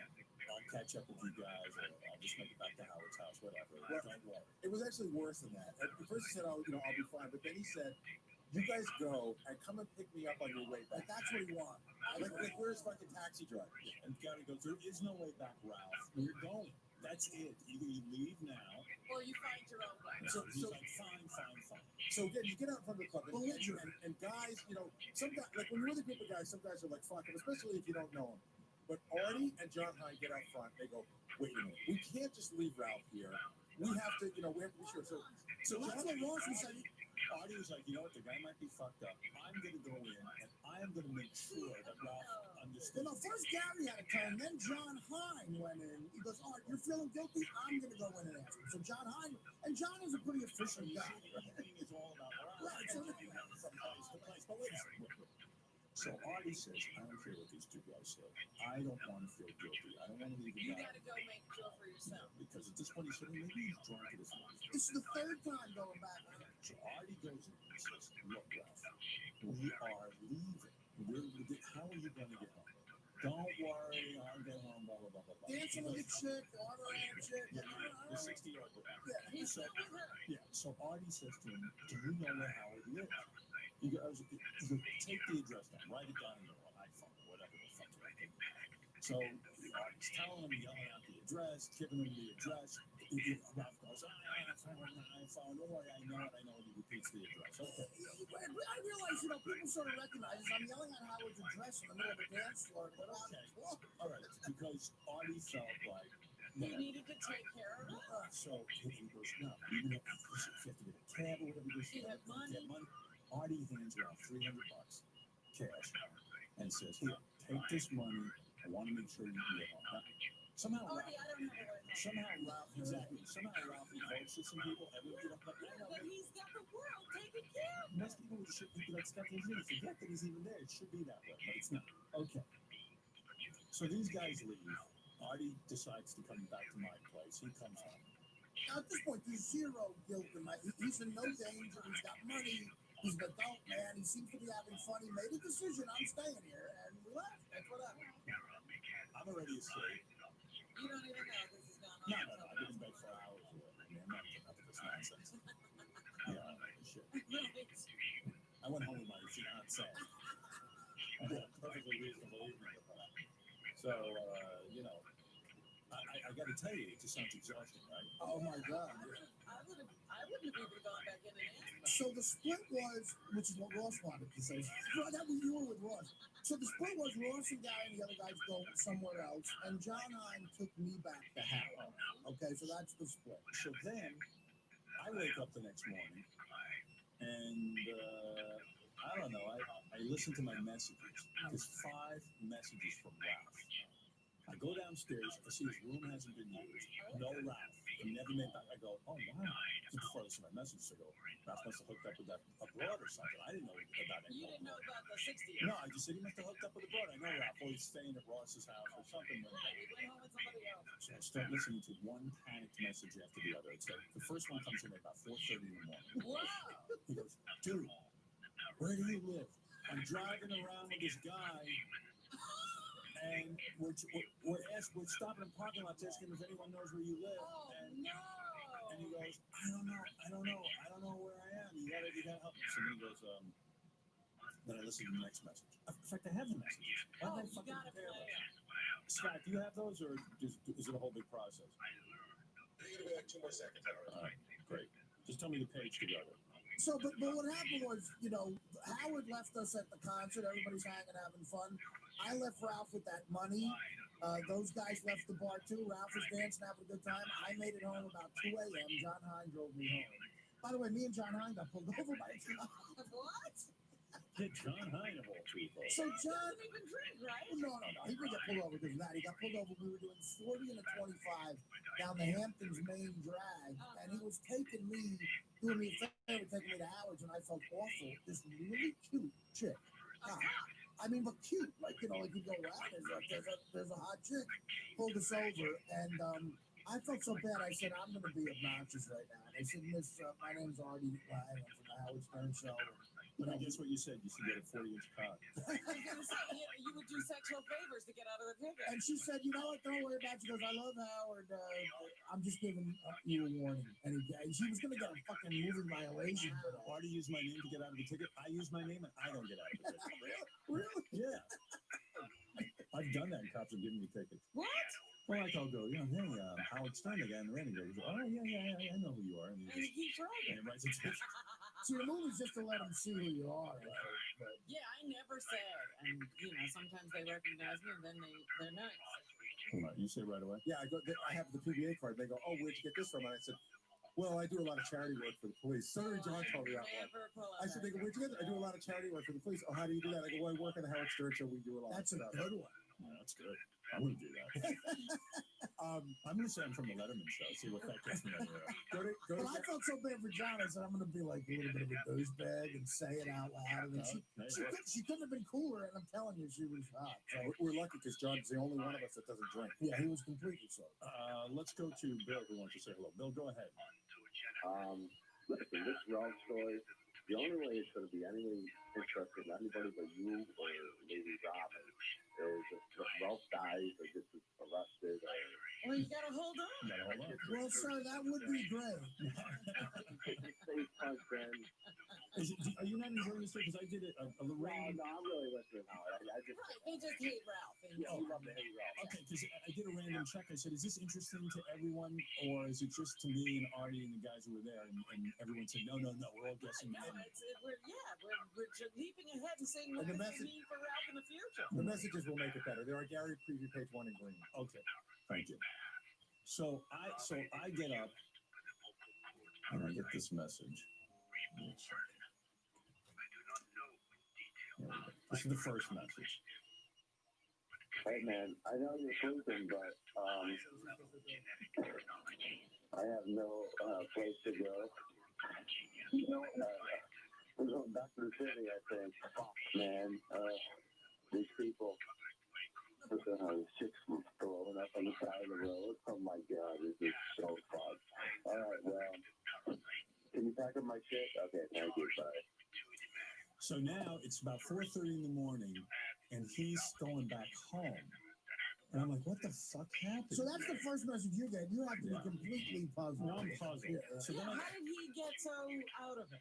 Then the next one is time stamped, I think, around 7 in the morning or 7:30. Hey now, hey, so I'm in Jersey City.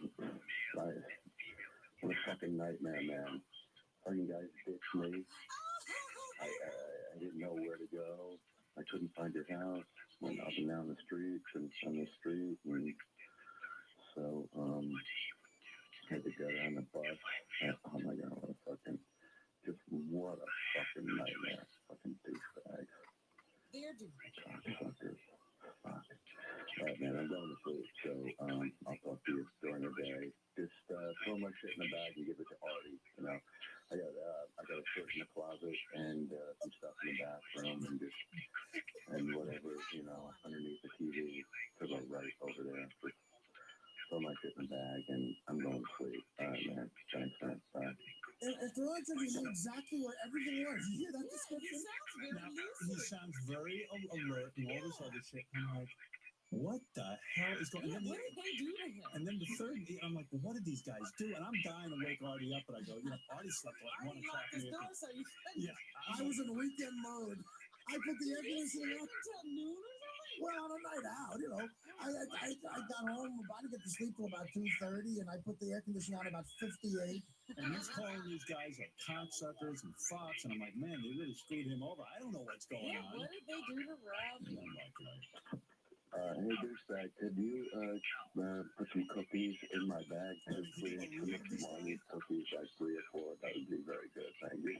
Oh, yeah. fuck, dude. I can't believe I'm home. Fucking cocksucker, man. Fucking asshole. Fucking, oh, fuck. Dude, I had to, I'll tell you what, I had to fucking scale the side of my building to get my house. What a fucking pig. Fuck. Alright, just give me some cookies, though. So we get it. So Artie wakes up. All the guys come over to my place because we're going to have a meeting about what went down. So I finally wake up. I wake up at noon, and I make it into the kitchen. I can barely move. Like my 1 p.m. I wake up, and I see Howard and Beth, and they go, "Did you hear what happened to Ralph?" And I'm like, "Oh, fuck, what happened?" Right. And then I hear, so we tell him all this, and he goes, "I fucking gave the guy $300. I went in 20 times and said to him, Ralph, I'm going home now. Do you know how to go?" He goes, this is my worst nightmare. He goes, I never want to ditch a guy. I never would do that. He goes, I'm fucking mad. I'm outraged. There was no indication. I was really pissed because, look, the only way we'd be in the fault is if we sort of knew that Ralph was in a blackout or something. But of course we didn't know that. Wait a minute. You know what? There was no indication of that. What John Hine told me was that when he went in to say, Ralph, we're leaving, we're really leaving, this is, you know, how are you going to get home? Ralph said, just tell Ross to come back at such a time and pick me up. Yeah, he kept saying. And the other thing you should know, you know how Ralph has that iPhone that he's madly in love with, that he plays with like a baby? Yeah. So we wondered, he's got my cell phone number, he's got Ross's cell phone number, and he's got Howard's address in there.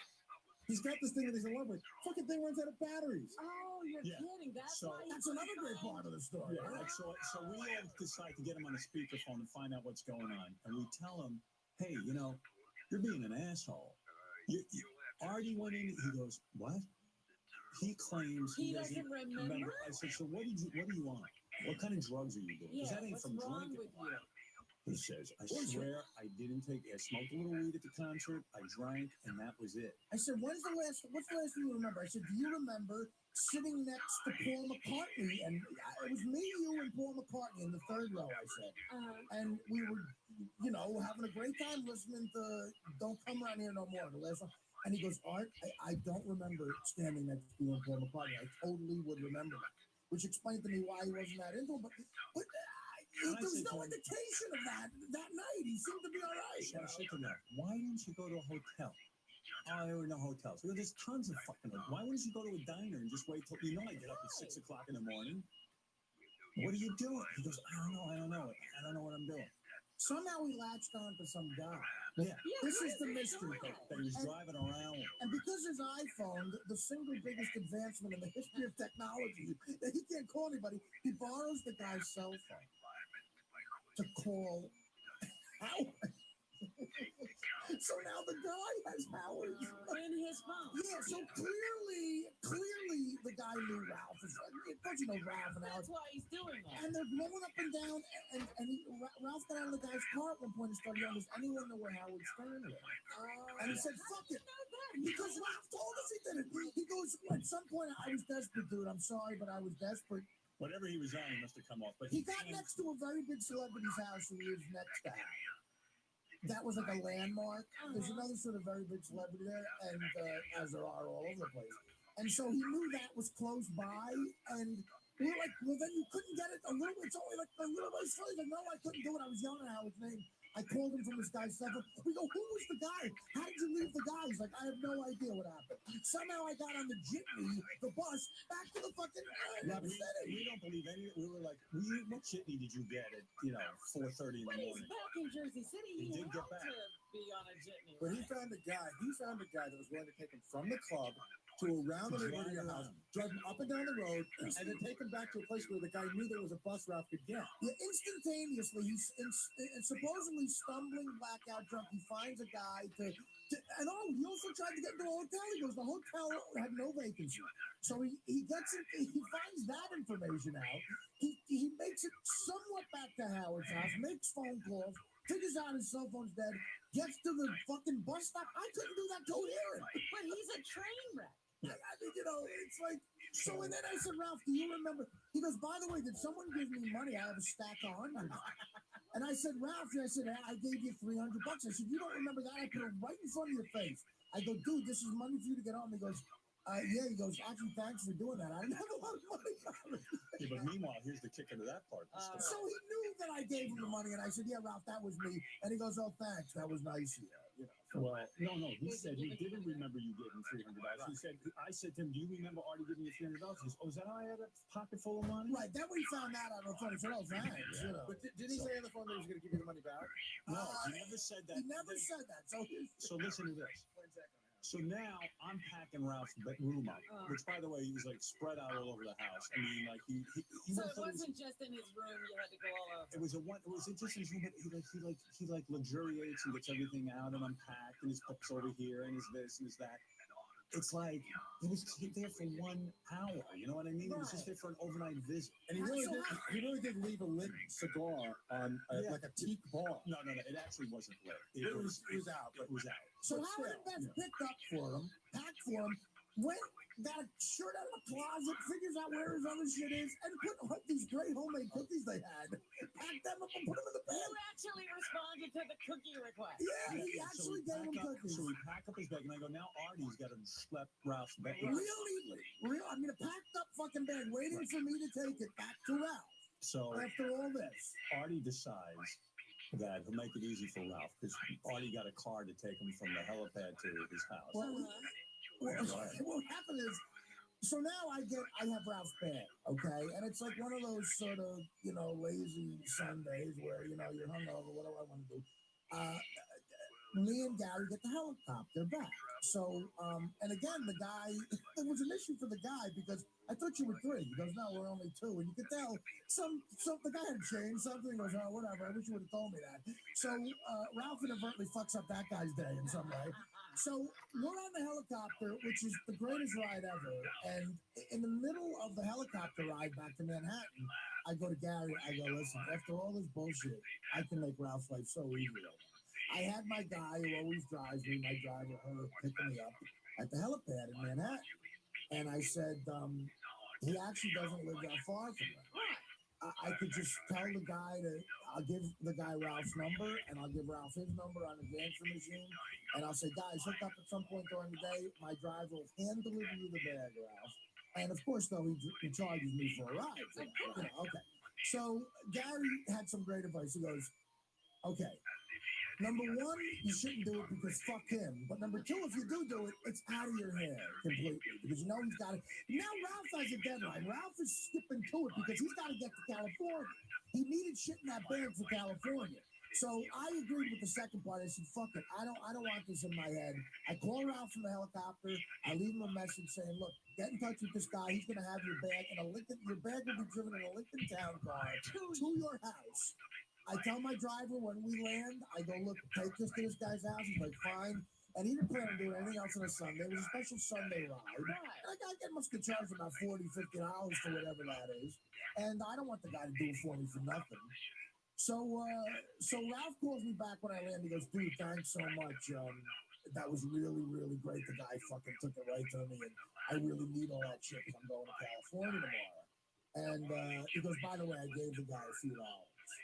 And I go, oh, that's nice. That's nice. You gave the guy a few dollars. He goes, yeah, so thanks, man.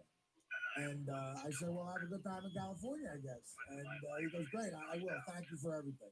Because by now he realized he was wrong. He goes, look, I'm not really mad about this thing. I'm sorry I give me the $300. Even re-brought it up again, $300. Now, knowing he's going to California, he says he gave my driver a few dollars as a tip. Right. So then we just hang up, and he's going to California. I say, good luck, have a good time. I call my driver. I go, did he give you anything for me? And he goes, no. He didn't give me a package for you at all. He goes, he didn't give me any money to give back to me. He's like, nope. And I go, what did he tip you? And he goes, not much. He goes, like under $10, so just a few dollars. And, I don't know the exact number, but Ralph might dispute that. I got to check for my guy. But the point is, now, am I right in assuming this is Ralph's mindset? Because this is what pissed me off. He's going to California. He doesn't have a lot of money on him. He figures, unless somebody brings it up, I'm not giving him back the $300. I got $300 cash on me. I'm taking this to LA. Absolutely. And fuck it. Yeah. You gave it to him, Artie. Why would you want it back? You gave him the money. right. Artie's feeling mad because, and rightly so, Oh, absolutely. that, dude, where's my 300 back? Right. I gave He it to did you. that out of the goodness of his heart because he cared about Ralph, and Ralph is taking it. I wouldn't even say, even if you said to me, look, I needed it, I used, what's the jitney, $50? Say it's 100. Right, so he would have said, look, I'm low on cash, here's the balance of the 300, but, and again, I'll give Ralph a chance to explain himself, but I started to overthink it, and I really got fucking mad. I said, his mindset was totally that, Artie's not bringing this up. So I'm not going to bring it up. I'm going to LA. I got an extra $300. Fuck it. I'm keeping it. After his bag got hand delivered, Ralph cost me $350. On top of whatever, the helicopter would have been. And not until he didn't thank me for the helicopter, by the way, until he made this really cheap fat joke at lunch. We were all having lunch. He makes this like dumb fat joke. That I was aggravated by it, and I don't care about fat jokes, obviously, but something about it rubbed me the wrong way. And Ralph could see I was pissed, and then he went, "Oh, by the way, thanks for the helicopter. That was really nice." And so again, it's like I don't know. It's that sense of entitlement with money, and it's not about the money, of course, but just he's going to claim I forgot, or. Of course, I was going to pay you back. Is there any way I let him on in thinking you don't have to pay me that money back? I don't think I said that. No. And in fact, I want to ask you guys a question because Ralph got mad at me in a wrap-up show a couple of weeks ago. He said that I'm the one who started this rumor, a fact about him that's wrong, that he has a sense of entitlement. But doesn't everything in that story show he feels he has a right to be on the helicopter, a right to have his bag over with cookies, by the way? Ralph knows that he has a sense of entitlement. But how do you not He wouldn't even recognize it because he's so entitled. How does he not know the whole night? Because he's blacking out. But Howard, a couple of hours later, when you're like that, a couple of hours later, he describes to the longitude and latitude where all the shit is. I got stuff a little bit to the right there. There's a shirt in the closet. And I'm like, I don't remember had a shirt in the fucking closet. But he wasn't drinking then. This is, you got him before and after blackout. Yeah, I don't know. I got to stop hanging with Ralph. But deep down, again, people ask me about Ralph. I don't think Ralph is deep down a bad guy. It's just It's not that he's a bad guy. and I don't think that, but it's like, you know what, if a guy who's a friend, right now I don't like the thought I have in my head about a friend that he consciously kept money away. See, but I can't invite him to anything social out there, I've decided, because he really did embarrass me by pissing like in front of this beautiful event. Because, this is where I live, and it's like, I don't want that reputation of hanging out with guys who are going to kill you. You take that to a fucking bathroom. You think that, come on. Well, it's the perception. Now it's like, we invite Howard, he has these friends who are kind of out of control. We got to take a break. Okay, it's time to take a break. We'll come back. We got a lot more show for you. But first, these words. Call 949-60-STERN to request your fan favorite. 949-60-STERN. 949-60-STERN. Power 101. Prescription products require an online consultation with a healthcare provider and freely available at the provider determines prescriptions appropriate. Subscription required. See website for full details and including safety information. Hey guys, good news. The outrageously expensive little blue pill is now generic, which means you can get the prescription medication to treat ED at affordable prices. And hence, makes it extra affordable. We pay just $30 for a month's supply. And right now, get your first online doctor's visit totally free when you go to 4hems.com/100. That's right, free. Zero copay, no expensive appointments, no awkward face-to-face conversations to get your prescription. HIMS connects you to doctors online who can evaluate you and, if appropriate, prescribe your ED medication.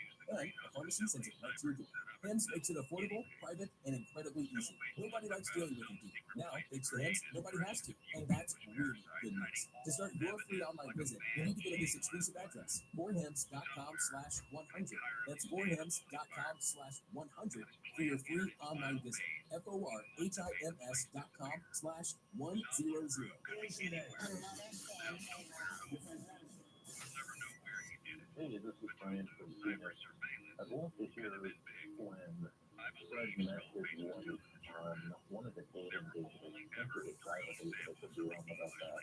Anyway, I've been listening since the early 90s, but I think that predated me, and if it didn't, I missed it. Sure would love to hear when Fred met Alice. Thanks a lot. Hope you're soon. Take care. What's up, Tyler? Maybe she burned up. Is she not here yet? Gary says keeps calling her house. Her answering machine's on, so either she's there and doesn't want to speak to us. Yeah. Stop. Well, we'll see what happens. We'll be back right after this. So no dial date? Hey, Fred, why don't you go on dial date? He's getting that weird shrug thing he does. Yeah, you have a weird little thing you do when you get weird. So he never seen me. No, he doesn't. You need to look in the mirror a little more, my friend. I don't stand in the mirror. You start to shrug and you start to make a face. No, leave him alone. He's gonna be mad at me. No, I forget it. You're not gonna let him do it. No, I don't want Sounds like he wants to do it. He'll be angry all week. God knows what he'll do to his parents this weekend. I think he wants to do it. Yeah, Fred? I've been learning some stupider things about that. Are you gonna have sex with the girl? Now wait a minute. What? Only if it's legal. 3 at once, you want? He has to like her first. Fred's not gonna like any girl. He's gonna find something wrong with her. You know that. He's gonna say she's a slut or a pig. Oh, she's a star. Give her some, a star effort. Fred finds something wrong with every girl I mentioned. I've seen the most beautiful women throw themselves at Fred, and Fred's found something wrong with it. He's good. The whole thing is how they have to like me. See, the ones you say, oh, well, they're star effort. They don't like me for me. They like me. So you're a man of position. You are what your work is. You are that. They're impressed with you. What is wrong with that? They're impressed with the Fred Norris, the man of the 80s. Not the Fred Norris who just walks around with a plum. You know, he wants to think that they would have him even if he wasn't. I mean, I can respect a man, Robert, I respect a man who's choosy. I got one writer who would hump a fire plug. No morality. And I got you who won't do anything. I'm trying to bring you guys closer together. Come on, let's put Fred on down. No, let's see. Let's take a few regular phone calls, have some fun, and then we'll see if we want to play. I'll find out if they really want to do it. All right. Let's go to the phone and see if we can dig up a few broads for Fred. Also, we prefer to have girls who have very little ties to their family and stuff. So Fred needs to dispose of you. Yeah, hardly any connections at all. We're looking for orphans here. Yes. Orphan girls. Those who don't mind being buried up in Connecticut in Fred's parents' backyard. Yeah, orphan girls with few friends who ever come to visit them who might notice their phone. Yeah, runaways. Hey, you're on the air. Oh, so good. This is Debbie. Debbie, yes. You want Fred, huh? Yep. How old are you?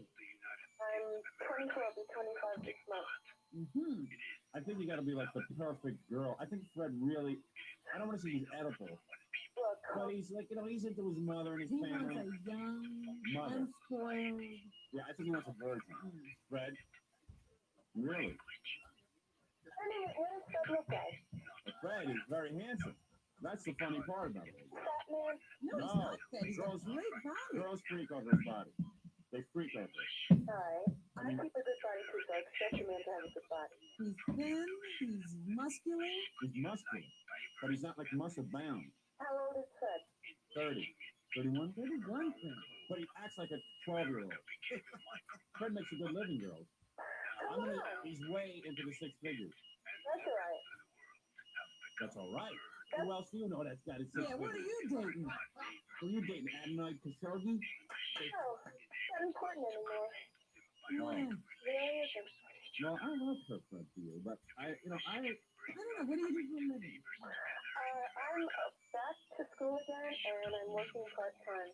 What do you do in this type of work, and what are you studying today? I'm back in pre-med studies. Oh, good. An intellectual, because Freddie likes a smart one. Yeah, Freddie will only go to somebody who thinks he's his intellectual superior, and he's only Einstein is the only other woman he dated.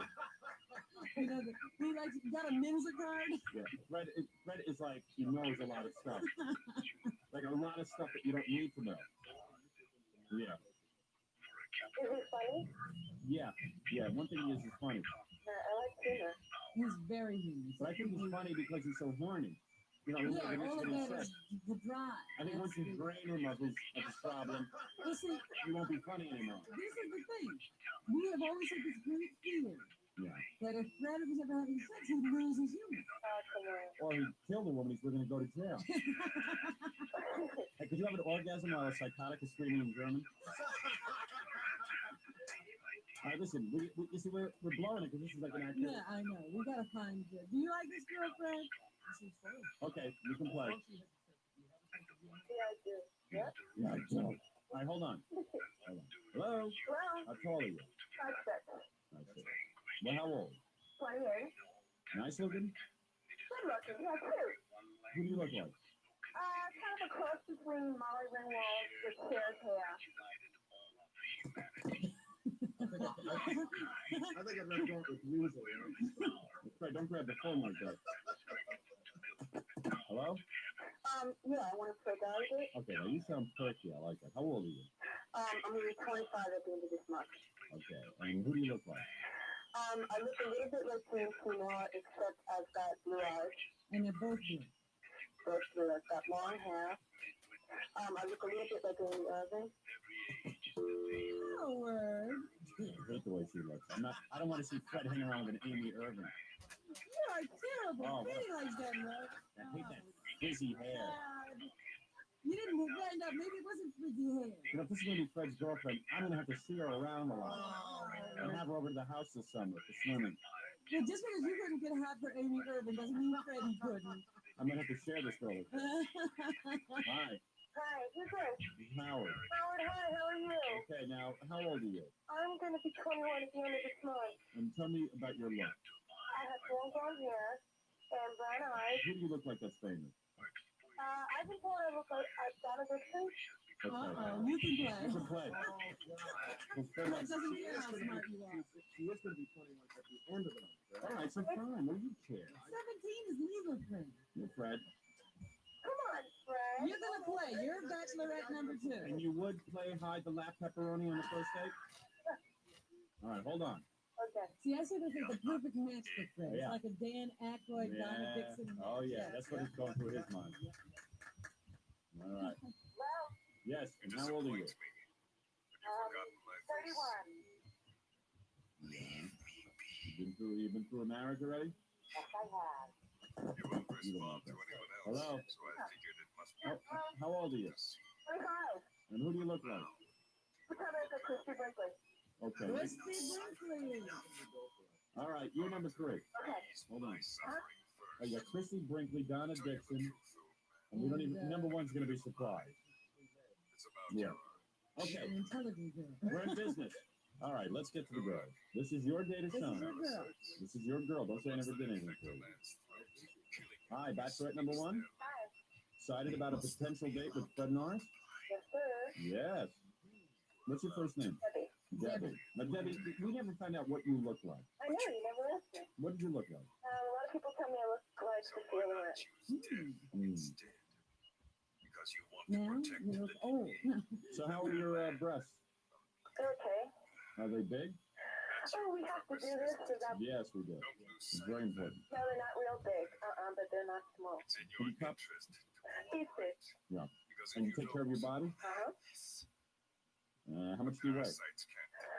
I'm 5'8" and I'm 140. Oh, that's nice 5'8". Yeah. Nice and tall. And what do you do for a living again? You're a student? Yeah, I'm a student and I work part-time in a ski and sports shop. And she's the true med You got to figure like she's good looking. If a guy in a ski and sports shop hires her, because they only have the budget to hire like 1 or 2 ladies, and they like to hire good looking ladies. So my money's on you. Well, you've had sex with guys? Yeah. And you're real good in bed? Why, is that a prerequisite? Yeah. I think Fred, quite frankly, knowing Fred, I think, Robin will disagree with me, but I think Fred needs someone to sort of like come on to him. No, I don't think so. All right. Fred, tell the truth, am I right? You would like a girl to be a little aggressive and start rubbing your back or maybe kissing you lightly on the neck. No. So Freddie and I have talked. Oh, Freddie doesn't like physical contact, is what you're talking about. No. That's not it. I think that he would be turned off by an aggressive. Sexually aggressive. No, once you get to know her, but somebody who just came up and started rubbing him, he would punch. Have you ever tried some light lesbianism? No. Never. Never. I think Fred would like it. That's good. Because Fred is not into the freaky stuff. No, he can't bring you home to his mother if you've done lesbianism. Well, how many sex partners have you had? But I'd love to hear your answer to that. In the last 6 months. How many sex partners have you had in the last year? Two. Oh, stop it. Well, but like ongoing and, But you're not attached to anyone right now. no. Did you suck a tennis ball through a garden hose? Will you make smoke come out of Fred's ears? Maybe. Are you really, really good in bed? I mean, you move around a lot? Oh, Howard, come on. Come on, let's be honest. Yeah, but I'm not doing that on the date. I'm Mona. You were a slave name. No, I can't. I'm not doing it, really. Oh, what? You're a medical student? Are you too good? You too smart? No, I'm not too good for anything. Yeah, what's your SAT score? It's 1,400. You sound really cute, man. Okay, I would know. Well, let's ask you some other things, because Fred is sort of like an outdoorsy. He's not a sophisticated. Yeah, he likes to wash his car. He's one of those guys. That's why you call him. Yeah, he's a real, like, if there's a car wash, like, right around the block, he'll wash his car himself. I do the same thing. Oh, you do? Because I wash it better. I see. And, like, even though he has an incredible cigarette habit. He does? Yeah. I really don't like You've given that up? When did you give that up? See, he doesn't tell anyone. That's the kind of kooky thing. Is like he'll do stuff and not tell you. You know what I mean? Yeah. It's not like it's going to change the world. It's just for me. I mean, it's not like it affects anyone else. Because there's too much pressure to tell everyone. But wait a minute, what is he sneaking away for now? Now, how come you walk out of the room all the time? No, I go out to do stuff like that. Oh, you gave up on cigarettes? Very good, Fred. Yeah, So but he doesn't smoke. But as soon as something goes, like, as soon as this date comes up, he'll start smoking again. So. No, I made my mind up that I'm going to stay off. Okay. All right, so he doesn't smoke anymore. Yeah, because I really don't like smoke. And he's got a nice body. Good. That's one thing I'll say about Fred. I've slept with him a few times. And I think that down deep is very sensitive. Oh, yeah. Sensitive to the point where any little thing could ignite a real problem. But I also think that he probably would be a good lover. Yeah?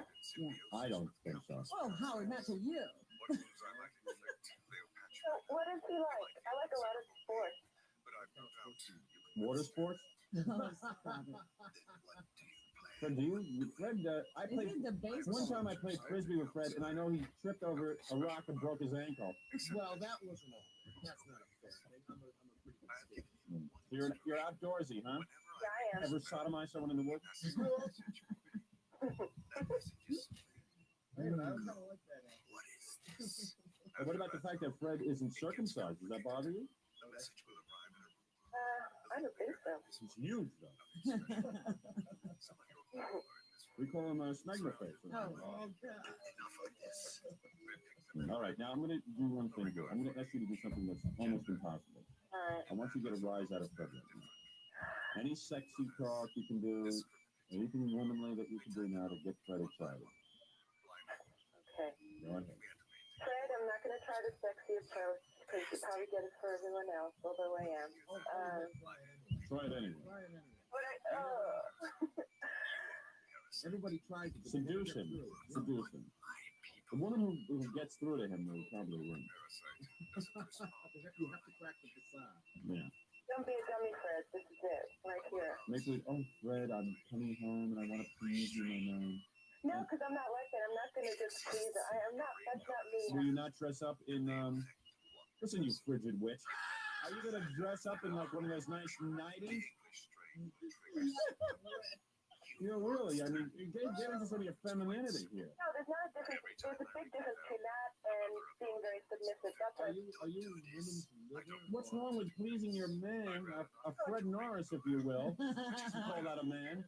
And what if you come home and he's had a hard day of me yelling and making fun of him? Hey, you think it's easy putting up with this? I mean, gotta sue you know, Fred, Fred, look at me. I'm wearing my halter top with no panties.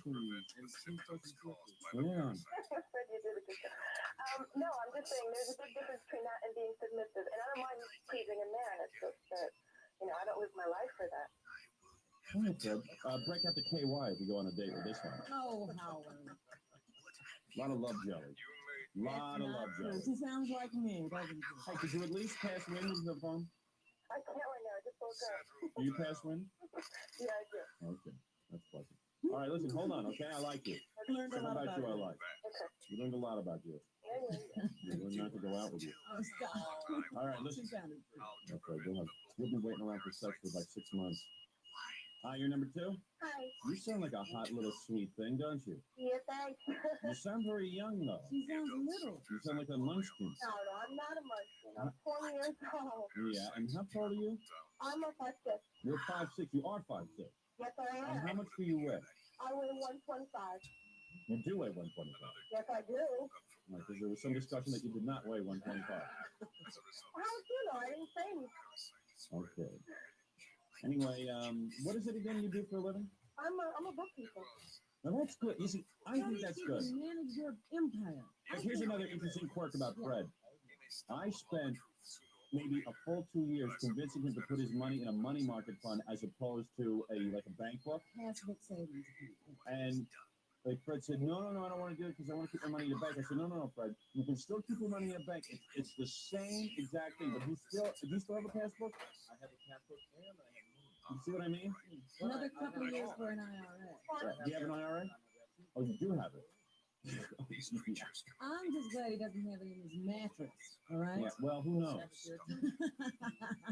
Now, you said, what did he look like? I'm a picture. You really look like her. Dan Aykroyd's wife? I really do.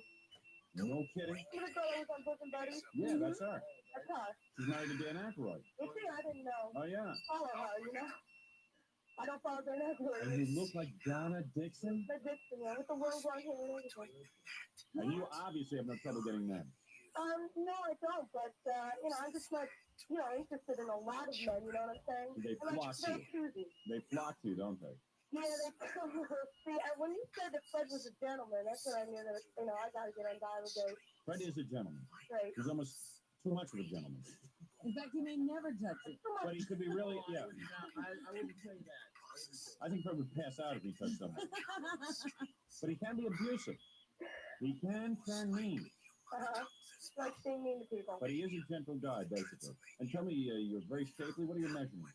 What are my measurements? Yes. Oh, you want me to hold on while I go get the tape? That's okay. What are you wearing right now? I'm wearing underwear and a top and a bra top. I was getting ready for work. A bra top? Yeah, I was getting ready for work. What does that mean, a bra top? I guess a bra. Oh, a bra on top.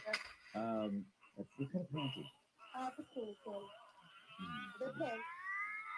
I find myself wanting to be Fred Norris. I never thought I'd say that. Once in my life, I want to be Fred. Donna Dixon, what is that, a black bra you're wearing?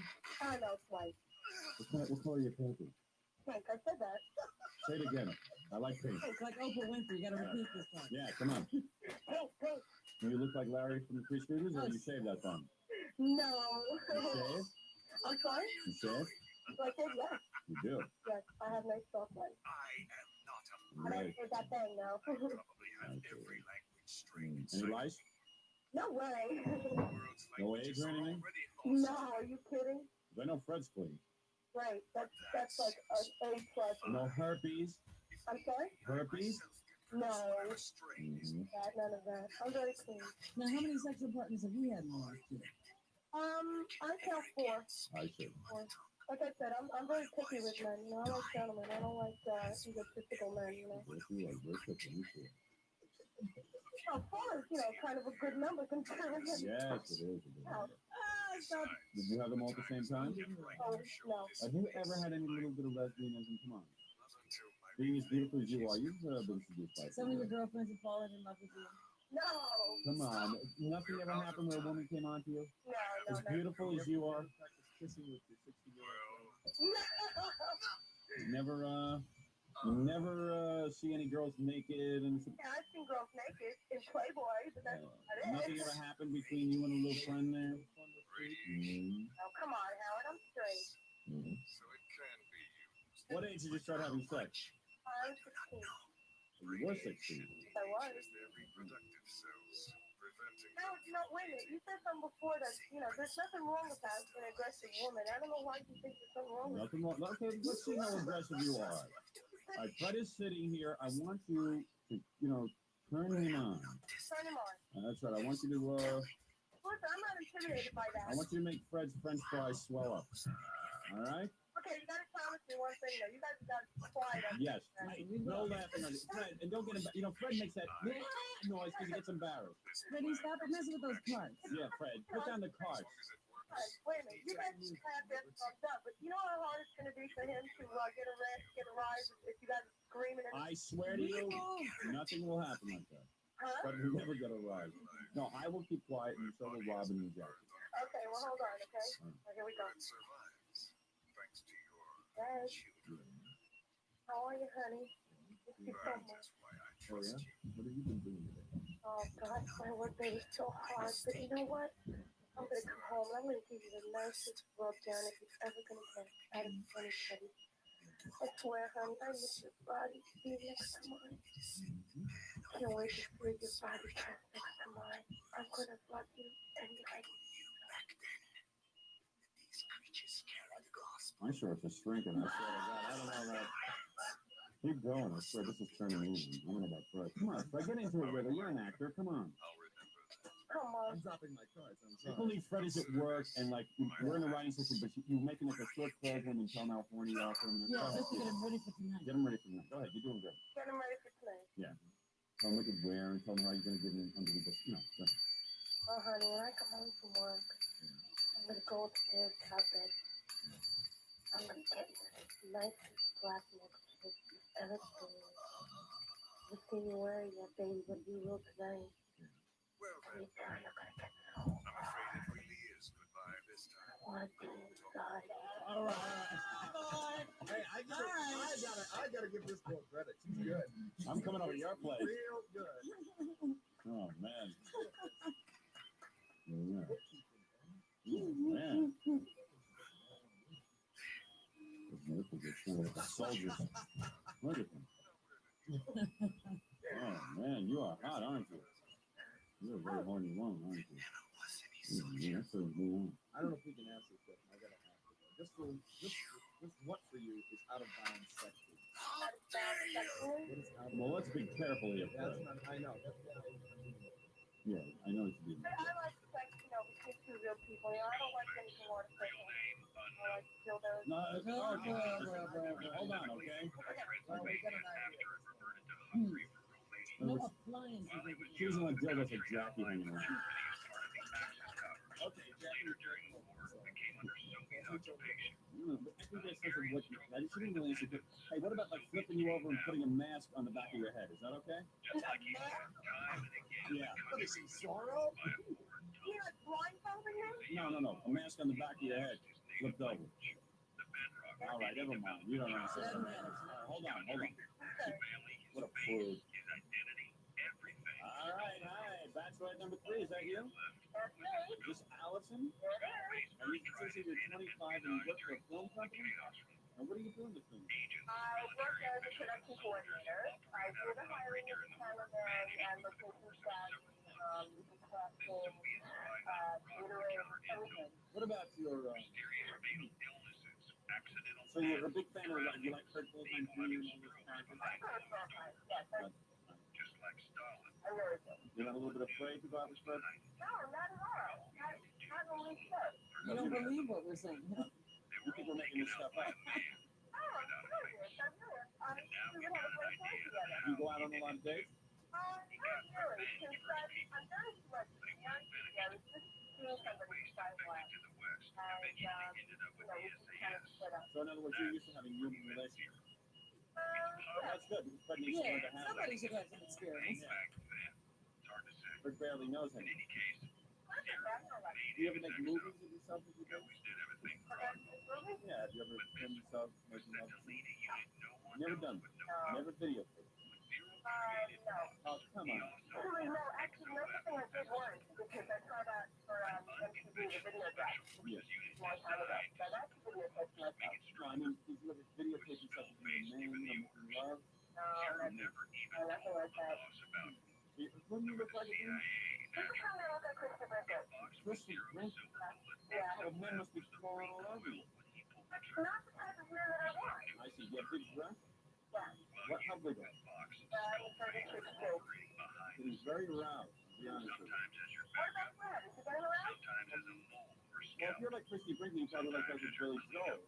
And in fact, the gentleman that I was just seeing, yeah, people tell me he looked like Bill Jones. But you survived. We only have his word to go on, but I have absolutely no idea. magic is those who use But you're What does he look like, by the way? never mind. He's good. He's getting the date He's regardless. getting the data, regardless of what he's using the power of language to control information. Now, what about lesbianism? Have you ever experienced anything? Oh, come on. Any wild sexual experiences at all? I can't lie. I don't know why. I really... Yeah. What about Multiple places? What are you wearing right now? Right now, I'm wearing my workout clothes, which is black tights and a black top actually cut off, and sneakers, high-top sneakers. What, sweaty thighs? Right? Sweaty thighs? I don't know. I haven't gone out running yet. I'm going to go out running right after I hang up with you. You got a great body. I like it. How much do you weigh? What's my weight? About 124. How tall are you? 5'5".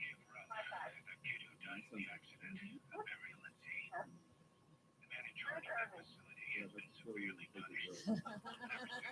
This would be great. This would be great because Freddie will be jealous of you. Yeah, see? You'll finally get this good.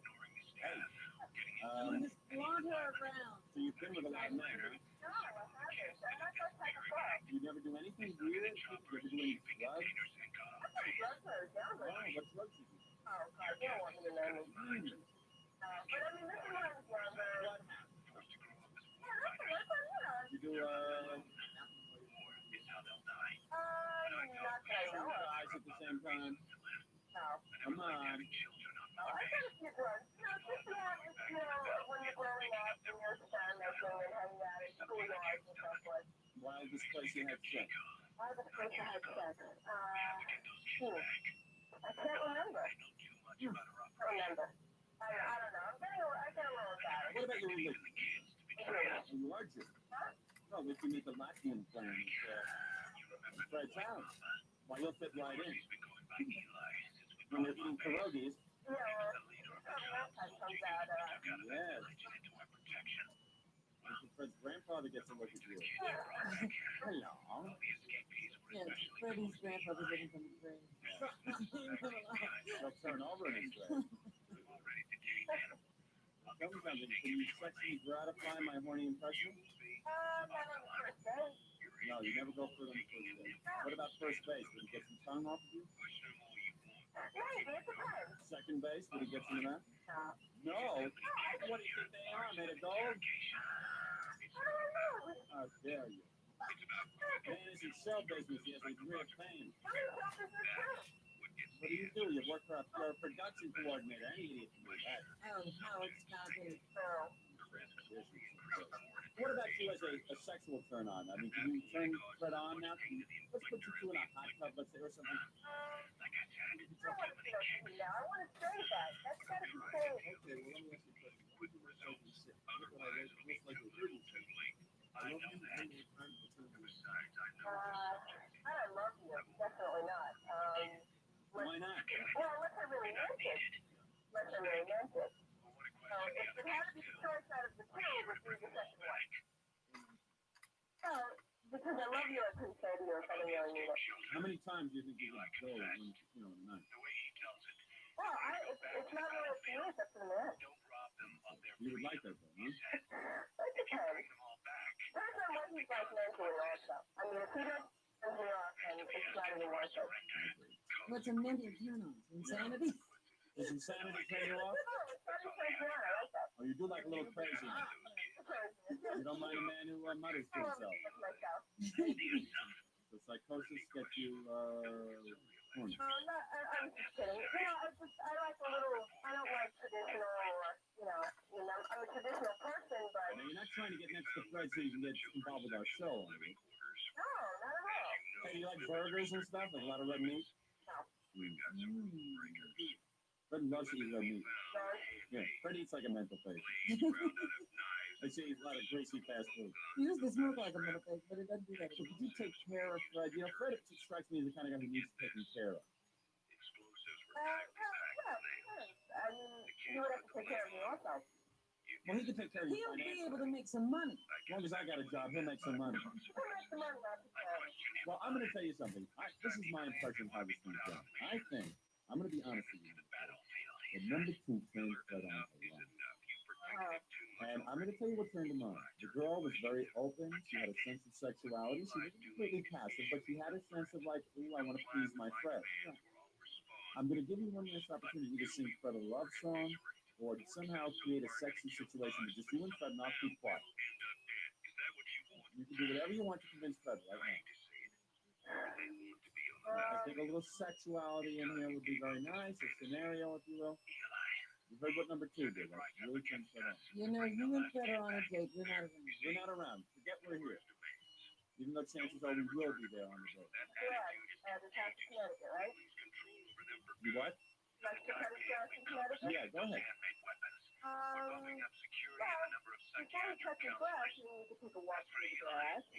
don't you act it up?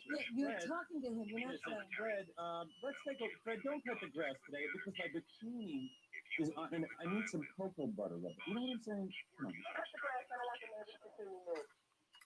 That's how you're going to be sexy? Are you turned on, Fred? Fred? Don't cut the grass. Okay, Fred.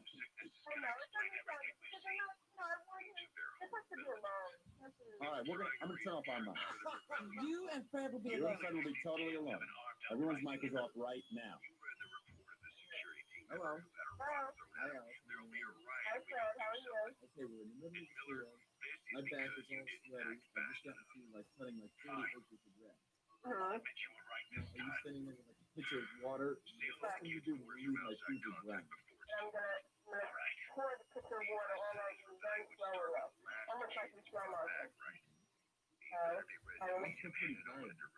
Sorry? I'm still pretty tired. You're laying down. Oh, now I'm laying down. That's right. I'm gonna pour the pitcher of water over you very slowly. So you get a few ice cubes. I thought you were They're standing in the bushes. Those are the voices in Fred's head. That's not me. There's a high fence there. Don't worry about it. No, those are the voices in Fred's head. Talking to him. The dog, the Berkeley dog. Hold on. That's exactly what I heard from the people who raised me. People who know how to be more like. I can't. I'm getting very shy.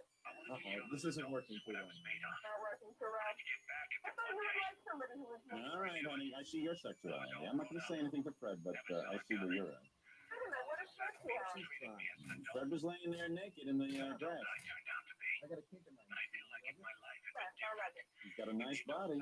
You're blowing it. Got a nice body? Yep. You're really losing it here. I have a good body also. Okay, that's all you can say. Fine. Okay, I'll give you a chance. No heaving vision. That's just feeling for myself. She was beginning to get into the happy down. All right. I'm going to keep quiet for good. Now, go ahead. Come on, you're heaving. Oh, my bosom is aching through my body. Oh, Fred, I'm going to straddle your body and rub your chest and my rub all flat the belly. soreness out of your chest. Yeah, okay. Let's grab it. Let's not get involved. Fred, you're back. You're back in the grass. Oh, wait a minute. Maybe you guys should come back in here. Fred, I'll rub something on your belly. Okay, Alice, we're back to the part where I'm now. Am I lying face down or am I lying face up? Lying face up. Okay, I'm lying face up now. What are you rubbing? I'm rubbing ice cubes all over you. And you. Oh, wait, you fell asleep. Wake up. Wake up. Hello? Yeah, I'm awake. You're awake now? And you just tell me how tired you are, and you tell me don't worry about it.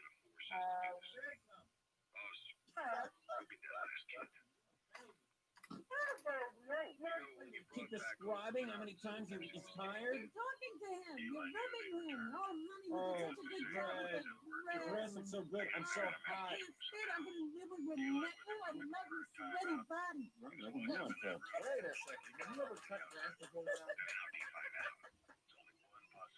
Sweetheart, what's with your sexuality? Come on. Fred's package is shrinking like Alice's ratings. Come on, let's have some fun. It's the weekend. Yeah. All right, we'll put you on hold. Have you tried? You tried. Hold on, okay? It's going to be a mystery, but Fred is going to pick one of the girls. I can't wait. Me too. No coaching. No coaching. Excuse me. What's your beauty one?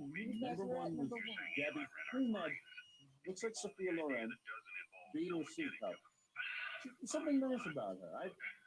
Debbie, where are you from? I was Come on. Nice voice, med student. Works in a ski Very sports. bright. Number 2 was very sexy. Looks like Donna Dixon. And was in panties and bra. Sounds like she had a take charge attitude. I think she really took care of Fred well. She had a good sexual imagination. Nicole, bookkeeper, right there. Number 3 was Allison. And, she was like, oh, come on, all right, I'll do it. Jewish and Chivani. Yeah. And let's face it, you're Latvian family, Fred. I mean, we'll be putting the barbed wire up in that backyard, I mean, there's a bunch of, Nazi background there in your family. Oh, come in. Come in, sit down in the barbed wire chair. So you are a Jewess? Yeah. It's nice for Fred to bring home a Jewess for Easter. So tell me, young lady, did you kill Jesus? All of that, how Fred's family. Yes. I like her. She was a very nice girl. It's like Christy Brinkley. It's a 36C dress. And she's probably better in person than she was on the phone. And I want to say something. The girls who usually sound bad look good. Right. I found that to be true on this show. They don't have to be.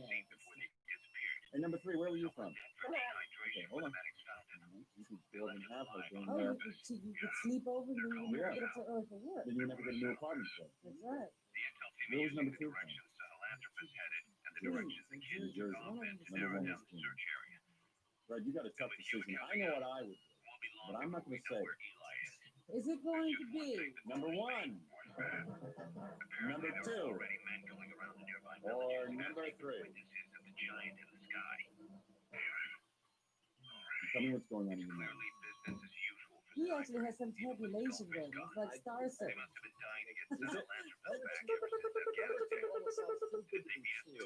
How many points? 3.0 for number 2. Can you imagine what's going on in Fred's mind right now? I mean, there were millions of voices.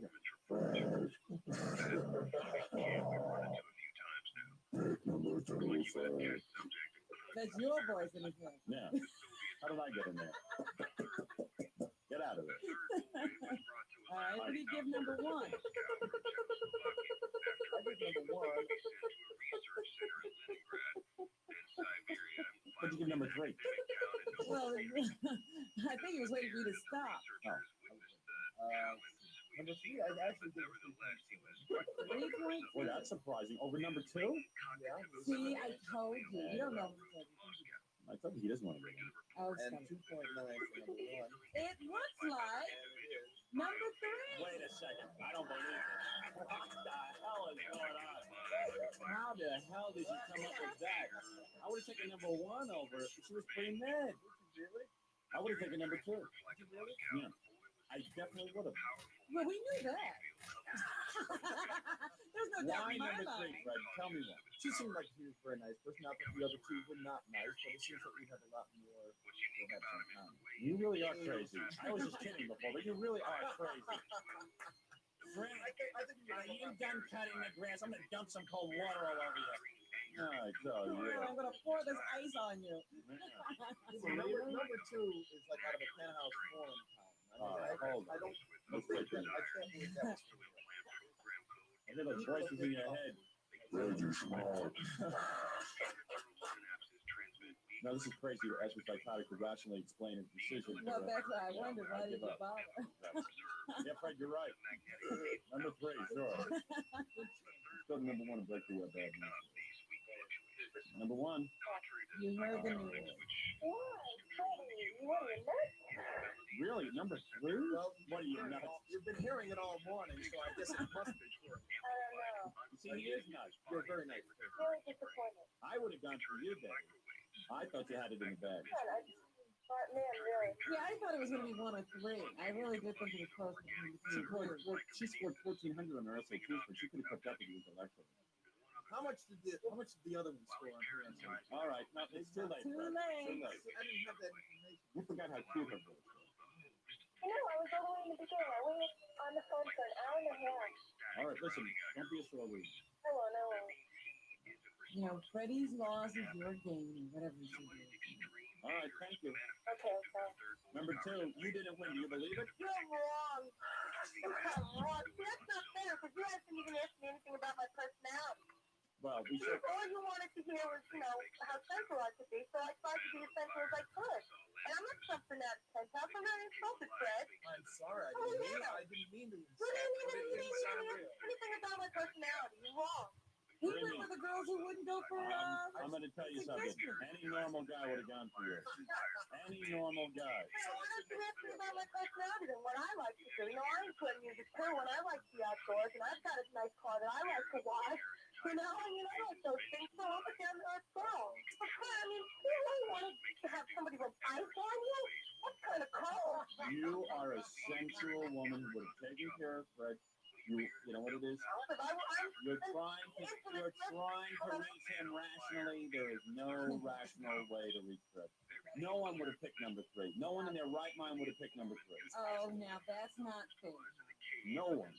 The girl was uptight. I can't believe it. She was frigid, just like Fred. I wanted to talk to you. I wanted to meet somebody that I really could, be serious with, and I can't believe you picked someone who wants to have ice on you. Fred found you too Gabby. That's what it is. You're even irritating me. Nicole, if I can be serious, you're taking a rational road here, and with Fred, the bridge is out. But I'll tell you something. You are a little grabby, and you are getting on my nerves. But I do have a consolation prize for you. Great. Listen, think of it this way. You only lost $1 a day. You have to write with the guy every day. Okay? I can imagine the torture you got to go through. Exactly. Now she gets to be you. All right. Let me put you back on hold. Okay. Number 3, this is shocking to me and everyone else. You won. I know it's shocking to you, and it's not shocking to me, quite honestly. You remind me of one of those women I saw on Donahue who likes to look at prisoners. They wait.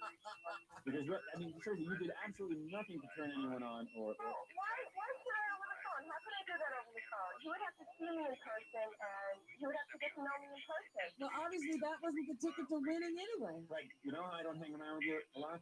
Now I'm really not going to hang around with you and your lousy girlfriend. The two of you make me nuts. You're going to be very surprised. Really? Well... Be very surprised. She does have pretty sexy breasts. You're going to love those. She looks like Christy Green. She's going to be very happy you made the right choice. All right, we'll see. Okay. All right, let me put you back on hold. All righty. This is going to keep him up tonight. Oh, yeah. He'll never get to sleep. I'm talking about you. You can't believe he picked number 3. Oh, Fred, there it is, a girl. What do you think? Thank you very much. All right. Call 949-60-STERN to request your fan favorite. 949-60-STERN. 949-60-STERN. This weekend, click on the Sirius XM app for some amazing content from the Howard Stern Show. Watch video of the Stern Show's Year in Review. Ooh, I'd watch that. And catch the new Saturday soundtracks with the Black Crowes and David Bowie. We have a winner this weekend on the Sirius XM app. Download it today. Here's another fan favorite request on Howard 101. My name is Jeff. I'm from Manhattan, and I want to hear about Ronnie's Pet Talk because I'm a chauffeur, and I'm in the limo business, and I want to hear that one again. Thank you. Ronnie Graham would be so mad at me. Yeah. Because I'm going to bust his balls right now. But I don't always care. like it when you bust his balls, so I'll get ready to have some fun at his expense. Well, then sit back and relax. I'm sitting in the back of the car, and I was out Saturday night. We get in the car, Beth and I. We'd gone to dinner. It was a little cool when It was cold out. I don't know, it was Friday night or Saturday night. It had rained and the temperature dropped. Yeah, it was chilly. So oh my God, I'm freezing. We were in the car a good half hour, So I said, oh, she goes, can we put the heat on? I said, sure. So I go to put the heat on, and sometimes heat takes a second to come on. It's blowing cold air. I said, just be patient. The heat will come on. We're freezing now more because now cold air is blowing on you in a cold. But I have a switch that says heat and has air conditioning. Lo and behold, I put down the window and I say to my driver, the fuck's going on? I'm freezing back here. I'm freezing. He goes, no. So you remember, Ronnie has a converter in there. Look, at a certain point, he has to switch it to air conditioning, and another time he has to switch it to heat. There's some mechanism. It's like a high-rise building. Air conditioning. Yeah, I was going to say, in October, every building in Manhattan goes to heat. I go, this Ronnie's car motherfucker. goes to heat. Why am I the Because you're a motherfucker? cock fucking sucker. I That's didn't why. build the fucking car. Douchebag. Why is it you go to a company? How is it you're in the limo business your entire life almost? For how many years you've been driving Is this a the limo? first time we had a problem with this? I No. mean, it's just like... That's just me. Did I got to ride in? Did I think to give Donald Trump for extra? Yes. He rides around in a Maybach. That's $200,000. He has a. How do you have a fucking car in America? It's the only fucking car that I know of. I can't have heat. You're the only one who has a converter. I have to decide It's not that a come. converter. What is it? Explain to me what's going on. You got to be fucking kidding me. Do you remember- Get that thing fixed. There's nothing I can do with it. What are you doing? There's What nothing... does it have in it? I Go to the guy who built it and say, how come you're the only car maker in goddamn America who can't fucking have heat and air conditioning going at the same time? Here's what happened. They went back to the old system they used to use years ago before they had climate control on these things because it's separated from the front to the back, okay? You follow any of this? No. There's two separate units in there. Fuck you don't understand. I'm trying to explain it to you. I understand you. Go ahead. There's two separate Fuck units. you. Why would you say fuck you? No one. Ronnie, there's not a car in America that doesn't have heat and air conditioning. All right, It's wait two a minute. separate units. Two The back and the separate front. The back and the Why front. did they coordinate them? All right, so here's what To happened. call, So here's what I want you to do. heat and cold. I want you to go today and tell this guy, I'm going to announce his fucking company every day on the air. Because no one should ever buy a car from him. It's bordering on criminal intent. Who in America has a car that doesn't have air conditioning and heat? I could go buy the shittiest car on the air planet. conditioning and heat, but here's what They happened. can't simultaneously work. In the summertime, here's what I have to To do. build a fireplace back Do there. you have heat and cold whenever you want it? Yes. See, he has it up front where he is. Do you know don't how embarrassed I am? I get in this car, and let me tell you something. It ain't cheap to have a limo, otherwise everyone would have one. Right. If you get in a car and we're freezing and laughing at this, we're going only in America with Ronnie the limo driver. Come on. And then maybe you shouldn't be a security guy. Work full time on your car and getting a car that works. What you Maybe you're have to do- overextended. What you have to do is keep a blanket in the car. So that in the summer, if it happens to get cold, I go, you can I'm sitting there, I go, I gotta say something to this guy. I go, why is it acceptable that like it was a cold night. Yeah. Must have been 30, 40 degrees. I don't know. It was freezing. Ask Ralph. He's been in there. Ralph, am I making this shit up? You there? Hey now? Yeah. It's a You horrible... should see, even when I got the air conditioning going, you get frozen out, and then you try to adjust it. No adjusting. I never saw a car like this. They have usually a thermostat. You set it. It could be hot. It could be cold. It could be in At between. this point, everything's digital. You don't dial in the number. No, you should see what I got. I got knobs, and if you set them just right, you might not freeze your balls off. I want a 1970 stretch Valiant limo. Buy me one. Just give me the same. I mean, Ronnie, how do you accept this from the guy? No, how do you keep accepting this? How do you not say to the guy, you got to climb. You know what? If you had to fucking drive people from the Today Show and all that other stuff like you used to do before I made you a security guard, it would be fixed because people would get in the car and say, "Listen, asshole, we're not paying you." Yeah, You sat there we don't back want there and that guy froze. anymore. But you know what? I'm a shithead. That's what you must fucking think of me. Get the You fuck must out of think- here. So why am I freezing in the back of the fucking car and it doesn't bother What you? kind of stupid comment is No, that? you think I'm a shithead. Yeah, I should do okay, I that. think you're a I get in the shithead, car. What if my parents are back there? We're all sitting shivering in the fucking car. You don't care? Oh, you remember we had to Tell the guy this is, Ronnie says you have to come. I mean, it's embarrassing to me. And why is it embarrassing to you? Are you nice and toasty up front? Yes, because he has both heat and air conditioning. Listen, get this shit fixed.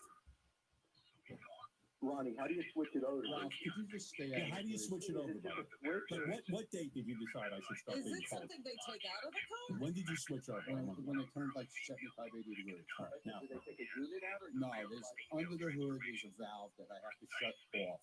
It's like a little petcock. Well, why? And that keeps the air antifreeze from flowing to the back of the car so you get cold air. But why is it every car in America, every limo in America has hot and cold? And you're the only fucking guy that doesn't have 20 different times. Well, tell the guy, what point is he going to give the money back? The car doesn't work. Well, can't you change the petcock according to the weather? Can I ask you a quick question, Ronnie? Yeah. If it's just a matter of turning this pet cock, right? How come whoever was driving Howard that night didn't know how to do it? He knows how to do it. I don't know why. Well, because it was a 15-minute or 20-minute ride. He's going to now stop the car. He just wanted to get home. Right.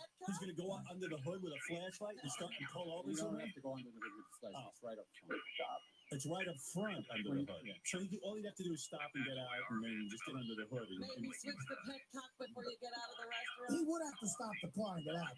I've been down to like the most remote locations. Like I've been down it's like in Florida on an island where guys got a beat up limo. You know, they don't have the top of the line. They go in there. They got air conditioning. They got heat. Don't ask. They got it all. I'm the only guy I think in America got a fucking pet cock. I mean, aren't you embarrassed by this, or you don't care because it's me? Yeah, right. If you had to drive, who do you love? I don't fucking care. If you had to drive your family around, would you say, hey, gee, we don't have heat back there? Sorry, I don't care. Bring blankets. Bring a lot of blankets. I tried everything I fucking could with that car. No, you didn't. You're lying. Yeah, I'm not lying. Did you tell the guy you want your money back? Why should we? Why not? It's not a working car. You could not do business. If you had to rely on this car to do business, where you had to drive different people the way a real limo driver has to do it, instead of getting a worker sucker like me. Yeah, okay. You would be up shit's creek. Because they would, if it was another customer, they'd say, we're not paying our bill, we're not heat. You're telling me that shit. I'm a sucker, not you. Me, I'm an asshole, because you must think I'm a piece of shit. I decided that. You must think I'm the biggest piece of shit, that I'm sitting back there crazy. Okay. I just need heat, that's all. I'm sorry. Don't tell him you just need heat. Whatever. No, I need heat and air conditioning. No, Ronnie, let me clarify. Come back here. I need heat and air conditioning, not just heat. Don't reset the petcock. Dude, you don't need those doors to open, do you? Yeah, I think one of them opens. Yeah, Andy, go ahead. Say what you have. Hey, Howard, I got an idea for you. My buddy has a horse and carriage ride. It's alcohol unlimited and a blanket. We got the free advertisement. Horse and carriage with a blanket? I'll take it. How much? For free advertisement. But then I get free rides too. I don't think that's on the gallows. I gotta be honest with you. It's sounding very attractive to me. You don't take long rides right now? No, usually 10, 15 minutes. Yeah, that's nice for the horse. You'll see me. I'll be waiting. Plug-in blankets electric. All right. This guy usually he got me back there. I'm shaking. She says to me, when is the heat going to come on? I go, I don't know. I think there's something where I'm not allowed to use the heat. She probably thinks, this is really ridiculous. I'm supposed to be marrying this guy. He doesn't even have heat and stuff. She's starting to rethink. She ain't with me for my looks. Nothing. I can't get a fucking break. Oh my God, nothing works. And here's your truth. You take the you just take the lowest base model of all this stuff. You just say just give me the cheapest. Oh yeah, you got a broken limo that I can get a deal. What do you have in something that doesn't work?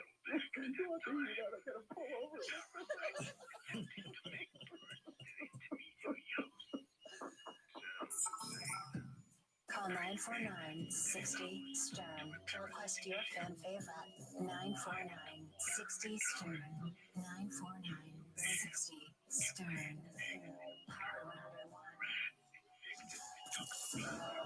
Howard 101 presents. Today is Fan Appreciation Day. Another fan favorite.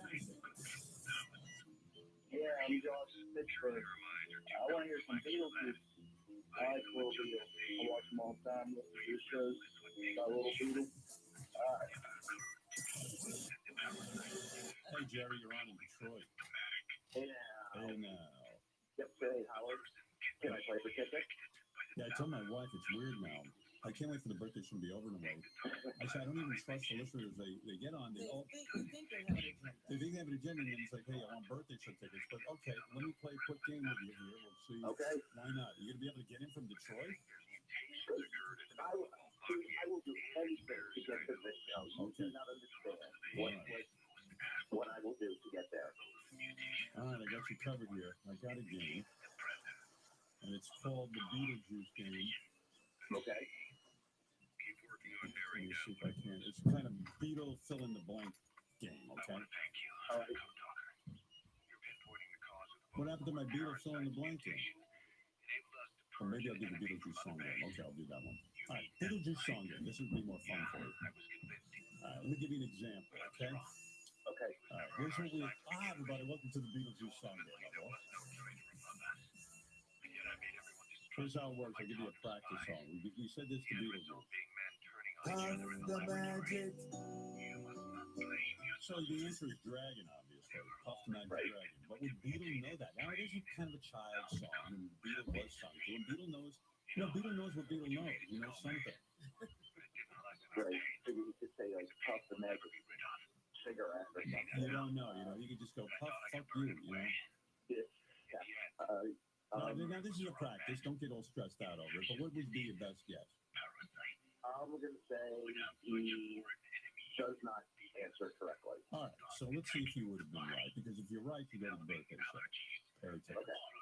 Here we go. Puff the magic. Ain't no fucking magic tricks in it.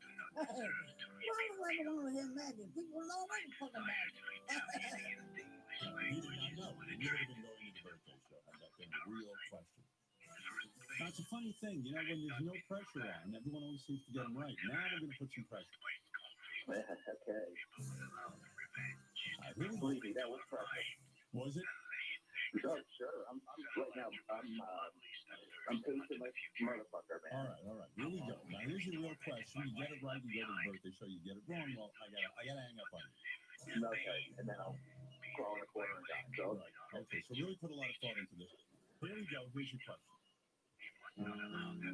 Rock-a-bye on the treetop. Rockabye baby. We're looking for the word baby. Now, this is clearly something his mother must have sang to him, or he heard in school. He did go to school. TV shows. I mean, it's everywhere. Hey, Rockabye baby. Now, that's a little different than Puff the Magic Dragon. Right. It's a level down in sophistication. Oh boy.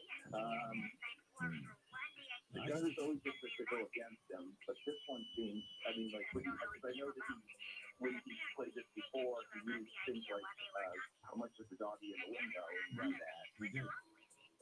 So, and that one to me seems harder than Puff the Magic Dragon. But, you know what? I'm going to go with, He doesn't know a lot of things, but he does know some things. Right. In kindergarten, he was taught by Jerry O'Connell's mother.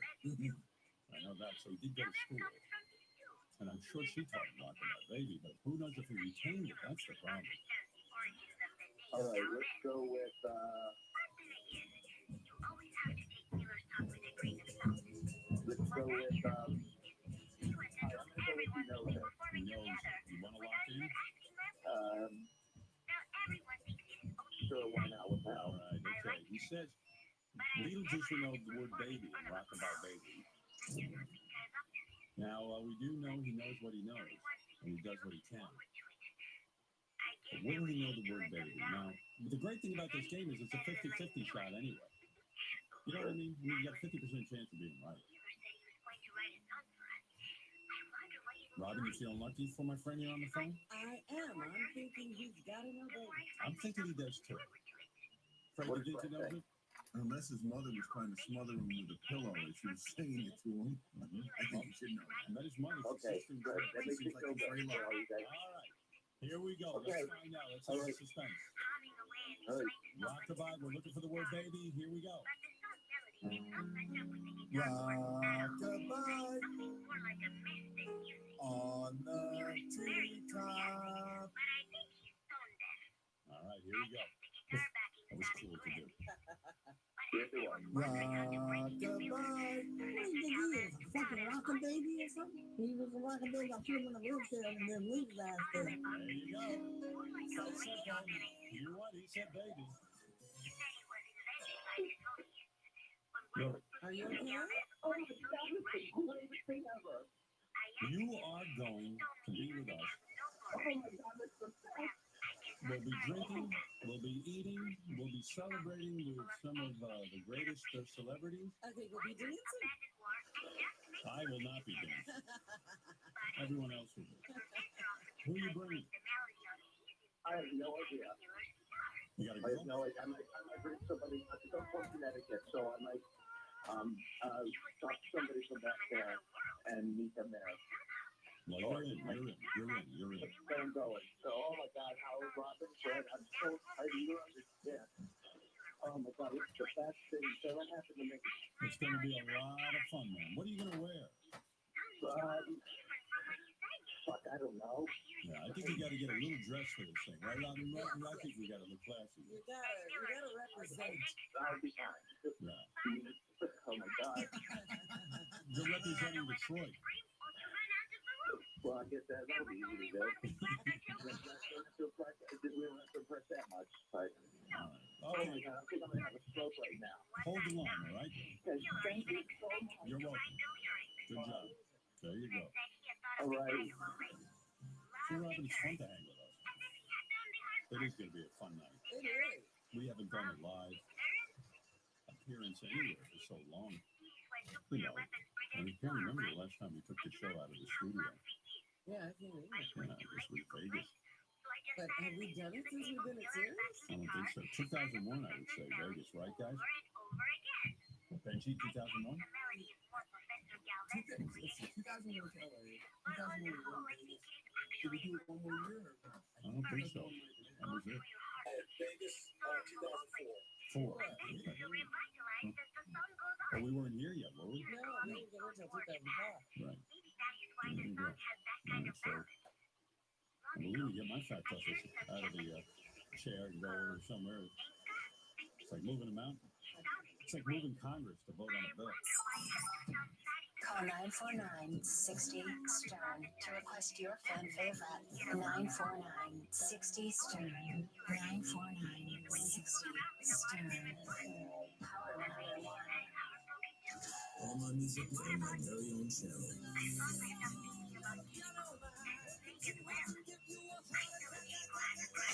The Billy Joel Channel. For a limited time, Sirius XM Channel 105, or listen at home with the Sirius XM app. Sirius XM. Howard 101 presents Today is Fan Appreciation Day. another fan favorite. This is Ryan from Laverne, California, and I want to hear the one where Bonnie planned a dinner party for Howard for his birthday. Howard's kid, Artie, and Howard riff on him throughout the whole show. Last moment. Thanks. I was really happy with my birthday weekend. A lot was made of my birthday, and it meant a lot to me. Very meaningful. And it even affects me more now today that, you know, the smoke has cleared. What Robin did for me, got pictures now from the night. It was really great. So I said to Beth, my birthday is done. Next weekend I have some plans with the kids. And she said, well, I want to do something Saturday night. So she says, no, you can't do anything Saturday night. I said, what? She goes, no, just trust me. I said, what is this? More birthday crap? What is going on with this birthday? I'm done with the birthday. It's officially over. Whatever was done was done. I'm not still celebrating a birthday. This is not my style. Well, she goes, I can't really say anything, but Saturday night we're going somewhere. You wanted to go somewhere. You're going somewhere. No, I want to go somewhere where I want to go. I don't want to discuss where I want to go, but I have something I want to do with some people I know. Yeah, I had no idea. Like months ago or something, she had said to me, hold this date. But I didn't know. I thought it was for my birthday. And realized he threw a birthday party for me. That was nice. And then Beth threw a surprise party. I said, look, what's going on? I got to know what's going on next Saturday night. I'm not looking for surprises. And the birthday's over. I'm done celebrating. Enough. I said, you chicks with the birthday celebrations. I started getting angry. She goes, this isn't a trick. Don't make it a chick thing. You know about this? I do know something. Yeah. No, it ain't happening. Oh, I'm putting a stop to it right now. So listen to this, you guys.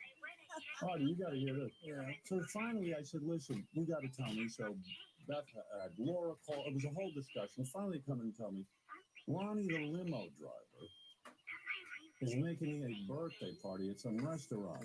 I said, listen, what is this going to be every weekend? I go to Scores with Ronnie. I ain't going to any dinner with Ronnie. She says, oh, and it's going to be great. It's going to be Wayne Siegel and Ronnie. Wayne Siegel and Ronnie. What is this? Get off my back. I'm not on your back. I don't want a party. It's not a party. Yes, okay? it is. No, it's I not. heard it was supposed to be a surprise. You should walk in and you're supposed to be sitting there with Wayne. What kind of fun night is that? Wayne and Neil. I'm not. Neil? Listen to me. What are you doing? What are you doing? And Laura, okay? Listen to me. I know Robin left you out. I know Robin left you out. I love you. You want to go to dinner with me? We'll go to dinner with you.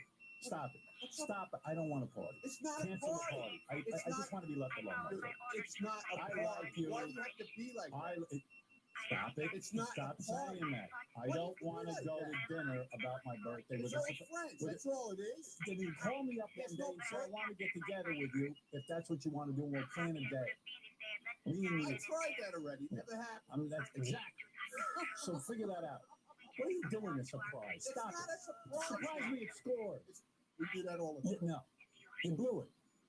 You think I want to? What are you like a woman? You making a surprise party? No, because everybody called me and they said, Men make plans with each other or not. Listen to me. Listen to me. Oh, you making me angry. Listen to me. You're ruining my Saturday night. I'm going to sit there with Wayne Siegel. I'm going to sit there with Wayne Siegel and stare at that face. You got Sunday night also. Oh, very. Yeah. I got Sunday night. That's bedtime. No. No. You don't know my bedtime. Martin Luther King Day, Martin. I don't care whose day it is. Yeah. Listen, it's always a big It's Howard Stern Day every day. Yeah. Everybody called Listen, me up. come here. Look at me. Listen Listen to me. Everybody called me up. I and love said, you, Ronnie. How long have we been together? It's got nothing to do with it. You want me to send you a card? I'll send you a No, card. I said I love over you. 18 years. Do Okay? me a favor. Cancel it. Whatever you got, please cancel it. Listen to me. And pretend we did it. You listen to me? You They gotta all, be kidding they me. all called me and they said, oh, what can we get No, I can't even go out Saturday. I said, I don't know So what let me to get. So I said, why don't we What just all restaurant are take you them out? taking me to? Gabriel. All right. Buy me a gift certificate. Call it a day. And I'll go myself. I bought you one. Listen, Robin might not love you. I understand why she didn't invite you. I know she doesn't. But I'm going to tell you something. Robin's really hostile. She loves my wife. She doesn't love me. It's okay. Well, she wanted to invite you. It's okay. I couldn't figure out how to invite his wife. Mr. X, too, he doesn't like me either, but that's all right. I don't care. Dude, Listen to me. it had nothing to do with what you're thinking. Look at me. It's not a woman's party. I like you a lot. I like you a lot. Come on, what are you doing? Then I have, Why do you have to be like that? and Why do you have to be like who that? else is going to this thing? It's Wayne, Neil, and Joe. Joe? Yeah. Joe Famighetti died. I thought you were going to wheel in Joe Famighetti. Joe, your partner? Yeah. Oh. When do I hang around with Joe? Well, All right, get out of here. dude, I'll talk to you later. You're insane. I'm not. What do you mean I'm insane? What do you? What kind of night is that? Get out of Why do here. you have to be like that? I don't want a birthday party. I don't want It's to go not to a bed. birthday How do I get party. out of this? Do I pay you? What do I have to do? I'll pay for the whole thing. If you put down money, I'll pay for it. And Laura. Now you're gonna hurt Laura's feelings. Laura too? and I go to dinner all the time. You don't have to worry about Laura. Laura wanted to do this though because she doesn't know what to get you for your birthday. She already gave me a card and said she's taking me to dinner for my birthday. Exactly. Go in the Saturday way. night. No, Saturday night. No, I'm telling you. Call her on the phone. I don't want you buying me dinner. I don't want birthday anymore. It's not. I don't go to dinner with Laura on Saturday night. Saturday night is my night. I have one free night. You went to dinner this past Saturday night with Laura. That's right. That's right, with my family. Okay. All right? So what's You're not my family. Yeah, I didn't say I was. Did I ever say Why I is was? she making you do this? I don't know. Because I'm. It makes me unhappy to be at dinner with feel you. like this is all my fault. It's a Saturday night. It is your fault. You started it. If you had invited him, I wouldn't be subjected to this. That's not true. That's what It's happened. not true because Wayne and everybody call me. They're calling me asking, what can we do for Howard? Why are you in charge of that? Because they're all calling. That's the one thing I hate. What night do I have free ever? One night a week, Saturday night. What do I like to do? Saturday and Sunday. That's why. No. Don't plan. The worst thing you could have done is plan my Saturday night for me. I did that with Robin. I did that with Beth. Those are two women in my life. You're not my woman. I don't want to be If you're my woman, I'll go out to special dinner. Please stop. I don't want it. I don't want to go to dinner. I'm not canceling. Cancel. I'm not showing up. Fine. I'll call him right now. You call everybody. You tell him. Look at this guy planning surprise dinners. It's not something, it's a dinner. It was. I found out about it. He told Beth.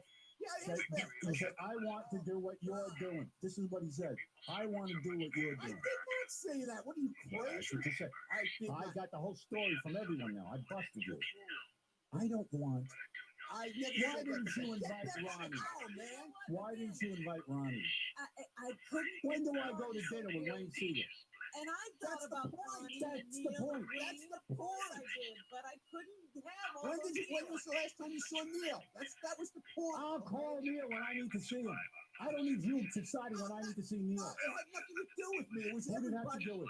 Who did it have to do with? Called me and they said, So say, I don't know what to do. Leave me alone. I got my own problems. That's what you say when it comes to me. And Laura said to me also. I was so mad at Beth for keeping this a secret. Why you mad at her for? Because she didn't tell me. All I did was call her and ask her. I said, do you think he's free that Saturday night? I said, and she said goes, no. Yeah. And I go, well, what do you think of this idea? Why are you calling her? Call me if I'm free. I'll decide if I want to be with you for dinner. Oh, God, man. You got issues. Limo driver, security guy, now he's a party planner. Yeah, he's in a whole party planner. You want to go to dinner with me? Who's writing that on the computer, huh? You know what? I'm going to tell you something. I'm going to go to dinner with you when I want to go to dinner.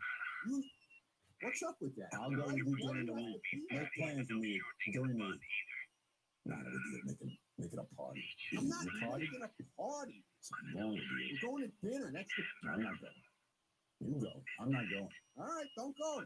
Joe. Why would you invite Joe? When do I see Joe social? I love Joe. He's a great guy to hang with. If he wants to go to Scores, I'll go with him anytime. What are you doing? You're inviting Joe because he's your buddy, not mine. You're a selfish man. Get out of here. What is wrong with you? I'm selfish. Why am I selfish? What is your problem? Why would I? Well, you think I want to walk into a restaurant?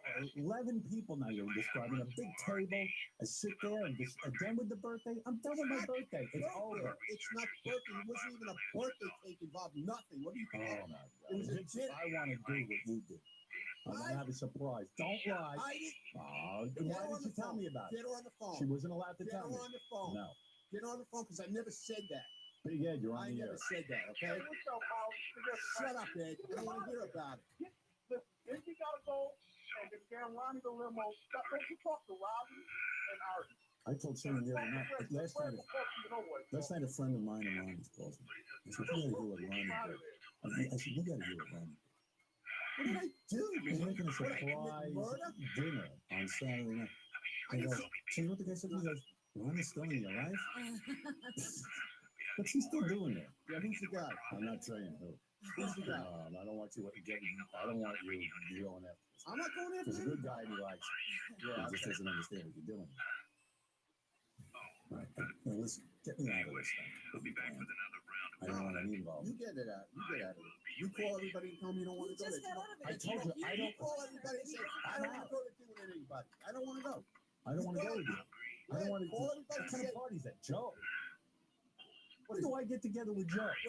What is he got? Bugs? No, Joe's a great guy. I love going to Scores with Joe. I love going to Vegas with Joe. Man. Let's go to Scores one night. You want to? Let's go to. You don't see Fred making me a surprise dinner. It was too. How could you not call it a surprise dinner? I'm not supposed to know. It's not a birthday dinner, okay? He wanted to make a surprise dinner for me. Why is it a surprise dinner to me? Here we go. Why was it a surprise dinner? Now you're saying it's not. You're lying. Because we knew you wouldn't go. That's right.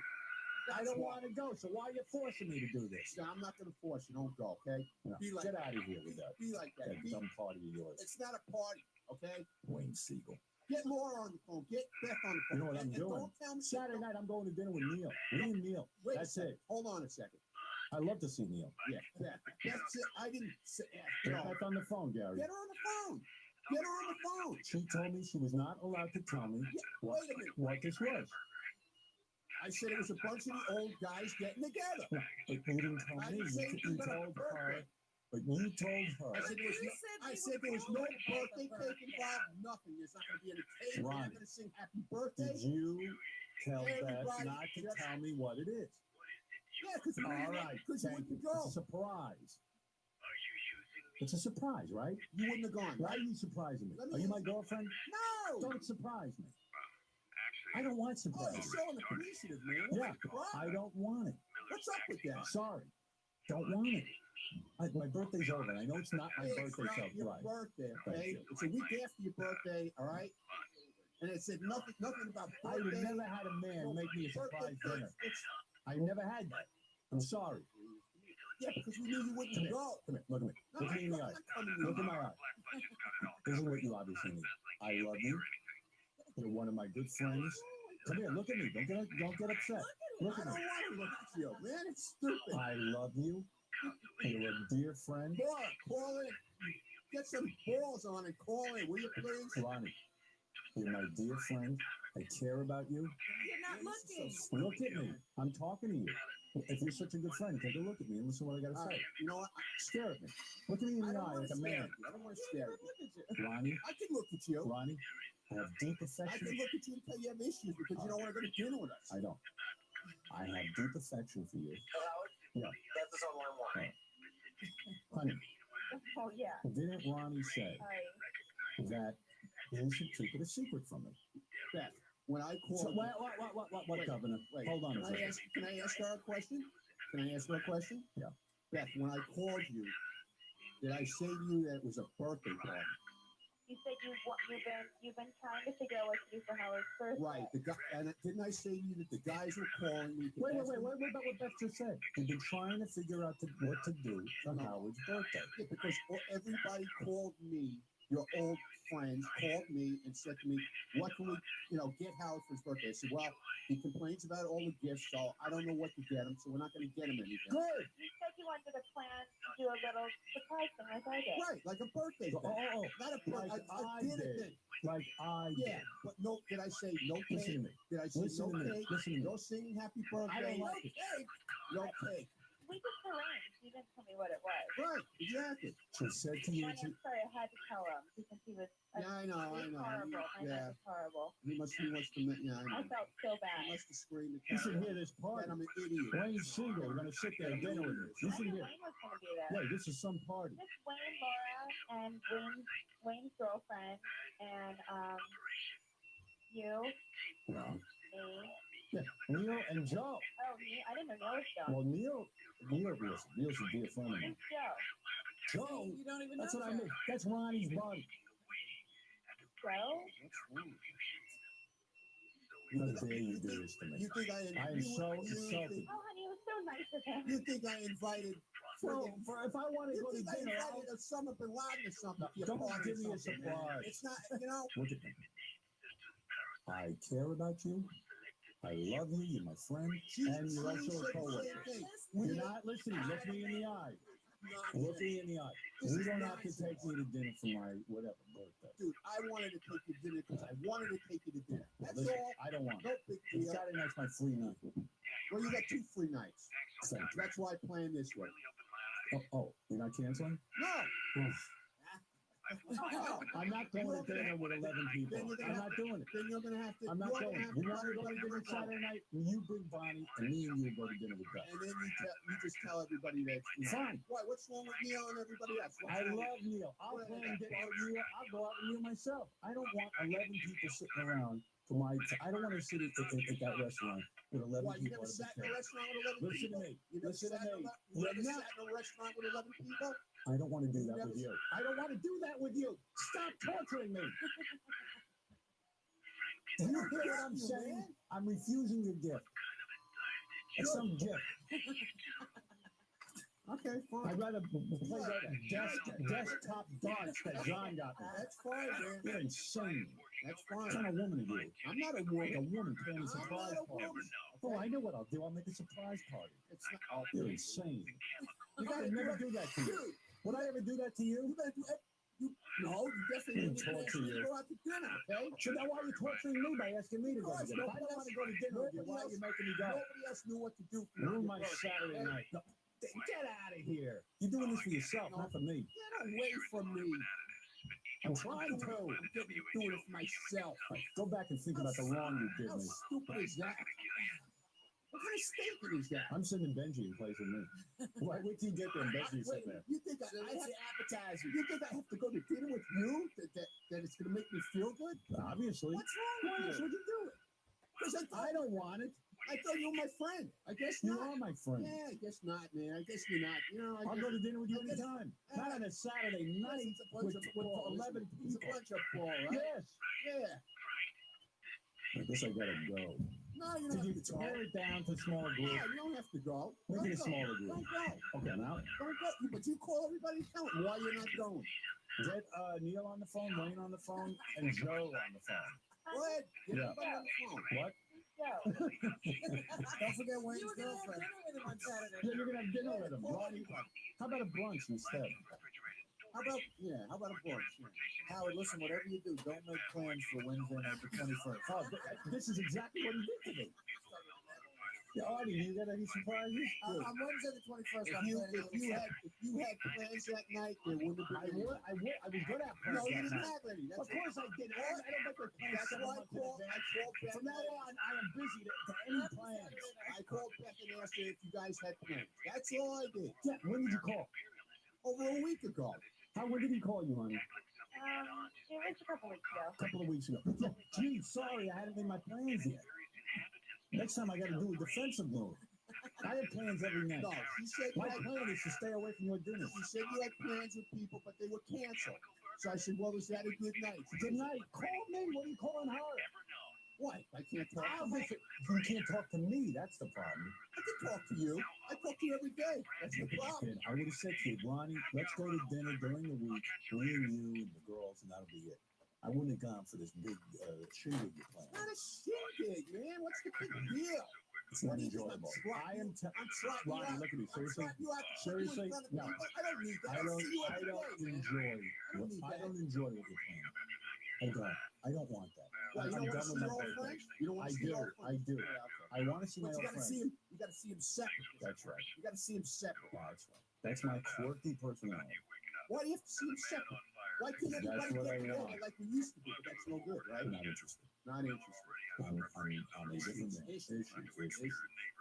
Don't plan parties. I'm not. You're the worst at it. You're not good at it. What is your problem with me? You don't even know. What is it? I can't even begin to tell you my problem.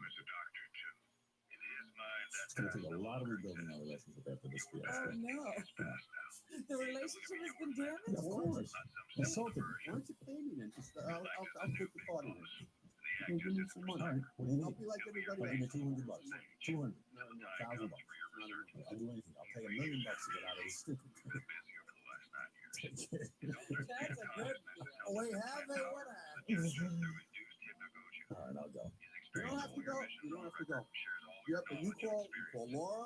I'm not calling anyone. I'm just not going. What do I have to do? Laura, go. Let's sit there like dinner. We leave the 2 chairs empty. Beth, would you like to go? Okay. Oh, yeah. Beth can go. Yeah. Oh my goodness. If you had a cake, I'd go.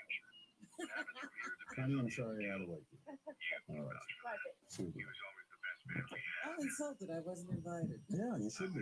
I wish you would go. Party.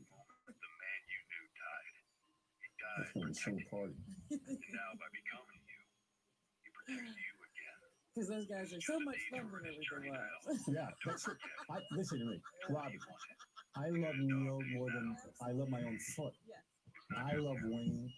I love going to Atlantic City. I love Ronnie. I love when we all get together, the guys. Yeah, I love them.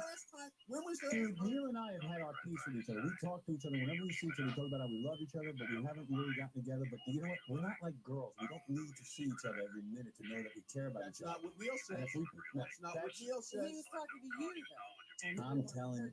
But yeah, but Neil tells me All different. right, listen to me, Ron. Neil tells me different, okay? I You don't want think I'm lying? Get him on the phone. Ronnie, Now we gotta get Neil. You think I'm can lying? I say something? I'm not lying. I agree. Why would I say that? Listen carefully to what I'm saying instead of yelling. Because we really need to get an education. I love going. Neil, Wayne, Ronnie, there's certain guys when we get together and we do a bachelor party, we go Super Bowl score. Great. We don't get together with the wives. These are your guys. These are guys. These are men's men who want to party and drink and play cards and do all that. And it's great. This maniac is planning a Saturday night dinner party with the wife. That's not what I'm into. Since when? You want to give me a gift? I'm going to tell you the gift I want from you. Plan a night, me, you, Neil, Wayne. Cards, drinking, afterwards scores. That's a party. I don't get together with you and the wives. Are you insane? Why, you hate my wife now? Oh, dude, that's not what I'm talking about. You don't even know what I'm talking about. I know what you're talking about. Go back to the planning table where you and Wayne and Neil and I got Joe. more of an education than you think I got, okay? Yeah. Where did you go? Where did you go? Get out and go plan a new night for me. Wait a minute, what did he? Yeah, oh no, you better discuss with me what you figured out. And by the way, when I see you later privately, don't bring this up. I don't want to hear from you. Insane. Planning a night out with the girls. Watching a behaved Neil Drake. Yeah, that I love. When he's sitting here next to the wife and he doesn't say two words because he can't talk dirty or anything. That's right, when he can't be himself. There's no better guy on the planet than Neil Drake. But he's gotta be unleashed. When he's sitting next to that wife, Paula, it's a different Neil Drake. You don't even know who that is. Can I get you a drink, honey? I need on the penny fours. Oh my God, give me a break. And Ronnie sitting there with his wife is another treat. And when you see her with a girlfriend. Not only. Well, I don't even know what that's. And Joe, I know Joe from hanging out. Joe and I work out together sometimes. Of course not. I met her for 2 seconds, which is the way it should be. I don't know Joe's wife. Ronnie planning a dinner party like it was some bunch of girls. What am I going to do with my tickets for Mamma Mia now? This guy's got to be kidding me with these plans. Could have made a man's night. Boy, I would have jumped at that. Of course. And it would have been great because this is a food birthday. We're doing a man's night. Oh, man's You're night. right there. How can I not go, darling? Joe and Neil, my good friends, Wayne. Planning a dinner party with the wives. This guy's got to be out of his friggin' bird. Am I right or am I wrong? Well, on Wednesday night, the 21st, I'm planning a thing at my place. A woman's going to come over and show us some candles. If you like them, you can buy them. Yeah, this is my buddy, Ron. He's going to fix me up for the night. And then he goes, oh, you don't like me. I like you fine. I like you in a certain situation. I just start social. She's throwing you a shower. Yeah, he threw me a shower. It's your birthday shower. He's mentally ill, is what he is. I said, Beth, what do you mean? What do you mean I can't know what I'm doing Saturday night? What is going on? I can't say. You can't say. What did you do? Is this more birthday crap? Well, yeah, it's, for your birthday. I said, tell me what it is. Because I can't. I have to call the person. And I said, well, call him. Oh, yeah. Beth was freaking out because she knows Ronnie is like angry. Right. So Beth was freaking out. So she called. She must have called Ronnie, and they tell me Ronnie's with the wives, and he's planning with Joe and his wife, and Leo and Wayne and his wife. Okay. What's next? Dinner with Will and JD? With the girlfriends? What are you doing? I have one question. Couldn't you Saturday night made a boys' night out? Why couldn't you honor me that way? I could do that also. When would I ever sit there You ever see Neil with Paula when he's sitting there acting like Robo Neil? You think I want a night of Robo Neil? Let me have the real Neil. He'll throw a drink on her. Let me have the maniac Neil. No, that isn't happening. You know that. What are you doing? You always are up for fun. What are you? Me? I got to be tortured? Everybody else can give fun to. Me, I'm tortured. Go back and rethink this. Yeah, we notice how you celebrate your birthday party. Yeah, I don't see you go to dinner with the wives. I saw you wouldn't go. I saw you with your scores wife. You wouldn't go, man. Yeah, so what? That was my birthday. How come your birthday's fun and mine sucks? Oh man, let's get together. Me, you, Wayne, Joe. We can do that. You're getting dinner party, man. 923. It's day to Inlet. We can do that. We can do that after. Oh, that'll go easy. Yeah, right. Look, you want me to go to dinner. I don't want to go. You're one of my dearest friends. I'm serious. And you might not think you're a dear friend, like you are. I like you. Believe me, that says a lot. I don't know how many people really like you. Not many. And I like you. Not many. I like you. I don't have any friends. So what are you thinking? We're men. Me, you're going to stick with a Robo Neil and You go out for dinner. Wayne and his Don't you go girlfriend? out for dinner all the time? There are people I do that with. And I do have to do that with. You're a man. You know me. How many years do you know me? So once, but one time, If you want me to do it, I'll do whatever you want. no, you don't have to. But make a nice night for me, for Christ's sake. What are you thinking, John? What are you thinking? Neil with Paula. What a night. Yeah, what are you doing? Come to figure. You're Ronnie. Your scores are 923. What are you doing? And I'm also That's why you don't get together with Neil. I'm also thinking, who's Wayne going to bring, a guy or a girl? Wayne's not even gonna bring. Every time Wayne says he's bringing some girlfriend, turns out there's no So girlfriend. he shows up alone? Yeah. She got sick. She doesn't feel Yeah, well. she She's a mystery. She broke up this 10 times Wayne was going to bring this supposed girlfriend. Every time she's sick, she has a problem. He's got no girlfriend. When are we going to wise up to that? What's going on? I wised up to that a long time ago.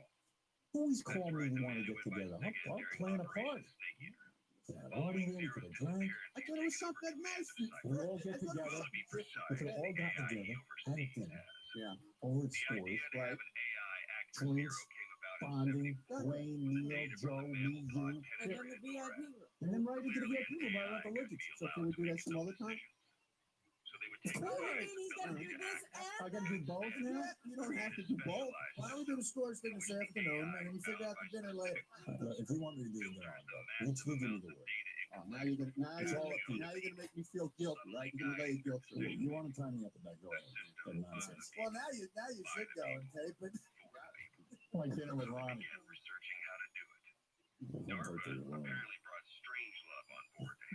Michael, you're on here. Your birthday is given in honor. I think you should be able to finalize what's going on. Listen, Ronnie knows I love him. I love him.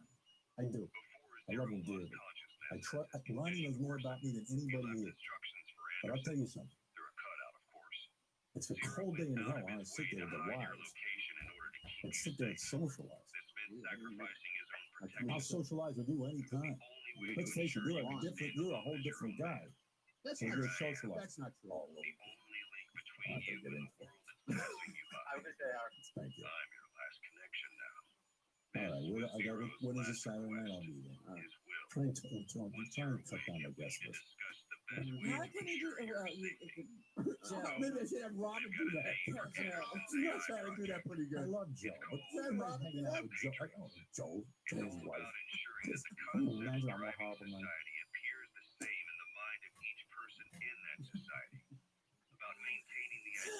Bunch of fun guys with their wives. You're the best. Guys are my friend because he's a man's man. Right, yeah. He used to drive a bakery truck. That's what I like about you. What kind of bakery truck drives a 16 plans parties? Sushi parties at sushi restaurants. What's wrong with you? That's not your level. Well, you like that restaurant. I love that restaurant. But not with you. Because I love things with you that never know what that is. Go back and go play in my party soon. See if you have milk before. All right, come on. I can work on that. Call 949-60-STERN to request your fan favorite. 949-60-STERN. 949-60-STERN. Power 101.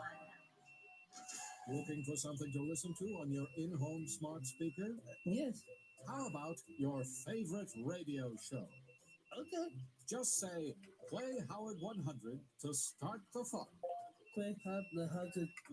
Put on How is the show? Yes. Yes, enjoying the Howard Stern Show has never been easier. I don't know where to go. What the f did you just say? Oh, wait, you forget yes. Howard 100 and Howard 101, playing on smart speakers everywhere. Hobby, Now playing Howard 100. yes. Here's another fan favorite request on Howard 101. Hey now, this is Brian. I'm calling from New Jersey. I'm looking to hear the interview you guys did with Larry David. Excited about Curb Your Enthusiasm, and I'd love to hear it. All right, take care now. Baba Boo. Well, Larry David is here. Everyone has said to me for years, how could you not have Larry David on? Well, it's not up to me. It's up to Larry David. Let me look at you. Wow. Look at that. You look good. Sit on the couch. You know how many strippers have sat on that couch? You're kidding. I sit on this couch? Look at you. This means you've arrived when you sit on that couch. Wow. Out of all of your accomplishments. You know, people always say to me, you and Larry should be friends. You and Larry. I get the same thing. The same guy. Yeah, I get the same thing. Yeah. He would say, you should be watching Curb Your Enthusiasm, Howard. This is you. But Larry, argue why we shouldn't be friends. I'm sure Well, because we're both deep down despicable people. Right. Two miseries. Two miseries. You're a legendary miserable guy, and people know you. By the way, that's really not true. It's not. You're happy. I have a very good disposition, I think. Yeah. So why do you get that reputation that Larry's? Yeah. I think I know it.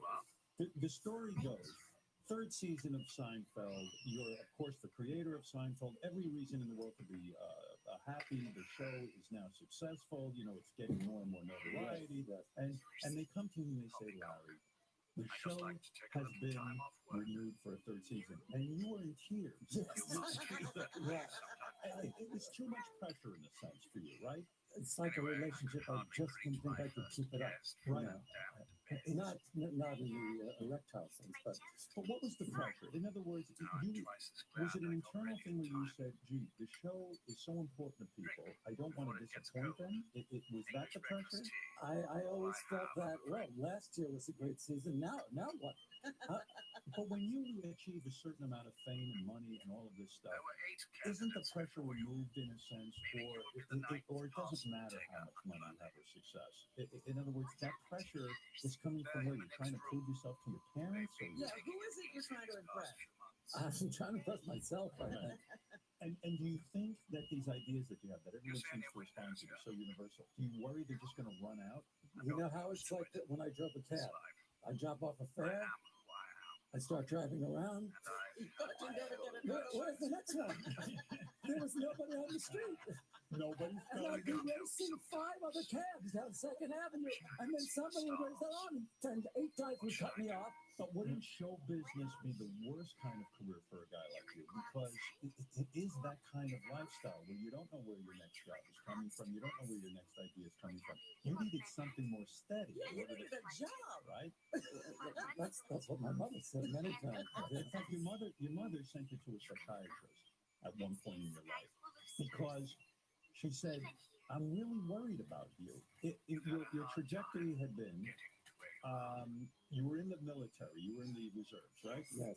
Now, you're a little bit older than me, so you were at sort of where Vietnam was a real looming danger. Absolutely. I mean, you could have gone to war and been killed in a senseless war. And that defines you, right? I wasn't going to do that under any circumstances. Right. But you joined the reserves, right? Yes. And was that a way of staying out of Vietnam by joining the reserves? Yes. Do you think you would have gone to Canada in those years? Definitely. Yeah, if you didn't have the reserves. Canada. So, most people don't understand this, and I still don't understand it. If you join the reserves, don't you have a good chance of being called up to go serve in Vietnam? At that time, they weren't really using a lot of reservists, I don't think, in Vietnam. That was because of the draft. You Yes. had a full-time military, and the reserves were backup. So the cool move was get into the reserve, and they probably won't call up the reserve. Right. Yes, So you spent time in the reserves. I guess you got out of high school. Did you go to college? I did. Yeah. But the reserves were, that was no day at the beach either. It wasn't. No. What did you have to do? Well, here's the thing with the reserves. First of all, I had to go to basic training and the occupational specialty school. I was in petroleum storage, by the way. Sure. And they would have classes in petroleum storage, but he would sit there and it was intense, like 112-degree temperature. Basic training is a bitch. It's horrible. I cried my first night there. Were you homesick? Well, I was in the army. I was among strangers, and there's a lot of people who have very it's diverse backgrounds, and a lot of people don't get you, right? Is that the way to put it? Yes, well put. Right. Were the drill sergeants, so to speak, mean to you? Yeah, they were all mean. They would wake you up at 4:45 a.m. Right. and come into the room and scream.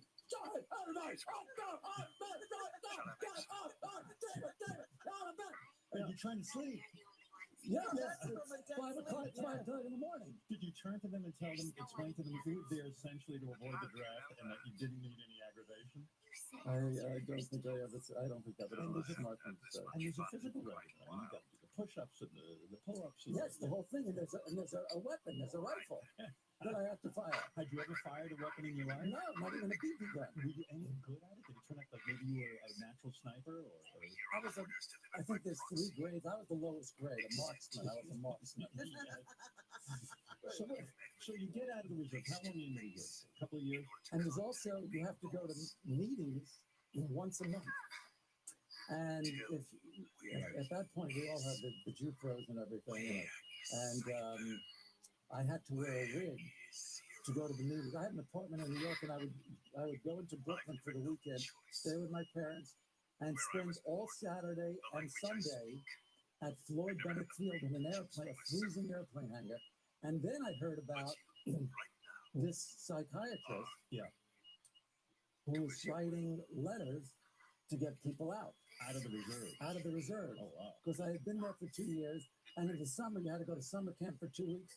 Sleep in a tent for I mean, the whole thing was, it wasn't you. It was absurd. By the way, when you say it wasn't you. It wasn't you. Yeah. But when you say you had to wear a wig, in other words, you had big hair, and you have to have a short military to pass inspection. So you'd stuff your big hair under this wig, and you'd have like a crew cut wig. Yes. Yeah. What the whole unit did. It wasn't just me. It's just a bunch of guys wearing wigs. Yeah. It's hardly a fighting force. Oh my God. Are you gentlemen all wearing wigs? It must have been the most bizarre. Do you have any good pictures from that then? I wish I did. Isn't that something? Well, yeah. So in other words, you were spending these weekends, military, blah, blah, blah, and now you're trying to find yourself. Did you go to the psychiatrist? So I went to the I got this, the name of the psychiatrist who supposedly was writing these letters. So I went to see the psychiatrist. And the psychiatrist is talking to me, and I'm trying to act a little crazy because I wanted. You want to get out? It seems like he was looking for me to be a little crazy, so I'll be a little crazy. Did you wear your wig? I didn't wear the wig, but I have a lot of problems, and I started to tell him that, and then he wrote me this letter. According to the letter, I'm stark raving mad, and I can't be in the military. Now I had to take this letter. And hand it to my commanding officer. Now, mind you, I know all these people. Right. Okay, so I have to act the letter now. Right. This is only a month later. Yes. I was fine a month ago. Right now, the psychiatrist is giving you stop raving man. Yeah. You hand it to your CO. So I take the letter. I hand it to the major, and I sit down across the desk, and he reads the letter, and he starts talking to me. And I'm knee deep in this performance. I am living this part where I go, sometimes I just have these thoughts, it's crazy stuff. And then after 5 minutes, the guy said to me, can you drive home? They're gonna lock you up. Yeah, right. Can you drive? I said, yeah, I can drive. I'm a good driver. You're like Rain Man. Yeah, that's Rain Man, exactly. Exactly. Wouldn't it be great if you When I heard that line on Rain Man, I thought, I said that same thing. Wouldn't it be great if you gotten institutionalized, like spent the rest of your life in an army mental institution? Yeah. Come with me, Mr. David. No, I was kidding. But you So I got out. You got out. Yeah. For real? Wow.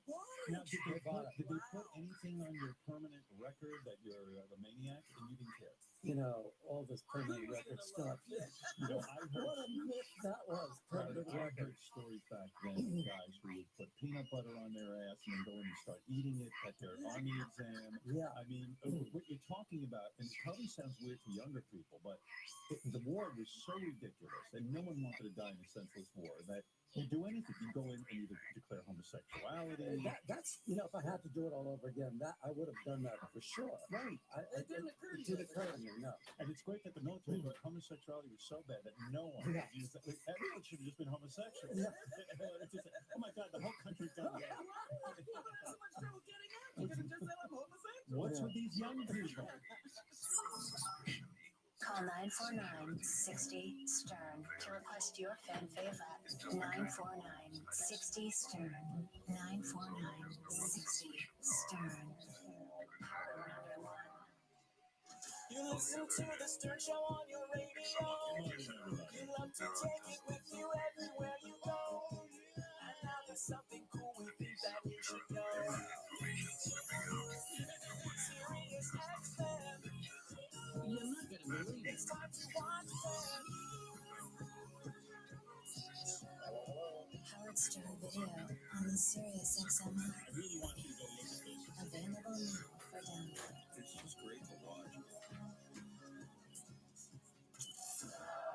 Howard 101 presents Today is Fan Appreciation Day. another fan favorite. You're fantastic. Hey, this is Ryan from Georgia, and I was wanting to hear when Howard was in the Hamptons and as Artie and Ralph came down, and they went out to a club and ended up leaving Ralph at a club. And I think that's just the greatest story ever. Thank you. Did you read about that party I went to? No, I didn't. I didn't read anything. What did you do?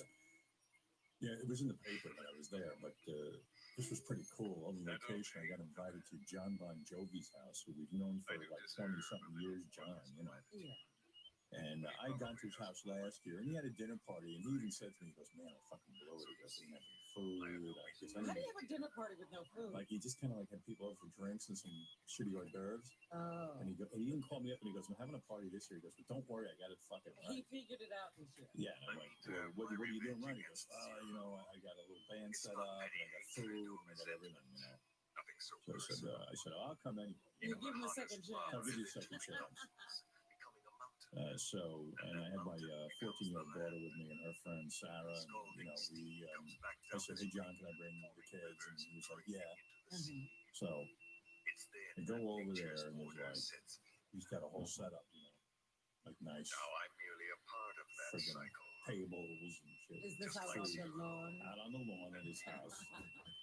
And so, like, I'm there, and it was like one superstar after another starts. Well, first I see the governor of New Jersey, John Corzine, who I knew nothing about. I gotta tell you, it was like the fucking greatest guy ever. What do you mean he's the greatest guy? I'm telling you, this guy. I've heard some not so good things. Really? What have you heard? Because I'm telling you, he is terrific. Well, you're getting bowled over by everybody. You would too, though.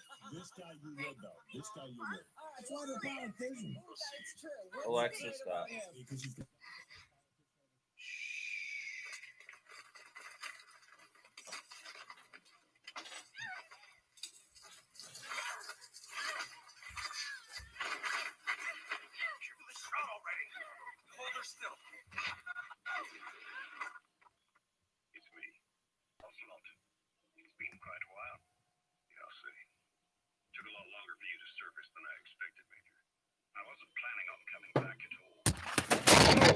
Shit.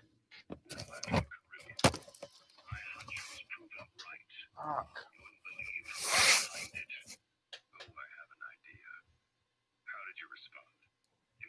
disinformation campaign. Most bought into the story, but not everyone.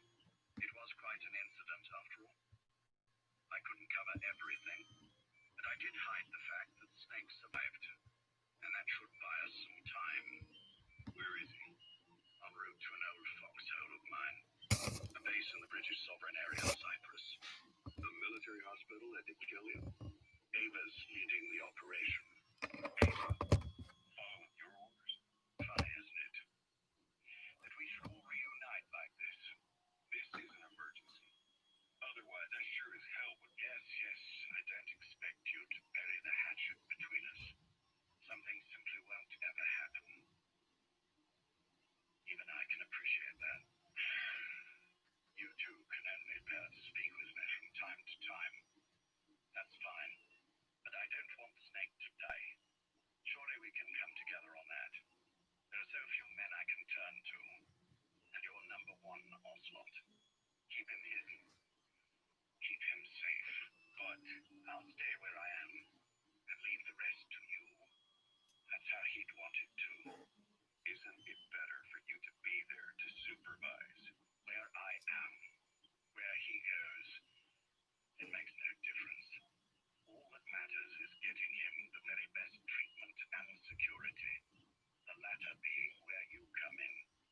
Will he wake up? And if so, when? I've absolutely no idea. But as long as his heart is beating, Oh my god, there's so much film that he being will used. keep fighting. So please, watch over him. This location. It's safe. No one will find him. And if they try, I will deal with them. The information must be suppressed. Which is what you do best. Guess you're still at the top of your game, anything but. I'm sick, Ocelot. Donald's taken over a great deal. He'll be handling this situation from here on as well. Though I wish it weren't so. This will probably be the last time you and I speak. So, you won't say no, will you? I have no choice. Thank you. Save your thanks. One more thing. A proposition. Yes. I've prepared a ruse of sorts. One I imagine you'll quite like. What is it? You could say, I've made another Snake. Major. I'm not talking about the children. A mental copy. His phantom, if you like. I don't understand. You will when you get to Cyprus. I've set the ball in motion, but the rest is in your hands. You're good at this kind of thing. The best. I need you on this. If it's in his best interests, I assure you, it is. Look after Snake. He's the toughest son of a bitch I've ever known. Yes, it's me. You weren't in hospital long. I have trouble finding you. Where is he? Safe. But in the same state as when you last saw him. We've had our misunderstandings, you and I. But as you've made clear, our relationship is strictly business. Therefore, I will limit this conversation to the business at hand. Please understand that I don't dislike you. Not inherently. Where is Snake? Now. Settle down, or I'll have to hang up. And then you never hear from me again. Do you understand?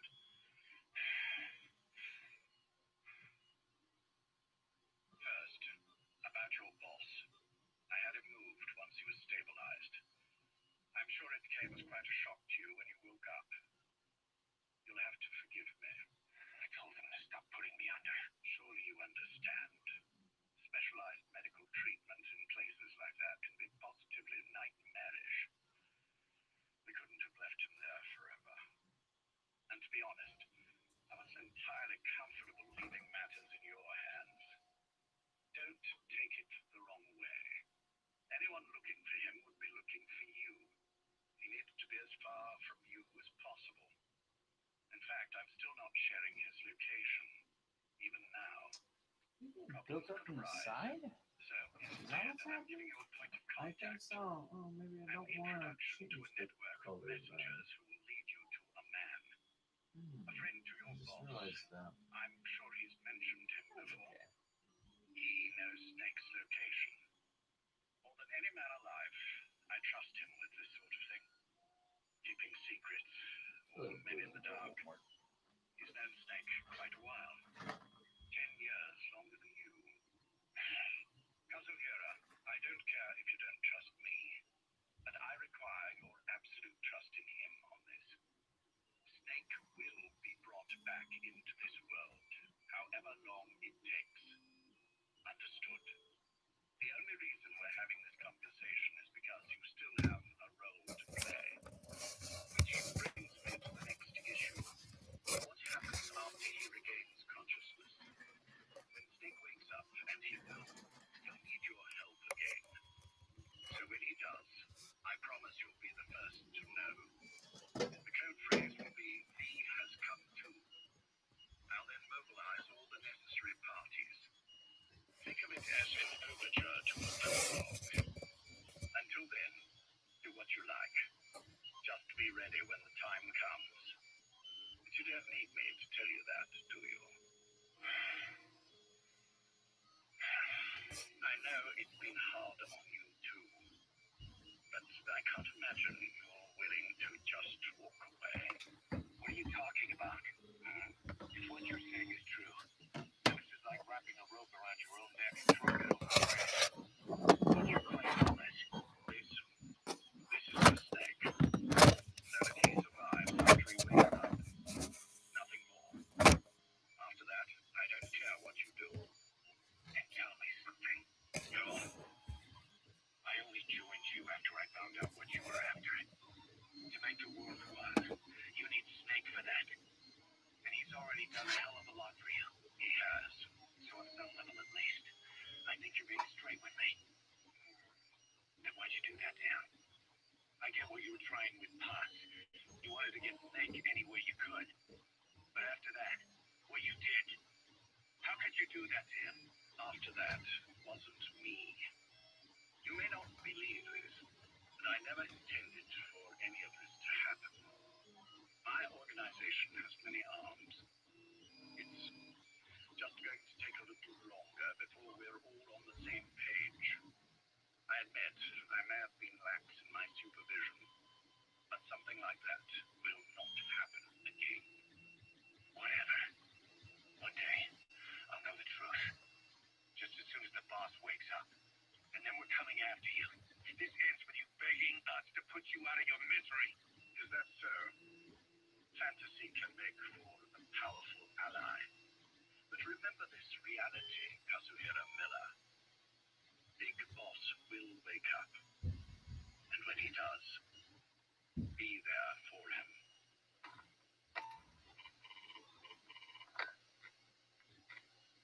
Major, I wondered whether you'd really call. Sir, I presume this was your doing. Do you like my gift? I've been searching a long time for this. It is what you were looking for, yes. The winged dagger of a comrade lost to the sands of Egypt. He served under the boss back in Ray Force. I delivered this pin to her after his death. We were both so very young. From that moment on, she never let it leave her side. She was still carrying it in Selino-Yask. How about the back?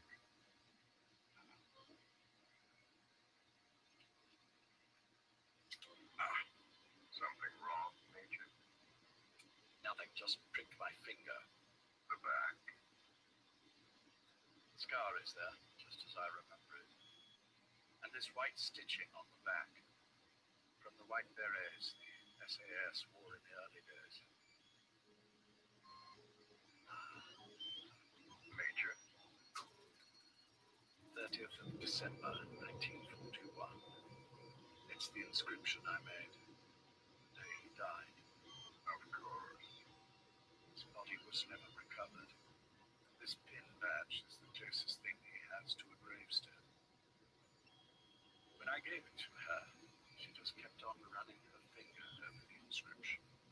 Never again, she uttered, as if reprimanding herself for his death. She pressed hard, embedding the inscription itself into her finger. You see, it's why this spot on the back looks shinier than the rest. He was our brother in arms. So, Yes, it's real.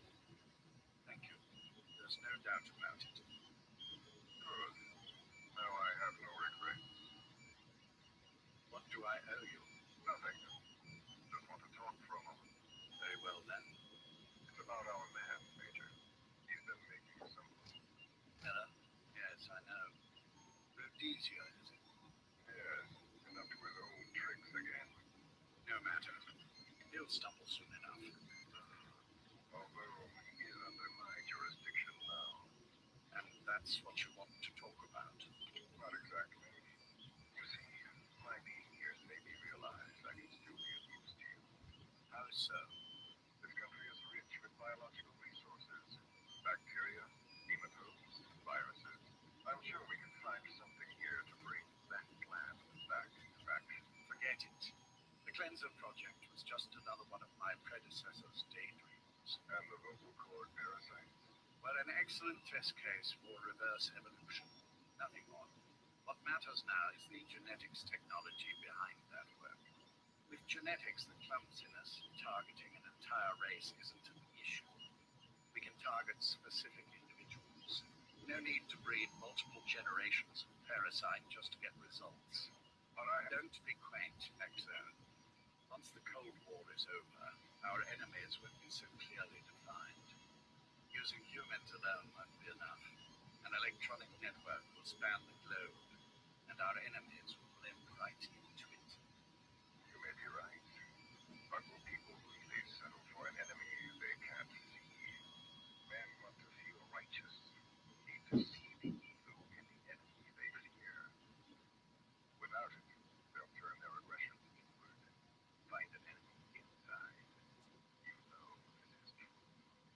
I see what you're saying. Just as those robbed of their parasites develop allergies and autoimmune diseases, a man robbed of his enemy develops self-destructive tendencies. And I know all the symptoms: ethnic conflict, religious strife, terrorism. And with asymmetrical conflict, deterrence is a joke. That's why we must depend on information control. People need an appropriate context for their lives. A context that's stimulating without being destructive. That balance is the basis of equilibrium. You mean to say people will blindly accept your context without developing any allergies? If we're to unite the world, literacy must be suppressed. To suppress the information immune system, to borrow your metaphor. Immunity to information. But to ensure there's no allergic reaction, while the immune system fights off parasites and pathogens. It's done, Exo. This world will become one. I have found the way. The world that the boss envisioned will finally become a reality. Race, tribal affiliations, national borders, even our faces will be irrelevant. The nature of communication itself will change, and it will make mankind whole again. Some things can't be undone. My face was taken from me. There's no taking that back. A face means nothing when one's soul is able to communicate directly with another. I have no intention of hiding behind your technological veil, Major. I wear my broken visage, this skull in the open, so that I may never forget what I've lost. You. What are you? The chain of retaliation is what will truly bind this world together as one.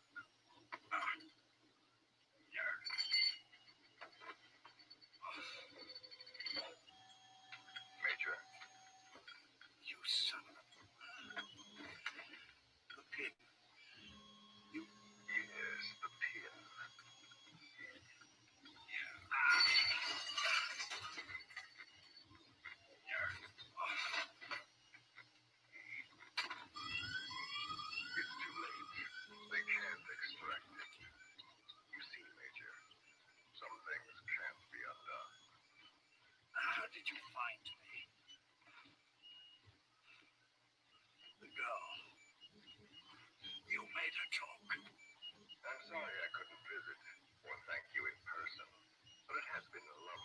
chatting. And now that I know you're no longer interested in the garden, it's time for you to step aside. You're a busy man, lots to do, so I've left you a little time. Go to hell. How dare you?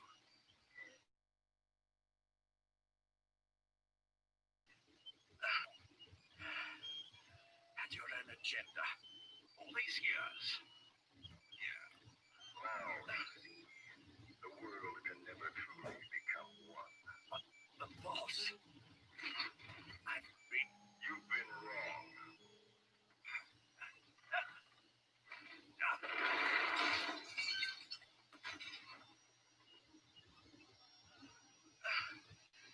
You're no different. Just like him. None of you understand the world she saw. I would say the same to you, Major.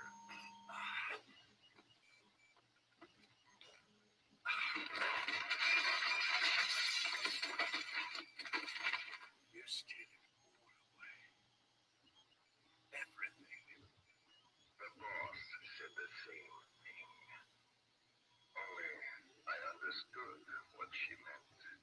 Major, I'll handle the rest. Oh, and one more thing. That pin badge, it was a fake. I held on to the real one. I'll take good care of it. And continue the boss's work.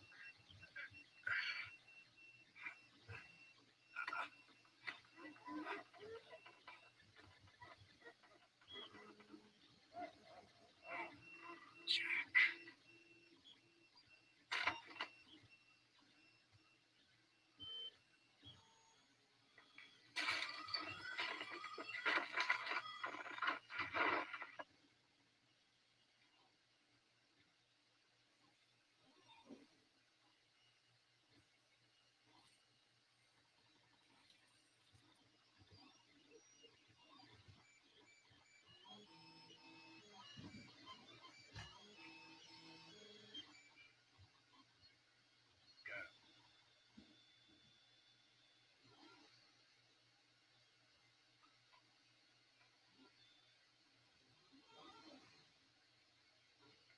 I almost thought you would come.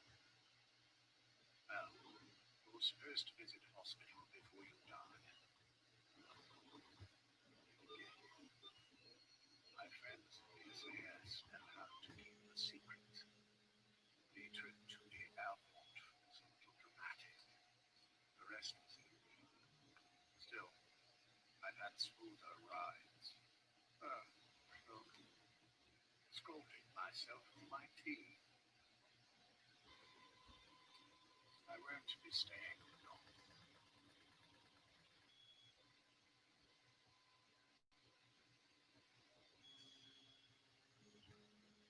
Which one is he? And the left. It just struck. That's neither of them welcome. Neither of them. No. Not once. Not 2 years.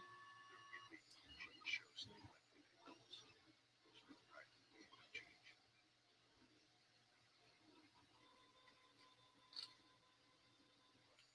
Jack. Jack. It's me. You look fit to run a country mile. Every 4 hours we move over the hospice. Subjective. Stable. But eventually. Yes, of course. We've done everything we can to ensure they're ready to live. Should they take on? Still, it's been a pretty long time.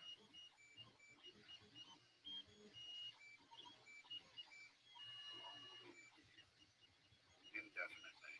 It's too dangerous to move them. And so far, no one knows they're here. You see, I am most grateful to you. And I need you to keep it up. Do everything with you.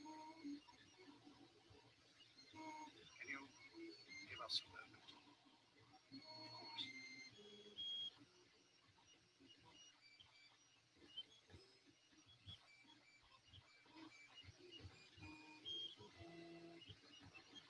Jack, can you hear me? Nice place, isn't it? I went to a lot of trouble.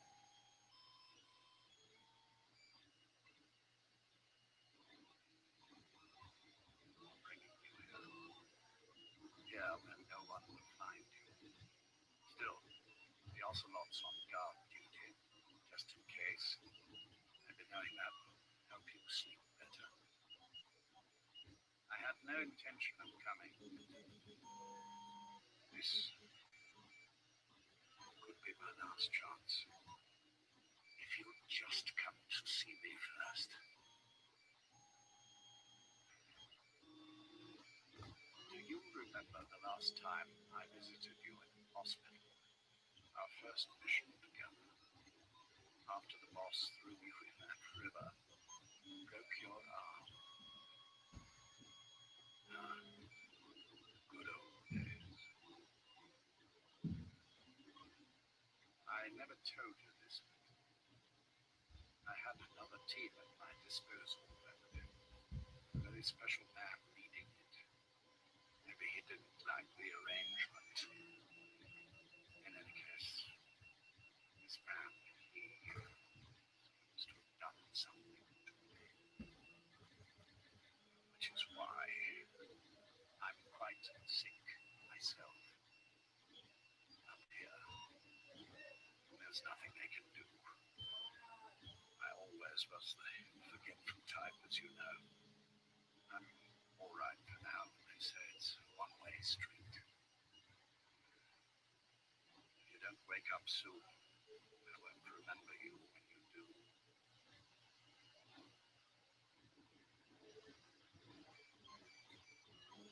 I don't mind about myself, but what he did to you, I can never forgive.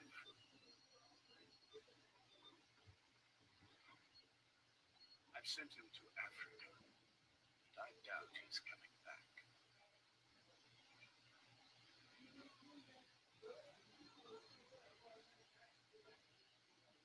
Jack, once your little holiday here is over, no one knows when that will be.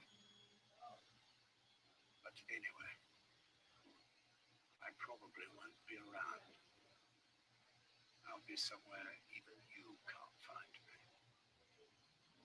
A tombstone chiseled into the code of a machine. That is all I need to run my existence.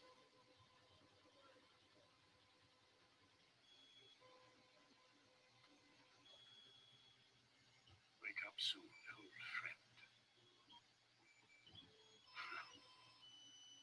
Time is running short.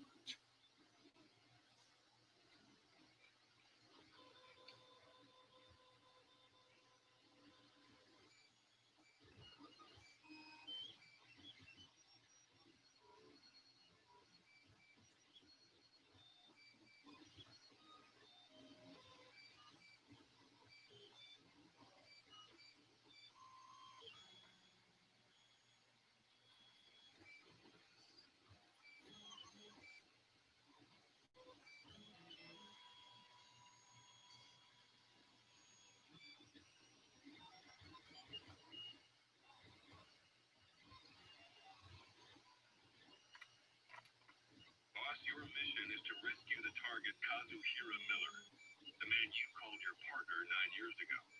Miller was training guerrilla rebels near the Pakistani border when he was captured by the Soviets. He's currently being held at Dawandehar. Rescue Miller from the Soviet troops and extract him by chopper. It's time to prove to the world you're the real big boss. Boss, there's something I want to talk about. It concerns the running of Mother Base. This base belongs to you now. Make Diamond Dogs the force it deserves to be. Like any organization, we need good people, and we need to make good use of their talents. Miller asked me to lay that out for you. Come meet with me. Miller could do with some rest.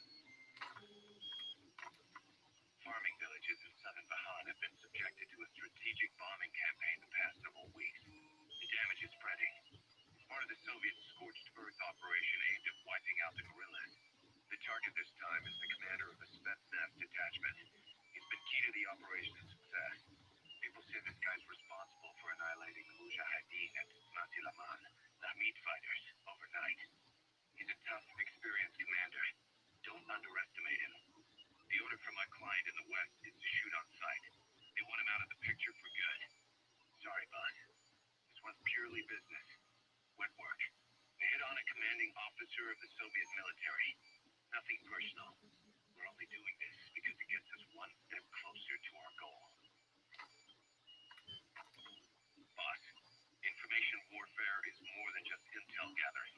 It also means disrupting enemy communications. Your mission is to punch a hole in the comms network between the Soviet outposts. That'll cut off their means to call in reinforcements. Technically, we were given this mission by a Western-backed Arab organization supporting the guerrillas. But it'll also give us a leg up in the future. Take a look at the location of the Eastern Communications Post on your iDroid. Head there and destroy its comms equipment. He who controls information controls operations. Just look at Cypher. Good luck, boss. If we're going to expand Mother Base, we need more manpower. Not just for combat roles either.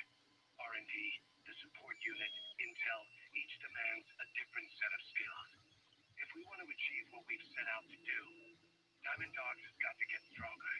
There's a Soviet engineer I want to have join us. He was the one who built your prosthesis.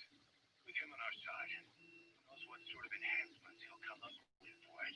He tried to defect but didn't make it, and now he's being held prisoner at Waksin Barracks. Find this engineer and get him out. Having him on our R&D team will go a long way to helping Diamond Dogs grow. Part of the Mujahideen's arsenal against the Soviets is secretly supplied by the CIA. But the war continues to drag on with neither side gaining the advantage. Now, though, the CIA have started supplying the guerrillas with a new weapon. We don't know the details, but rumor has it that it can turn the tide of the war. The Soviets have heard about it, and it has them spooked. Now, the Hamid Mujahideen were issued this weapon, but then they were wiped out in no time. There's no trace of fighting at their fort, and all their supplies are just sitting there. Naturally, that screams biochemical weapons, but the Soviets deny using anything that would violate the BWC. Whatever happened, the Soviets have invaded the area and are searching for this Western weapon tech. This is the CIA's worst nightmare. If that weapon falls into Soviet hands, it'll drastically rewrite the history that's being made here. But the company can't be seen entering the area. That's where we come in. Boss, head to the fort of Desmati Laman. Find the weapon before the Soviets and bring it back to base fast. The new weapon is codenamed Honeybee. To the U.S., it's a vital military secret. This contract comes from a rebel guerrilla faction in Afghanistan. They've gotten wind of a rare meeting between 3 Soviet commanders running key units in the region. The location is Fiala Village. This information comes from a mole planted within the Soviet Arab Support Organization. The guerrillas see this as a one-of-a-kind chance to weaken the Soviet forces in one stroke. But if they act themselves, it'll expose the existence of their mole. That's why this job falls to us. The request is simple. Eliminate the 3 pigs, by any means. If these commanders are as good as they say, it'd be a shame to kill them. But I leave that decision up to you. This Masi Laman was full of Mujahideen, the Hamid fighters. Then suddenly they disappeared overnight, and the Soviets moved right in. I guess the old fort is still in good enough shape that the Soviets want to use it as is. This means that the battalion commander stationed in Sakai village, a lieutenant colonel, is moving his operations room to the fort. Word is, he's an excellent leader. With him stationed at Smasi Fort, Soviet forces in the area will operate all the better. And according to the client's information, they'll be bringing a tank unit to the fort as well. We don't know the redeployment date or the route they'll take, but there must be some planning documentation where the colonel is. You have 2 objectives. Eliminate the colonel and stop the tank deployment. Counting on you, boss. Boss, the rebel guerrillas are launching an offensive against the Soviets. Our job is to eliminate as much as we can of the Soviet mechanized unit that will come in as reinforcements. The more vehicles you can take out, the higher our pay will be. But the mission's a failure if you can't manage to eliminate a single one. A race against the clock. Plenty of targets to choose from. Show me your best stuff, boss. The objective is to rescue and extract a Mujahid captured by the Soviets. He's being held in the ruins of the Mahati Palace, as are a lot of POWs. Civilians, guerrillas, Angola's suspected guerrillas. The Soviets have turned the place into their own black site. However, we've only been asked to rescue one of the prisoners. He's known as Malak, angel to his fellow Mujahideen. The client is none other than his father. Or rather, this was his father's dying wish. The sniper known as Quiet is lurking in the Afghan wilderness. This Quiet has performed a string of hits on Soviet officers. The attacks always occur in the same area. The sweeps of the area turn up no traces whatsoever. They've even posted guards, but they never spot a thing. And then before you know it, another body is lying on the ground. You ever heard of someone who operates like that? Miller has a theory that this sniper is a hitman for Cypher. He thinks it's time we silence Quiet for good. But I'm against the lethal treatment. I say we bring the sniper back alive and break that silence. Because even if this Quiet doesn't say a word, there's still plenty we can learn. Boss, we need to help Emmerich defect from the east. The target is the scientist we knew as Huey. He's a suspect in enabling Cypher's attack on us 9 years ago. Let's see that Emmerich gets his wish, boss. Take him out of Soviet territory and back here to Mother Base. Dr. Emmerich. I can't wait for us to sit down and catch up. Boss, this contract comes out of Angola. That's right, Central Africa, where Emmerich claimed they were working on a weapon to surpass Metal Gear. There's been a massive oil spill from the Thinda oil field. It's flowing into the river and contaminating the water supply. An environmental NGO has asked us to stop the spill by destroying the facility. Environmental activism isn't exactly our line of work, but it's not that simple either. The group operating the oil facility and causing the spill is the rebel group Unida. And word has it that Unida is getting supplied with U.S. military weapons. That sounds to me like Cypher's pulling their strings. Boss, it's time to give Cypher a little surprise.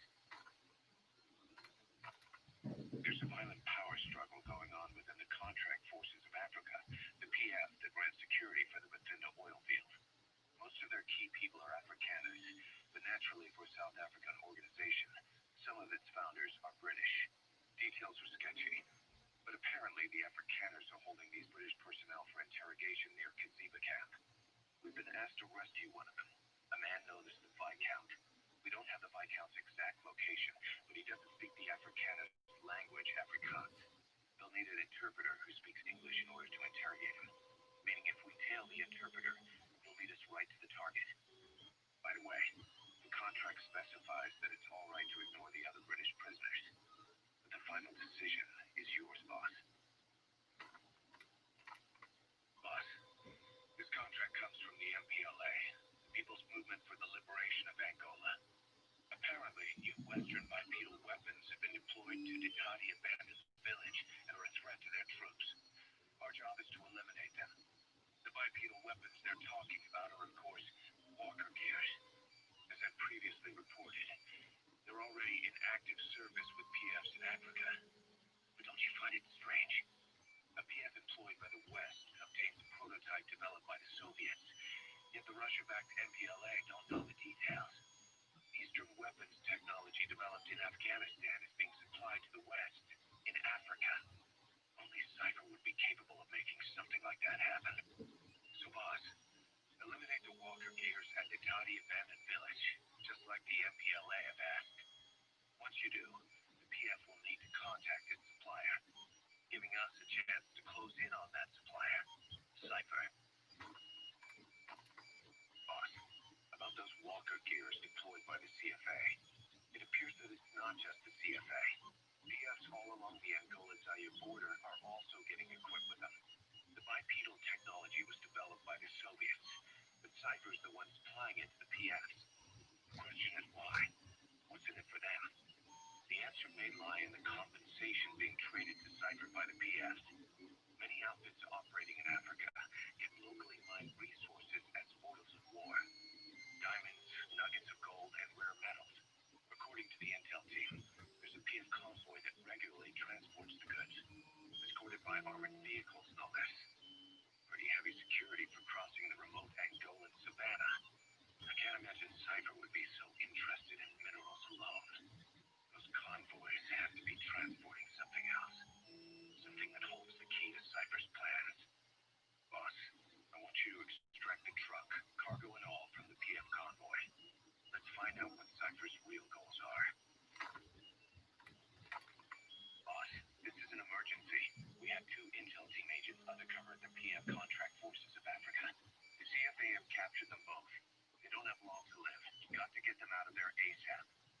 Since our mission at the oil field, we're no longer just business rivals to the CFA.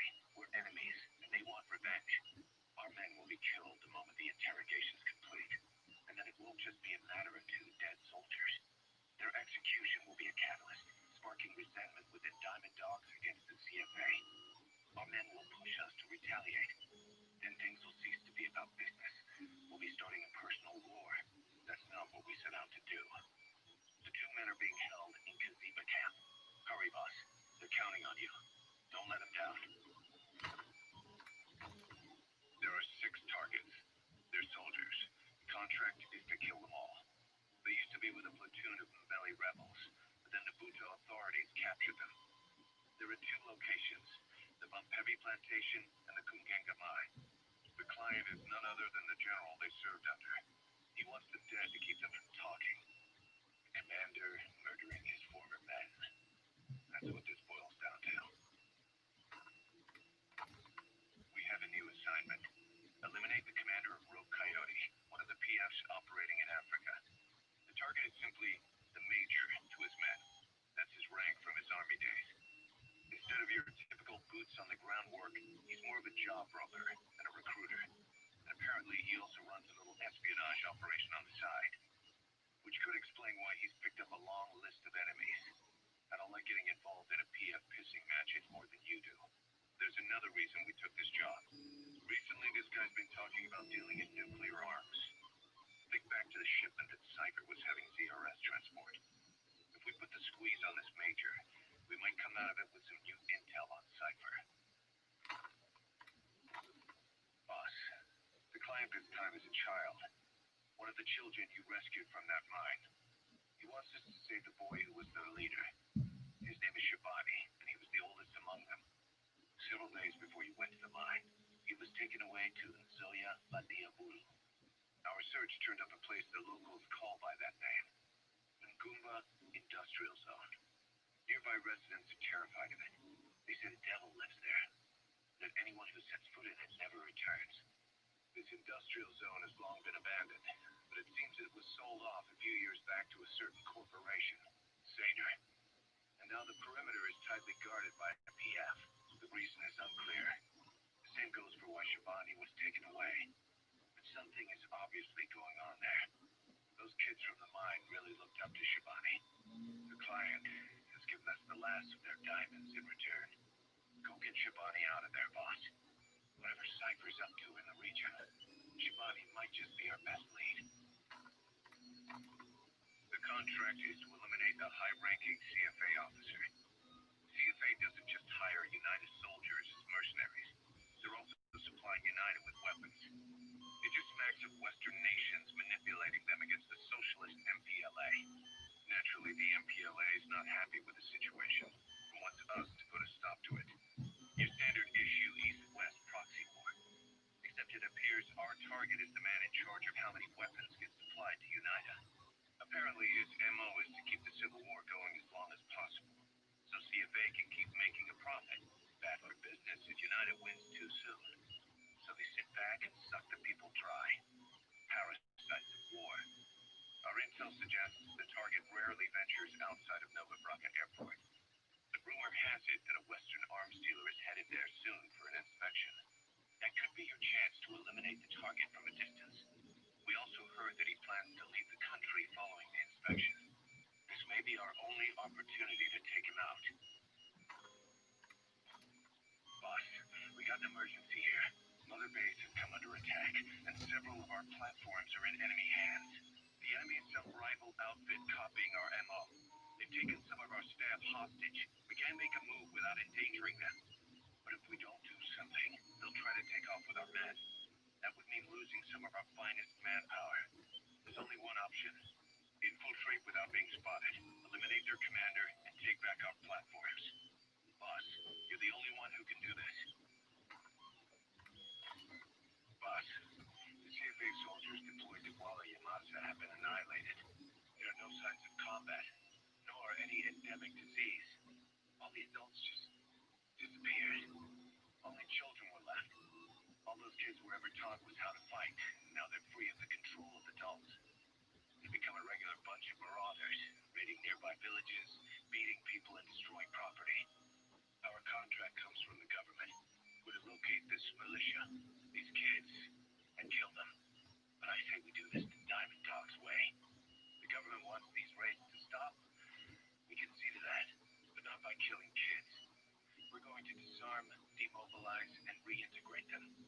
TDR operation. To begin with, extract their commander to Mother Base. Once they lose that kid, the one they call White Mamba, the rest of the group will fall apart by itself. 2 engineers are being held in the observation post southwest of Ngumba Industrial Zone. Boss, your mission is to rescue them. The targets are civilians, 1 male, 1 female. They were dispatched to the area by an international health organization, but disappeared shortly after. Extract the 2 targets and help them escape the country. But this contract comes from the Mbeli rebel militants. That's right, that general's fighters. Recently, one of their child soldier platoons staged an insurrection and split from the main group. Thing is, they took a hostage with them. The general's brother is number 2. The contract is to extract both that prisoner and the leader of the renegade platoon. The message reads, I love my brother. You must bring him back to me alive. It also says this about the leader of the child soldiers. He is an excellent soldier. I want to persuade him to rejoin the ranks of the righteous. Sounds a little too forgiving for the man who ordered those kids dead at the mine. I wonder what kind of persuasion the general has in store. With that in mind, here are your objectives. First, rescue and return the general's number 2 as requested. Second, extract the renegade leader, and we'll keep him at Mother Base. In other words, extract both targets out of the region. Good luck, boss. Boss, there's a target on the run somewhere on the savannah. Your job is to find and eliminate him. He's a logistics officer for the PF known as Rogue Coyote. On the side, however, he colluded with the Buta regime, abducting people from Mbeli villages and supplying them as slave labor. That's right. He's a human trafficker. His victims ended up all over the place. Brothels, black market, organ trade, diamond mines. And he was the one who sent Shabani and the other kids to the Devil's House. But then an Mbeli rebel group finally added him to their hit list. The target decided it was time to quit, and now he's trying to leave the country. If he makes it back to his country, he'll be no more than a civilian, and he'll avoid facing a court-martial. Like so many other war biz junkies, although he plans on enjoying a new line finance with his blood money. The client's order is to take him out. How you go about that is up to you, boss. Boss, the intel team's hard at work investigating the cause of that illness spreading through Mother Base. Problem is, a bunch of our agents in the field are still MIA. Progress has been slow, until now. We just got a distress call from one of them. He said he's got intel on the origin of the disease. But PF in the area got to him before we did. There's been no further contact from him, but we know he's being held at the guard post on the western end of the mine. There's still a good chance he's alive. We can't afford to let him die. Right now, he's the only link we have to the root cause of the epidemic. Get our man back, boss. Boss, you need to make contact with the code talker, the old man who's supposed to know what's behind this infection. The intel team member you extracted was able to pinpoint his location. A forest that stretches across the Angola-Zaire border. The locals call it Lufwa Valley. Valley of the Lost. The target's in a mansion deep in this valley. A PF is deployed there, but we've also spotted an unidentified group operating in the area. If Cypher developed this pathogen, there's a good chance our target played a central role in that process. But is their weapons past Metal Gear? Will the pathogen or its cure lead to Cypher? This guy is the key to everything. Boss, make contact with Code Talker and extract him if you see fit. We can't afford to lose any more men. We have to stop this thing. Boss, you okay? There's an unusual mist in front of your chopper. It could be the same one as before. Cypher is trying to eliminate Code Talker, but we can't save the infected without him. Boss, whatever you do, bring Code Talker back alive. Thanks to Code Talker, we've managed to put a stop to any new vocal cord parasite infections. We couldn't save those already symptomatic. But everyone who survived has been released from the quarantine platform. Skullface will pay for this. Boss, Emery confessed. Skullface's endgame is to activate the bipedal walking tank Sahelanthropus and deploy it into live combat in Afghanistan.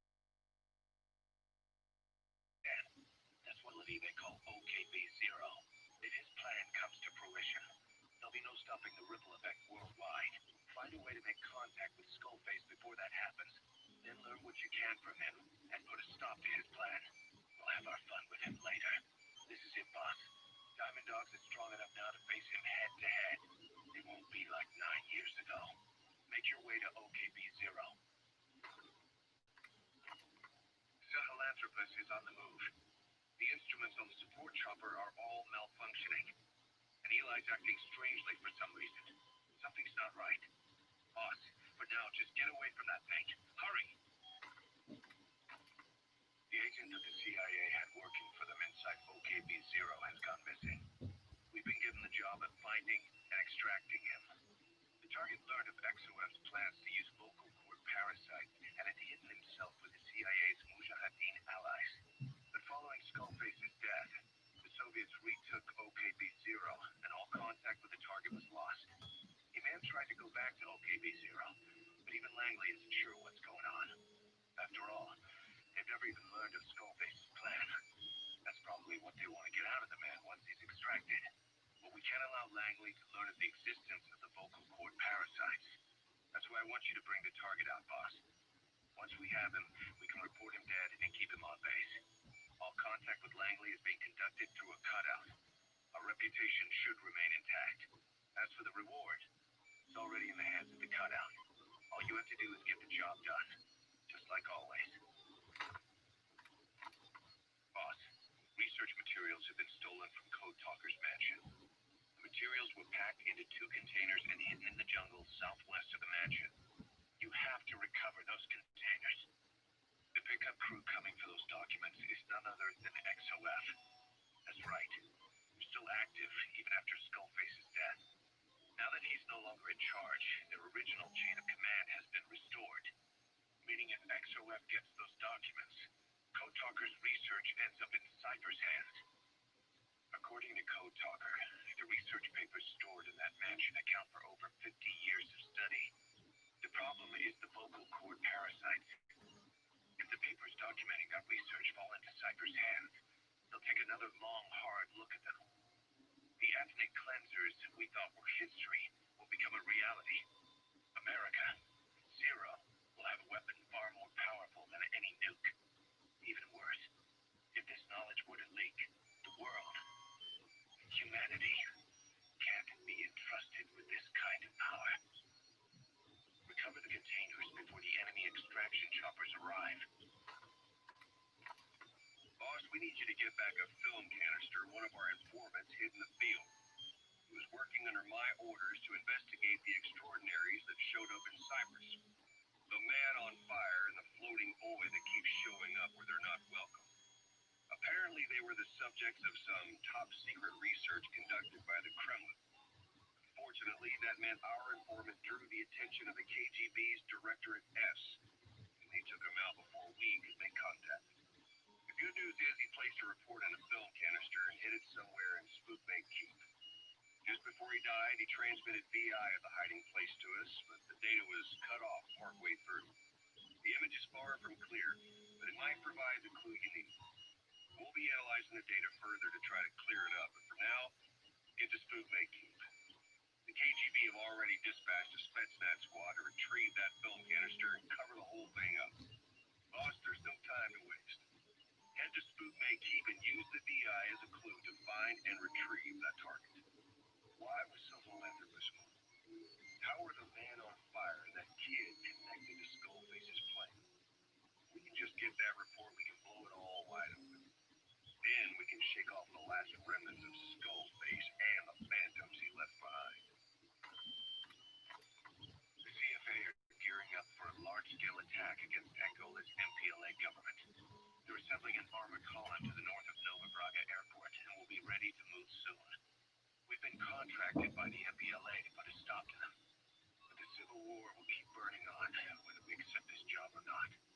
Another East-West proxy war with the communist MPLA on one side, the capitalist-funded CFA on the other. An endless seesaw of blood and violence played out in the hands of the superpowers. I have my doubts at first. I think we should take this job. Skullface is gone. Cypher still remains. Competition with rival PFs will only get more intense. For us to survive, we need to expand our organization, get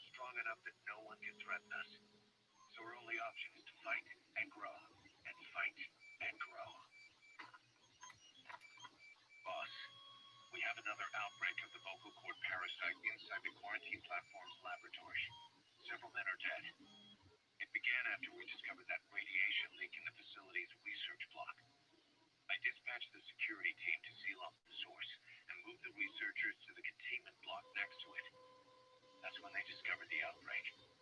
I immediately sealed the laboratory and sent a Mob 3 rescue team. They haven't returned and comms are dead. We have no idea why the parasite has showed up again. I thought we took care of it.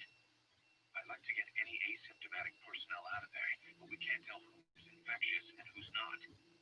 We need more information, like how to tell the two apart. Find out what's going on, boss. Boss, we've located Quiet in Afghanistan. She's been captured by the Soviets and taken to Lamar Khatte Palace. Why did she leave Mother Base and return to Afghanistan? And why hand herself over to the Soviets? Just can't imagine what she was thinking. Right after her recent actions finally earned her more fans around here too. Boss, you need to go and get her out. You're not just gonna leave her in their hands, are you?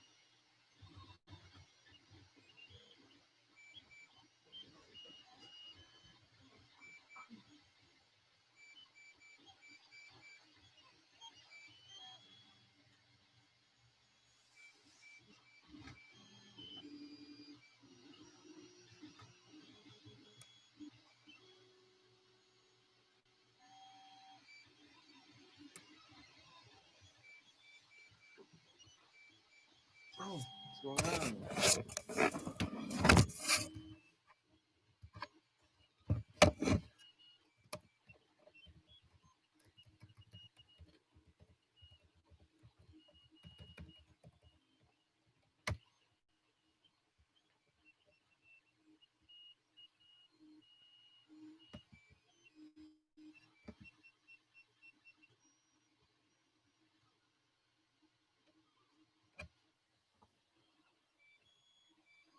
Always loved sci-fi. The idea of being right on the edge of discovery and frontiers of space. And doing exploration in Eve allows me to do all of that stuff. You get to use cloaking devices, probes to scan down unknown parts of space. You get to go to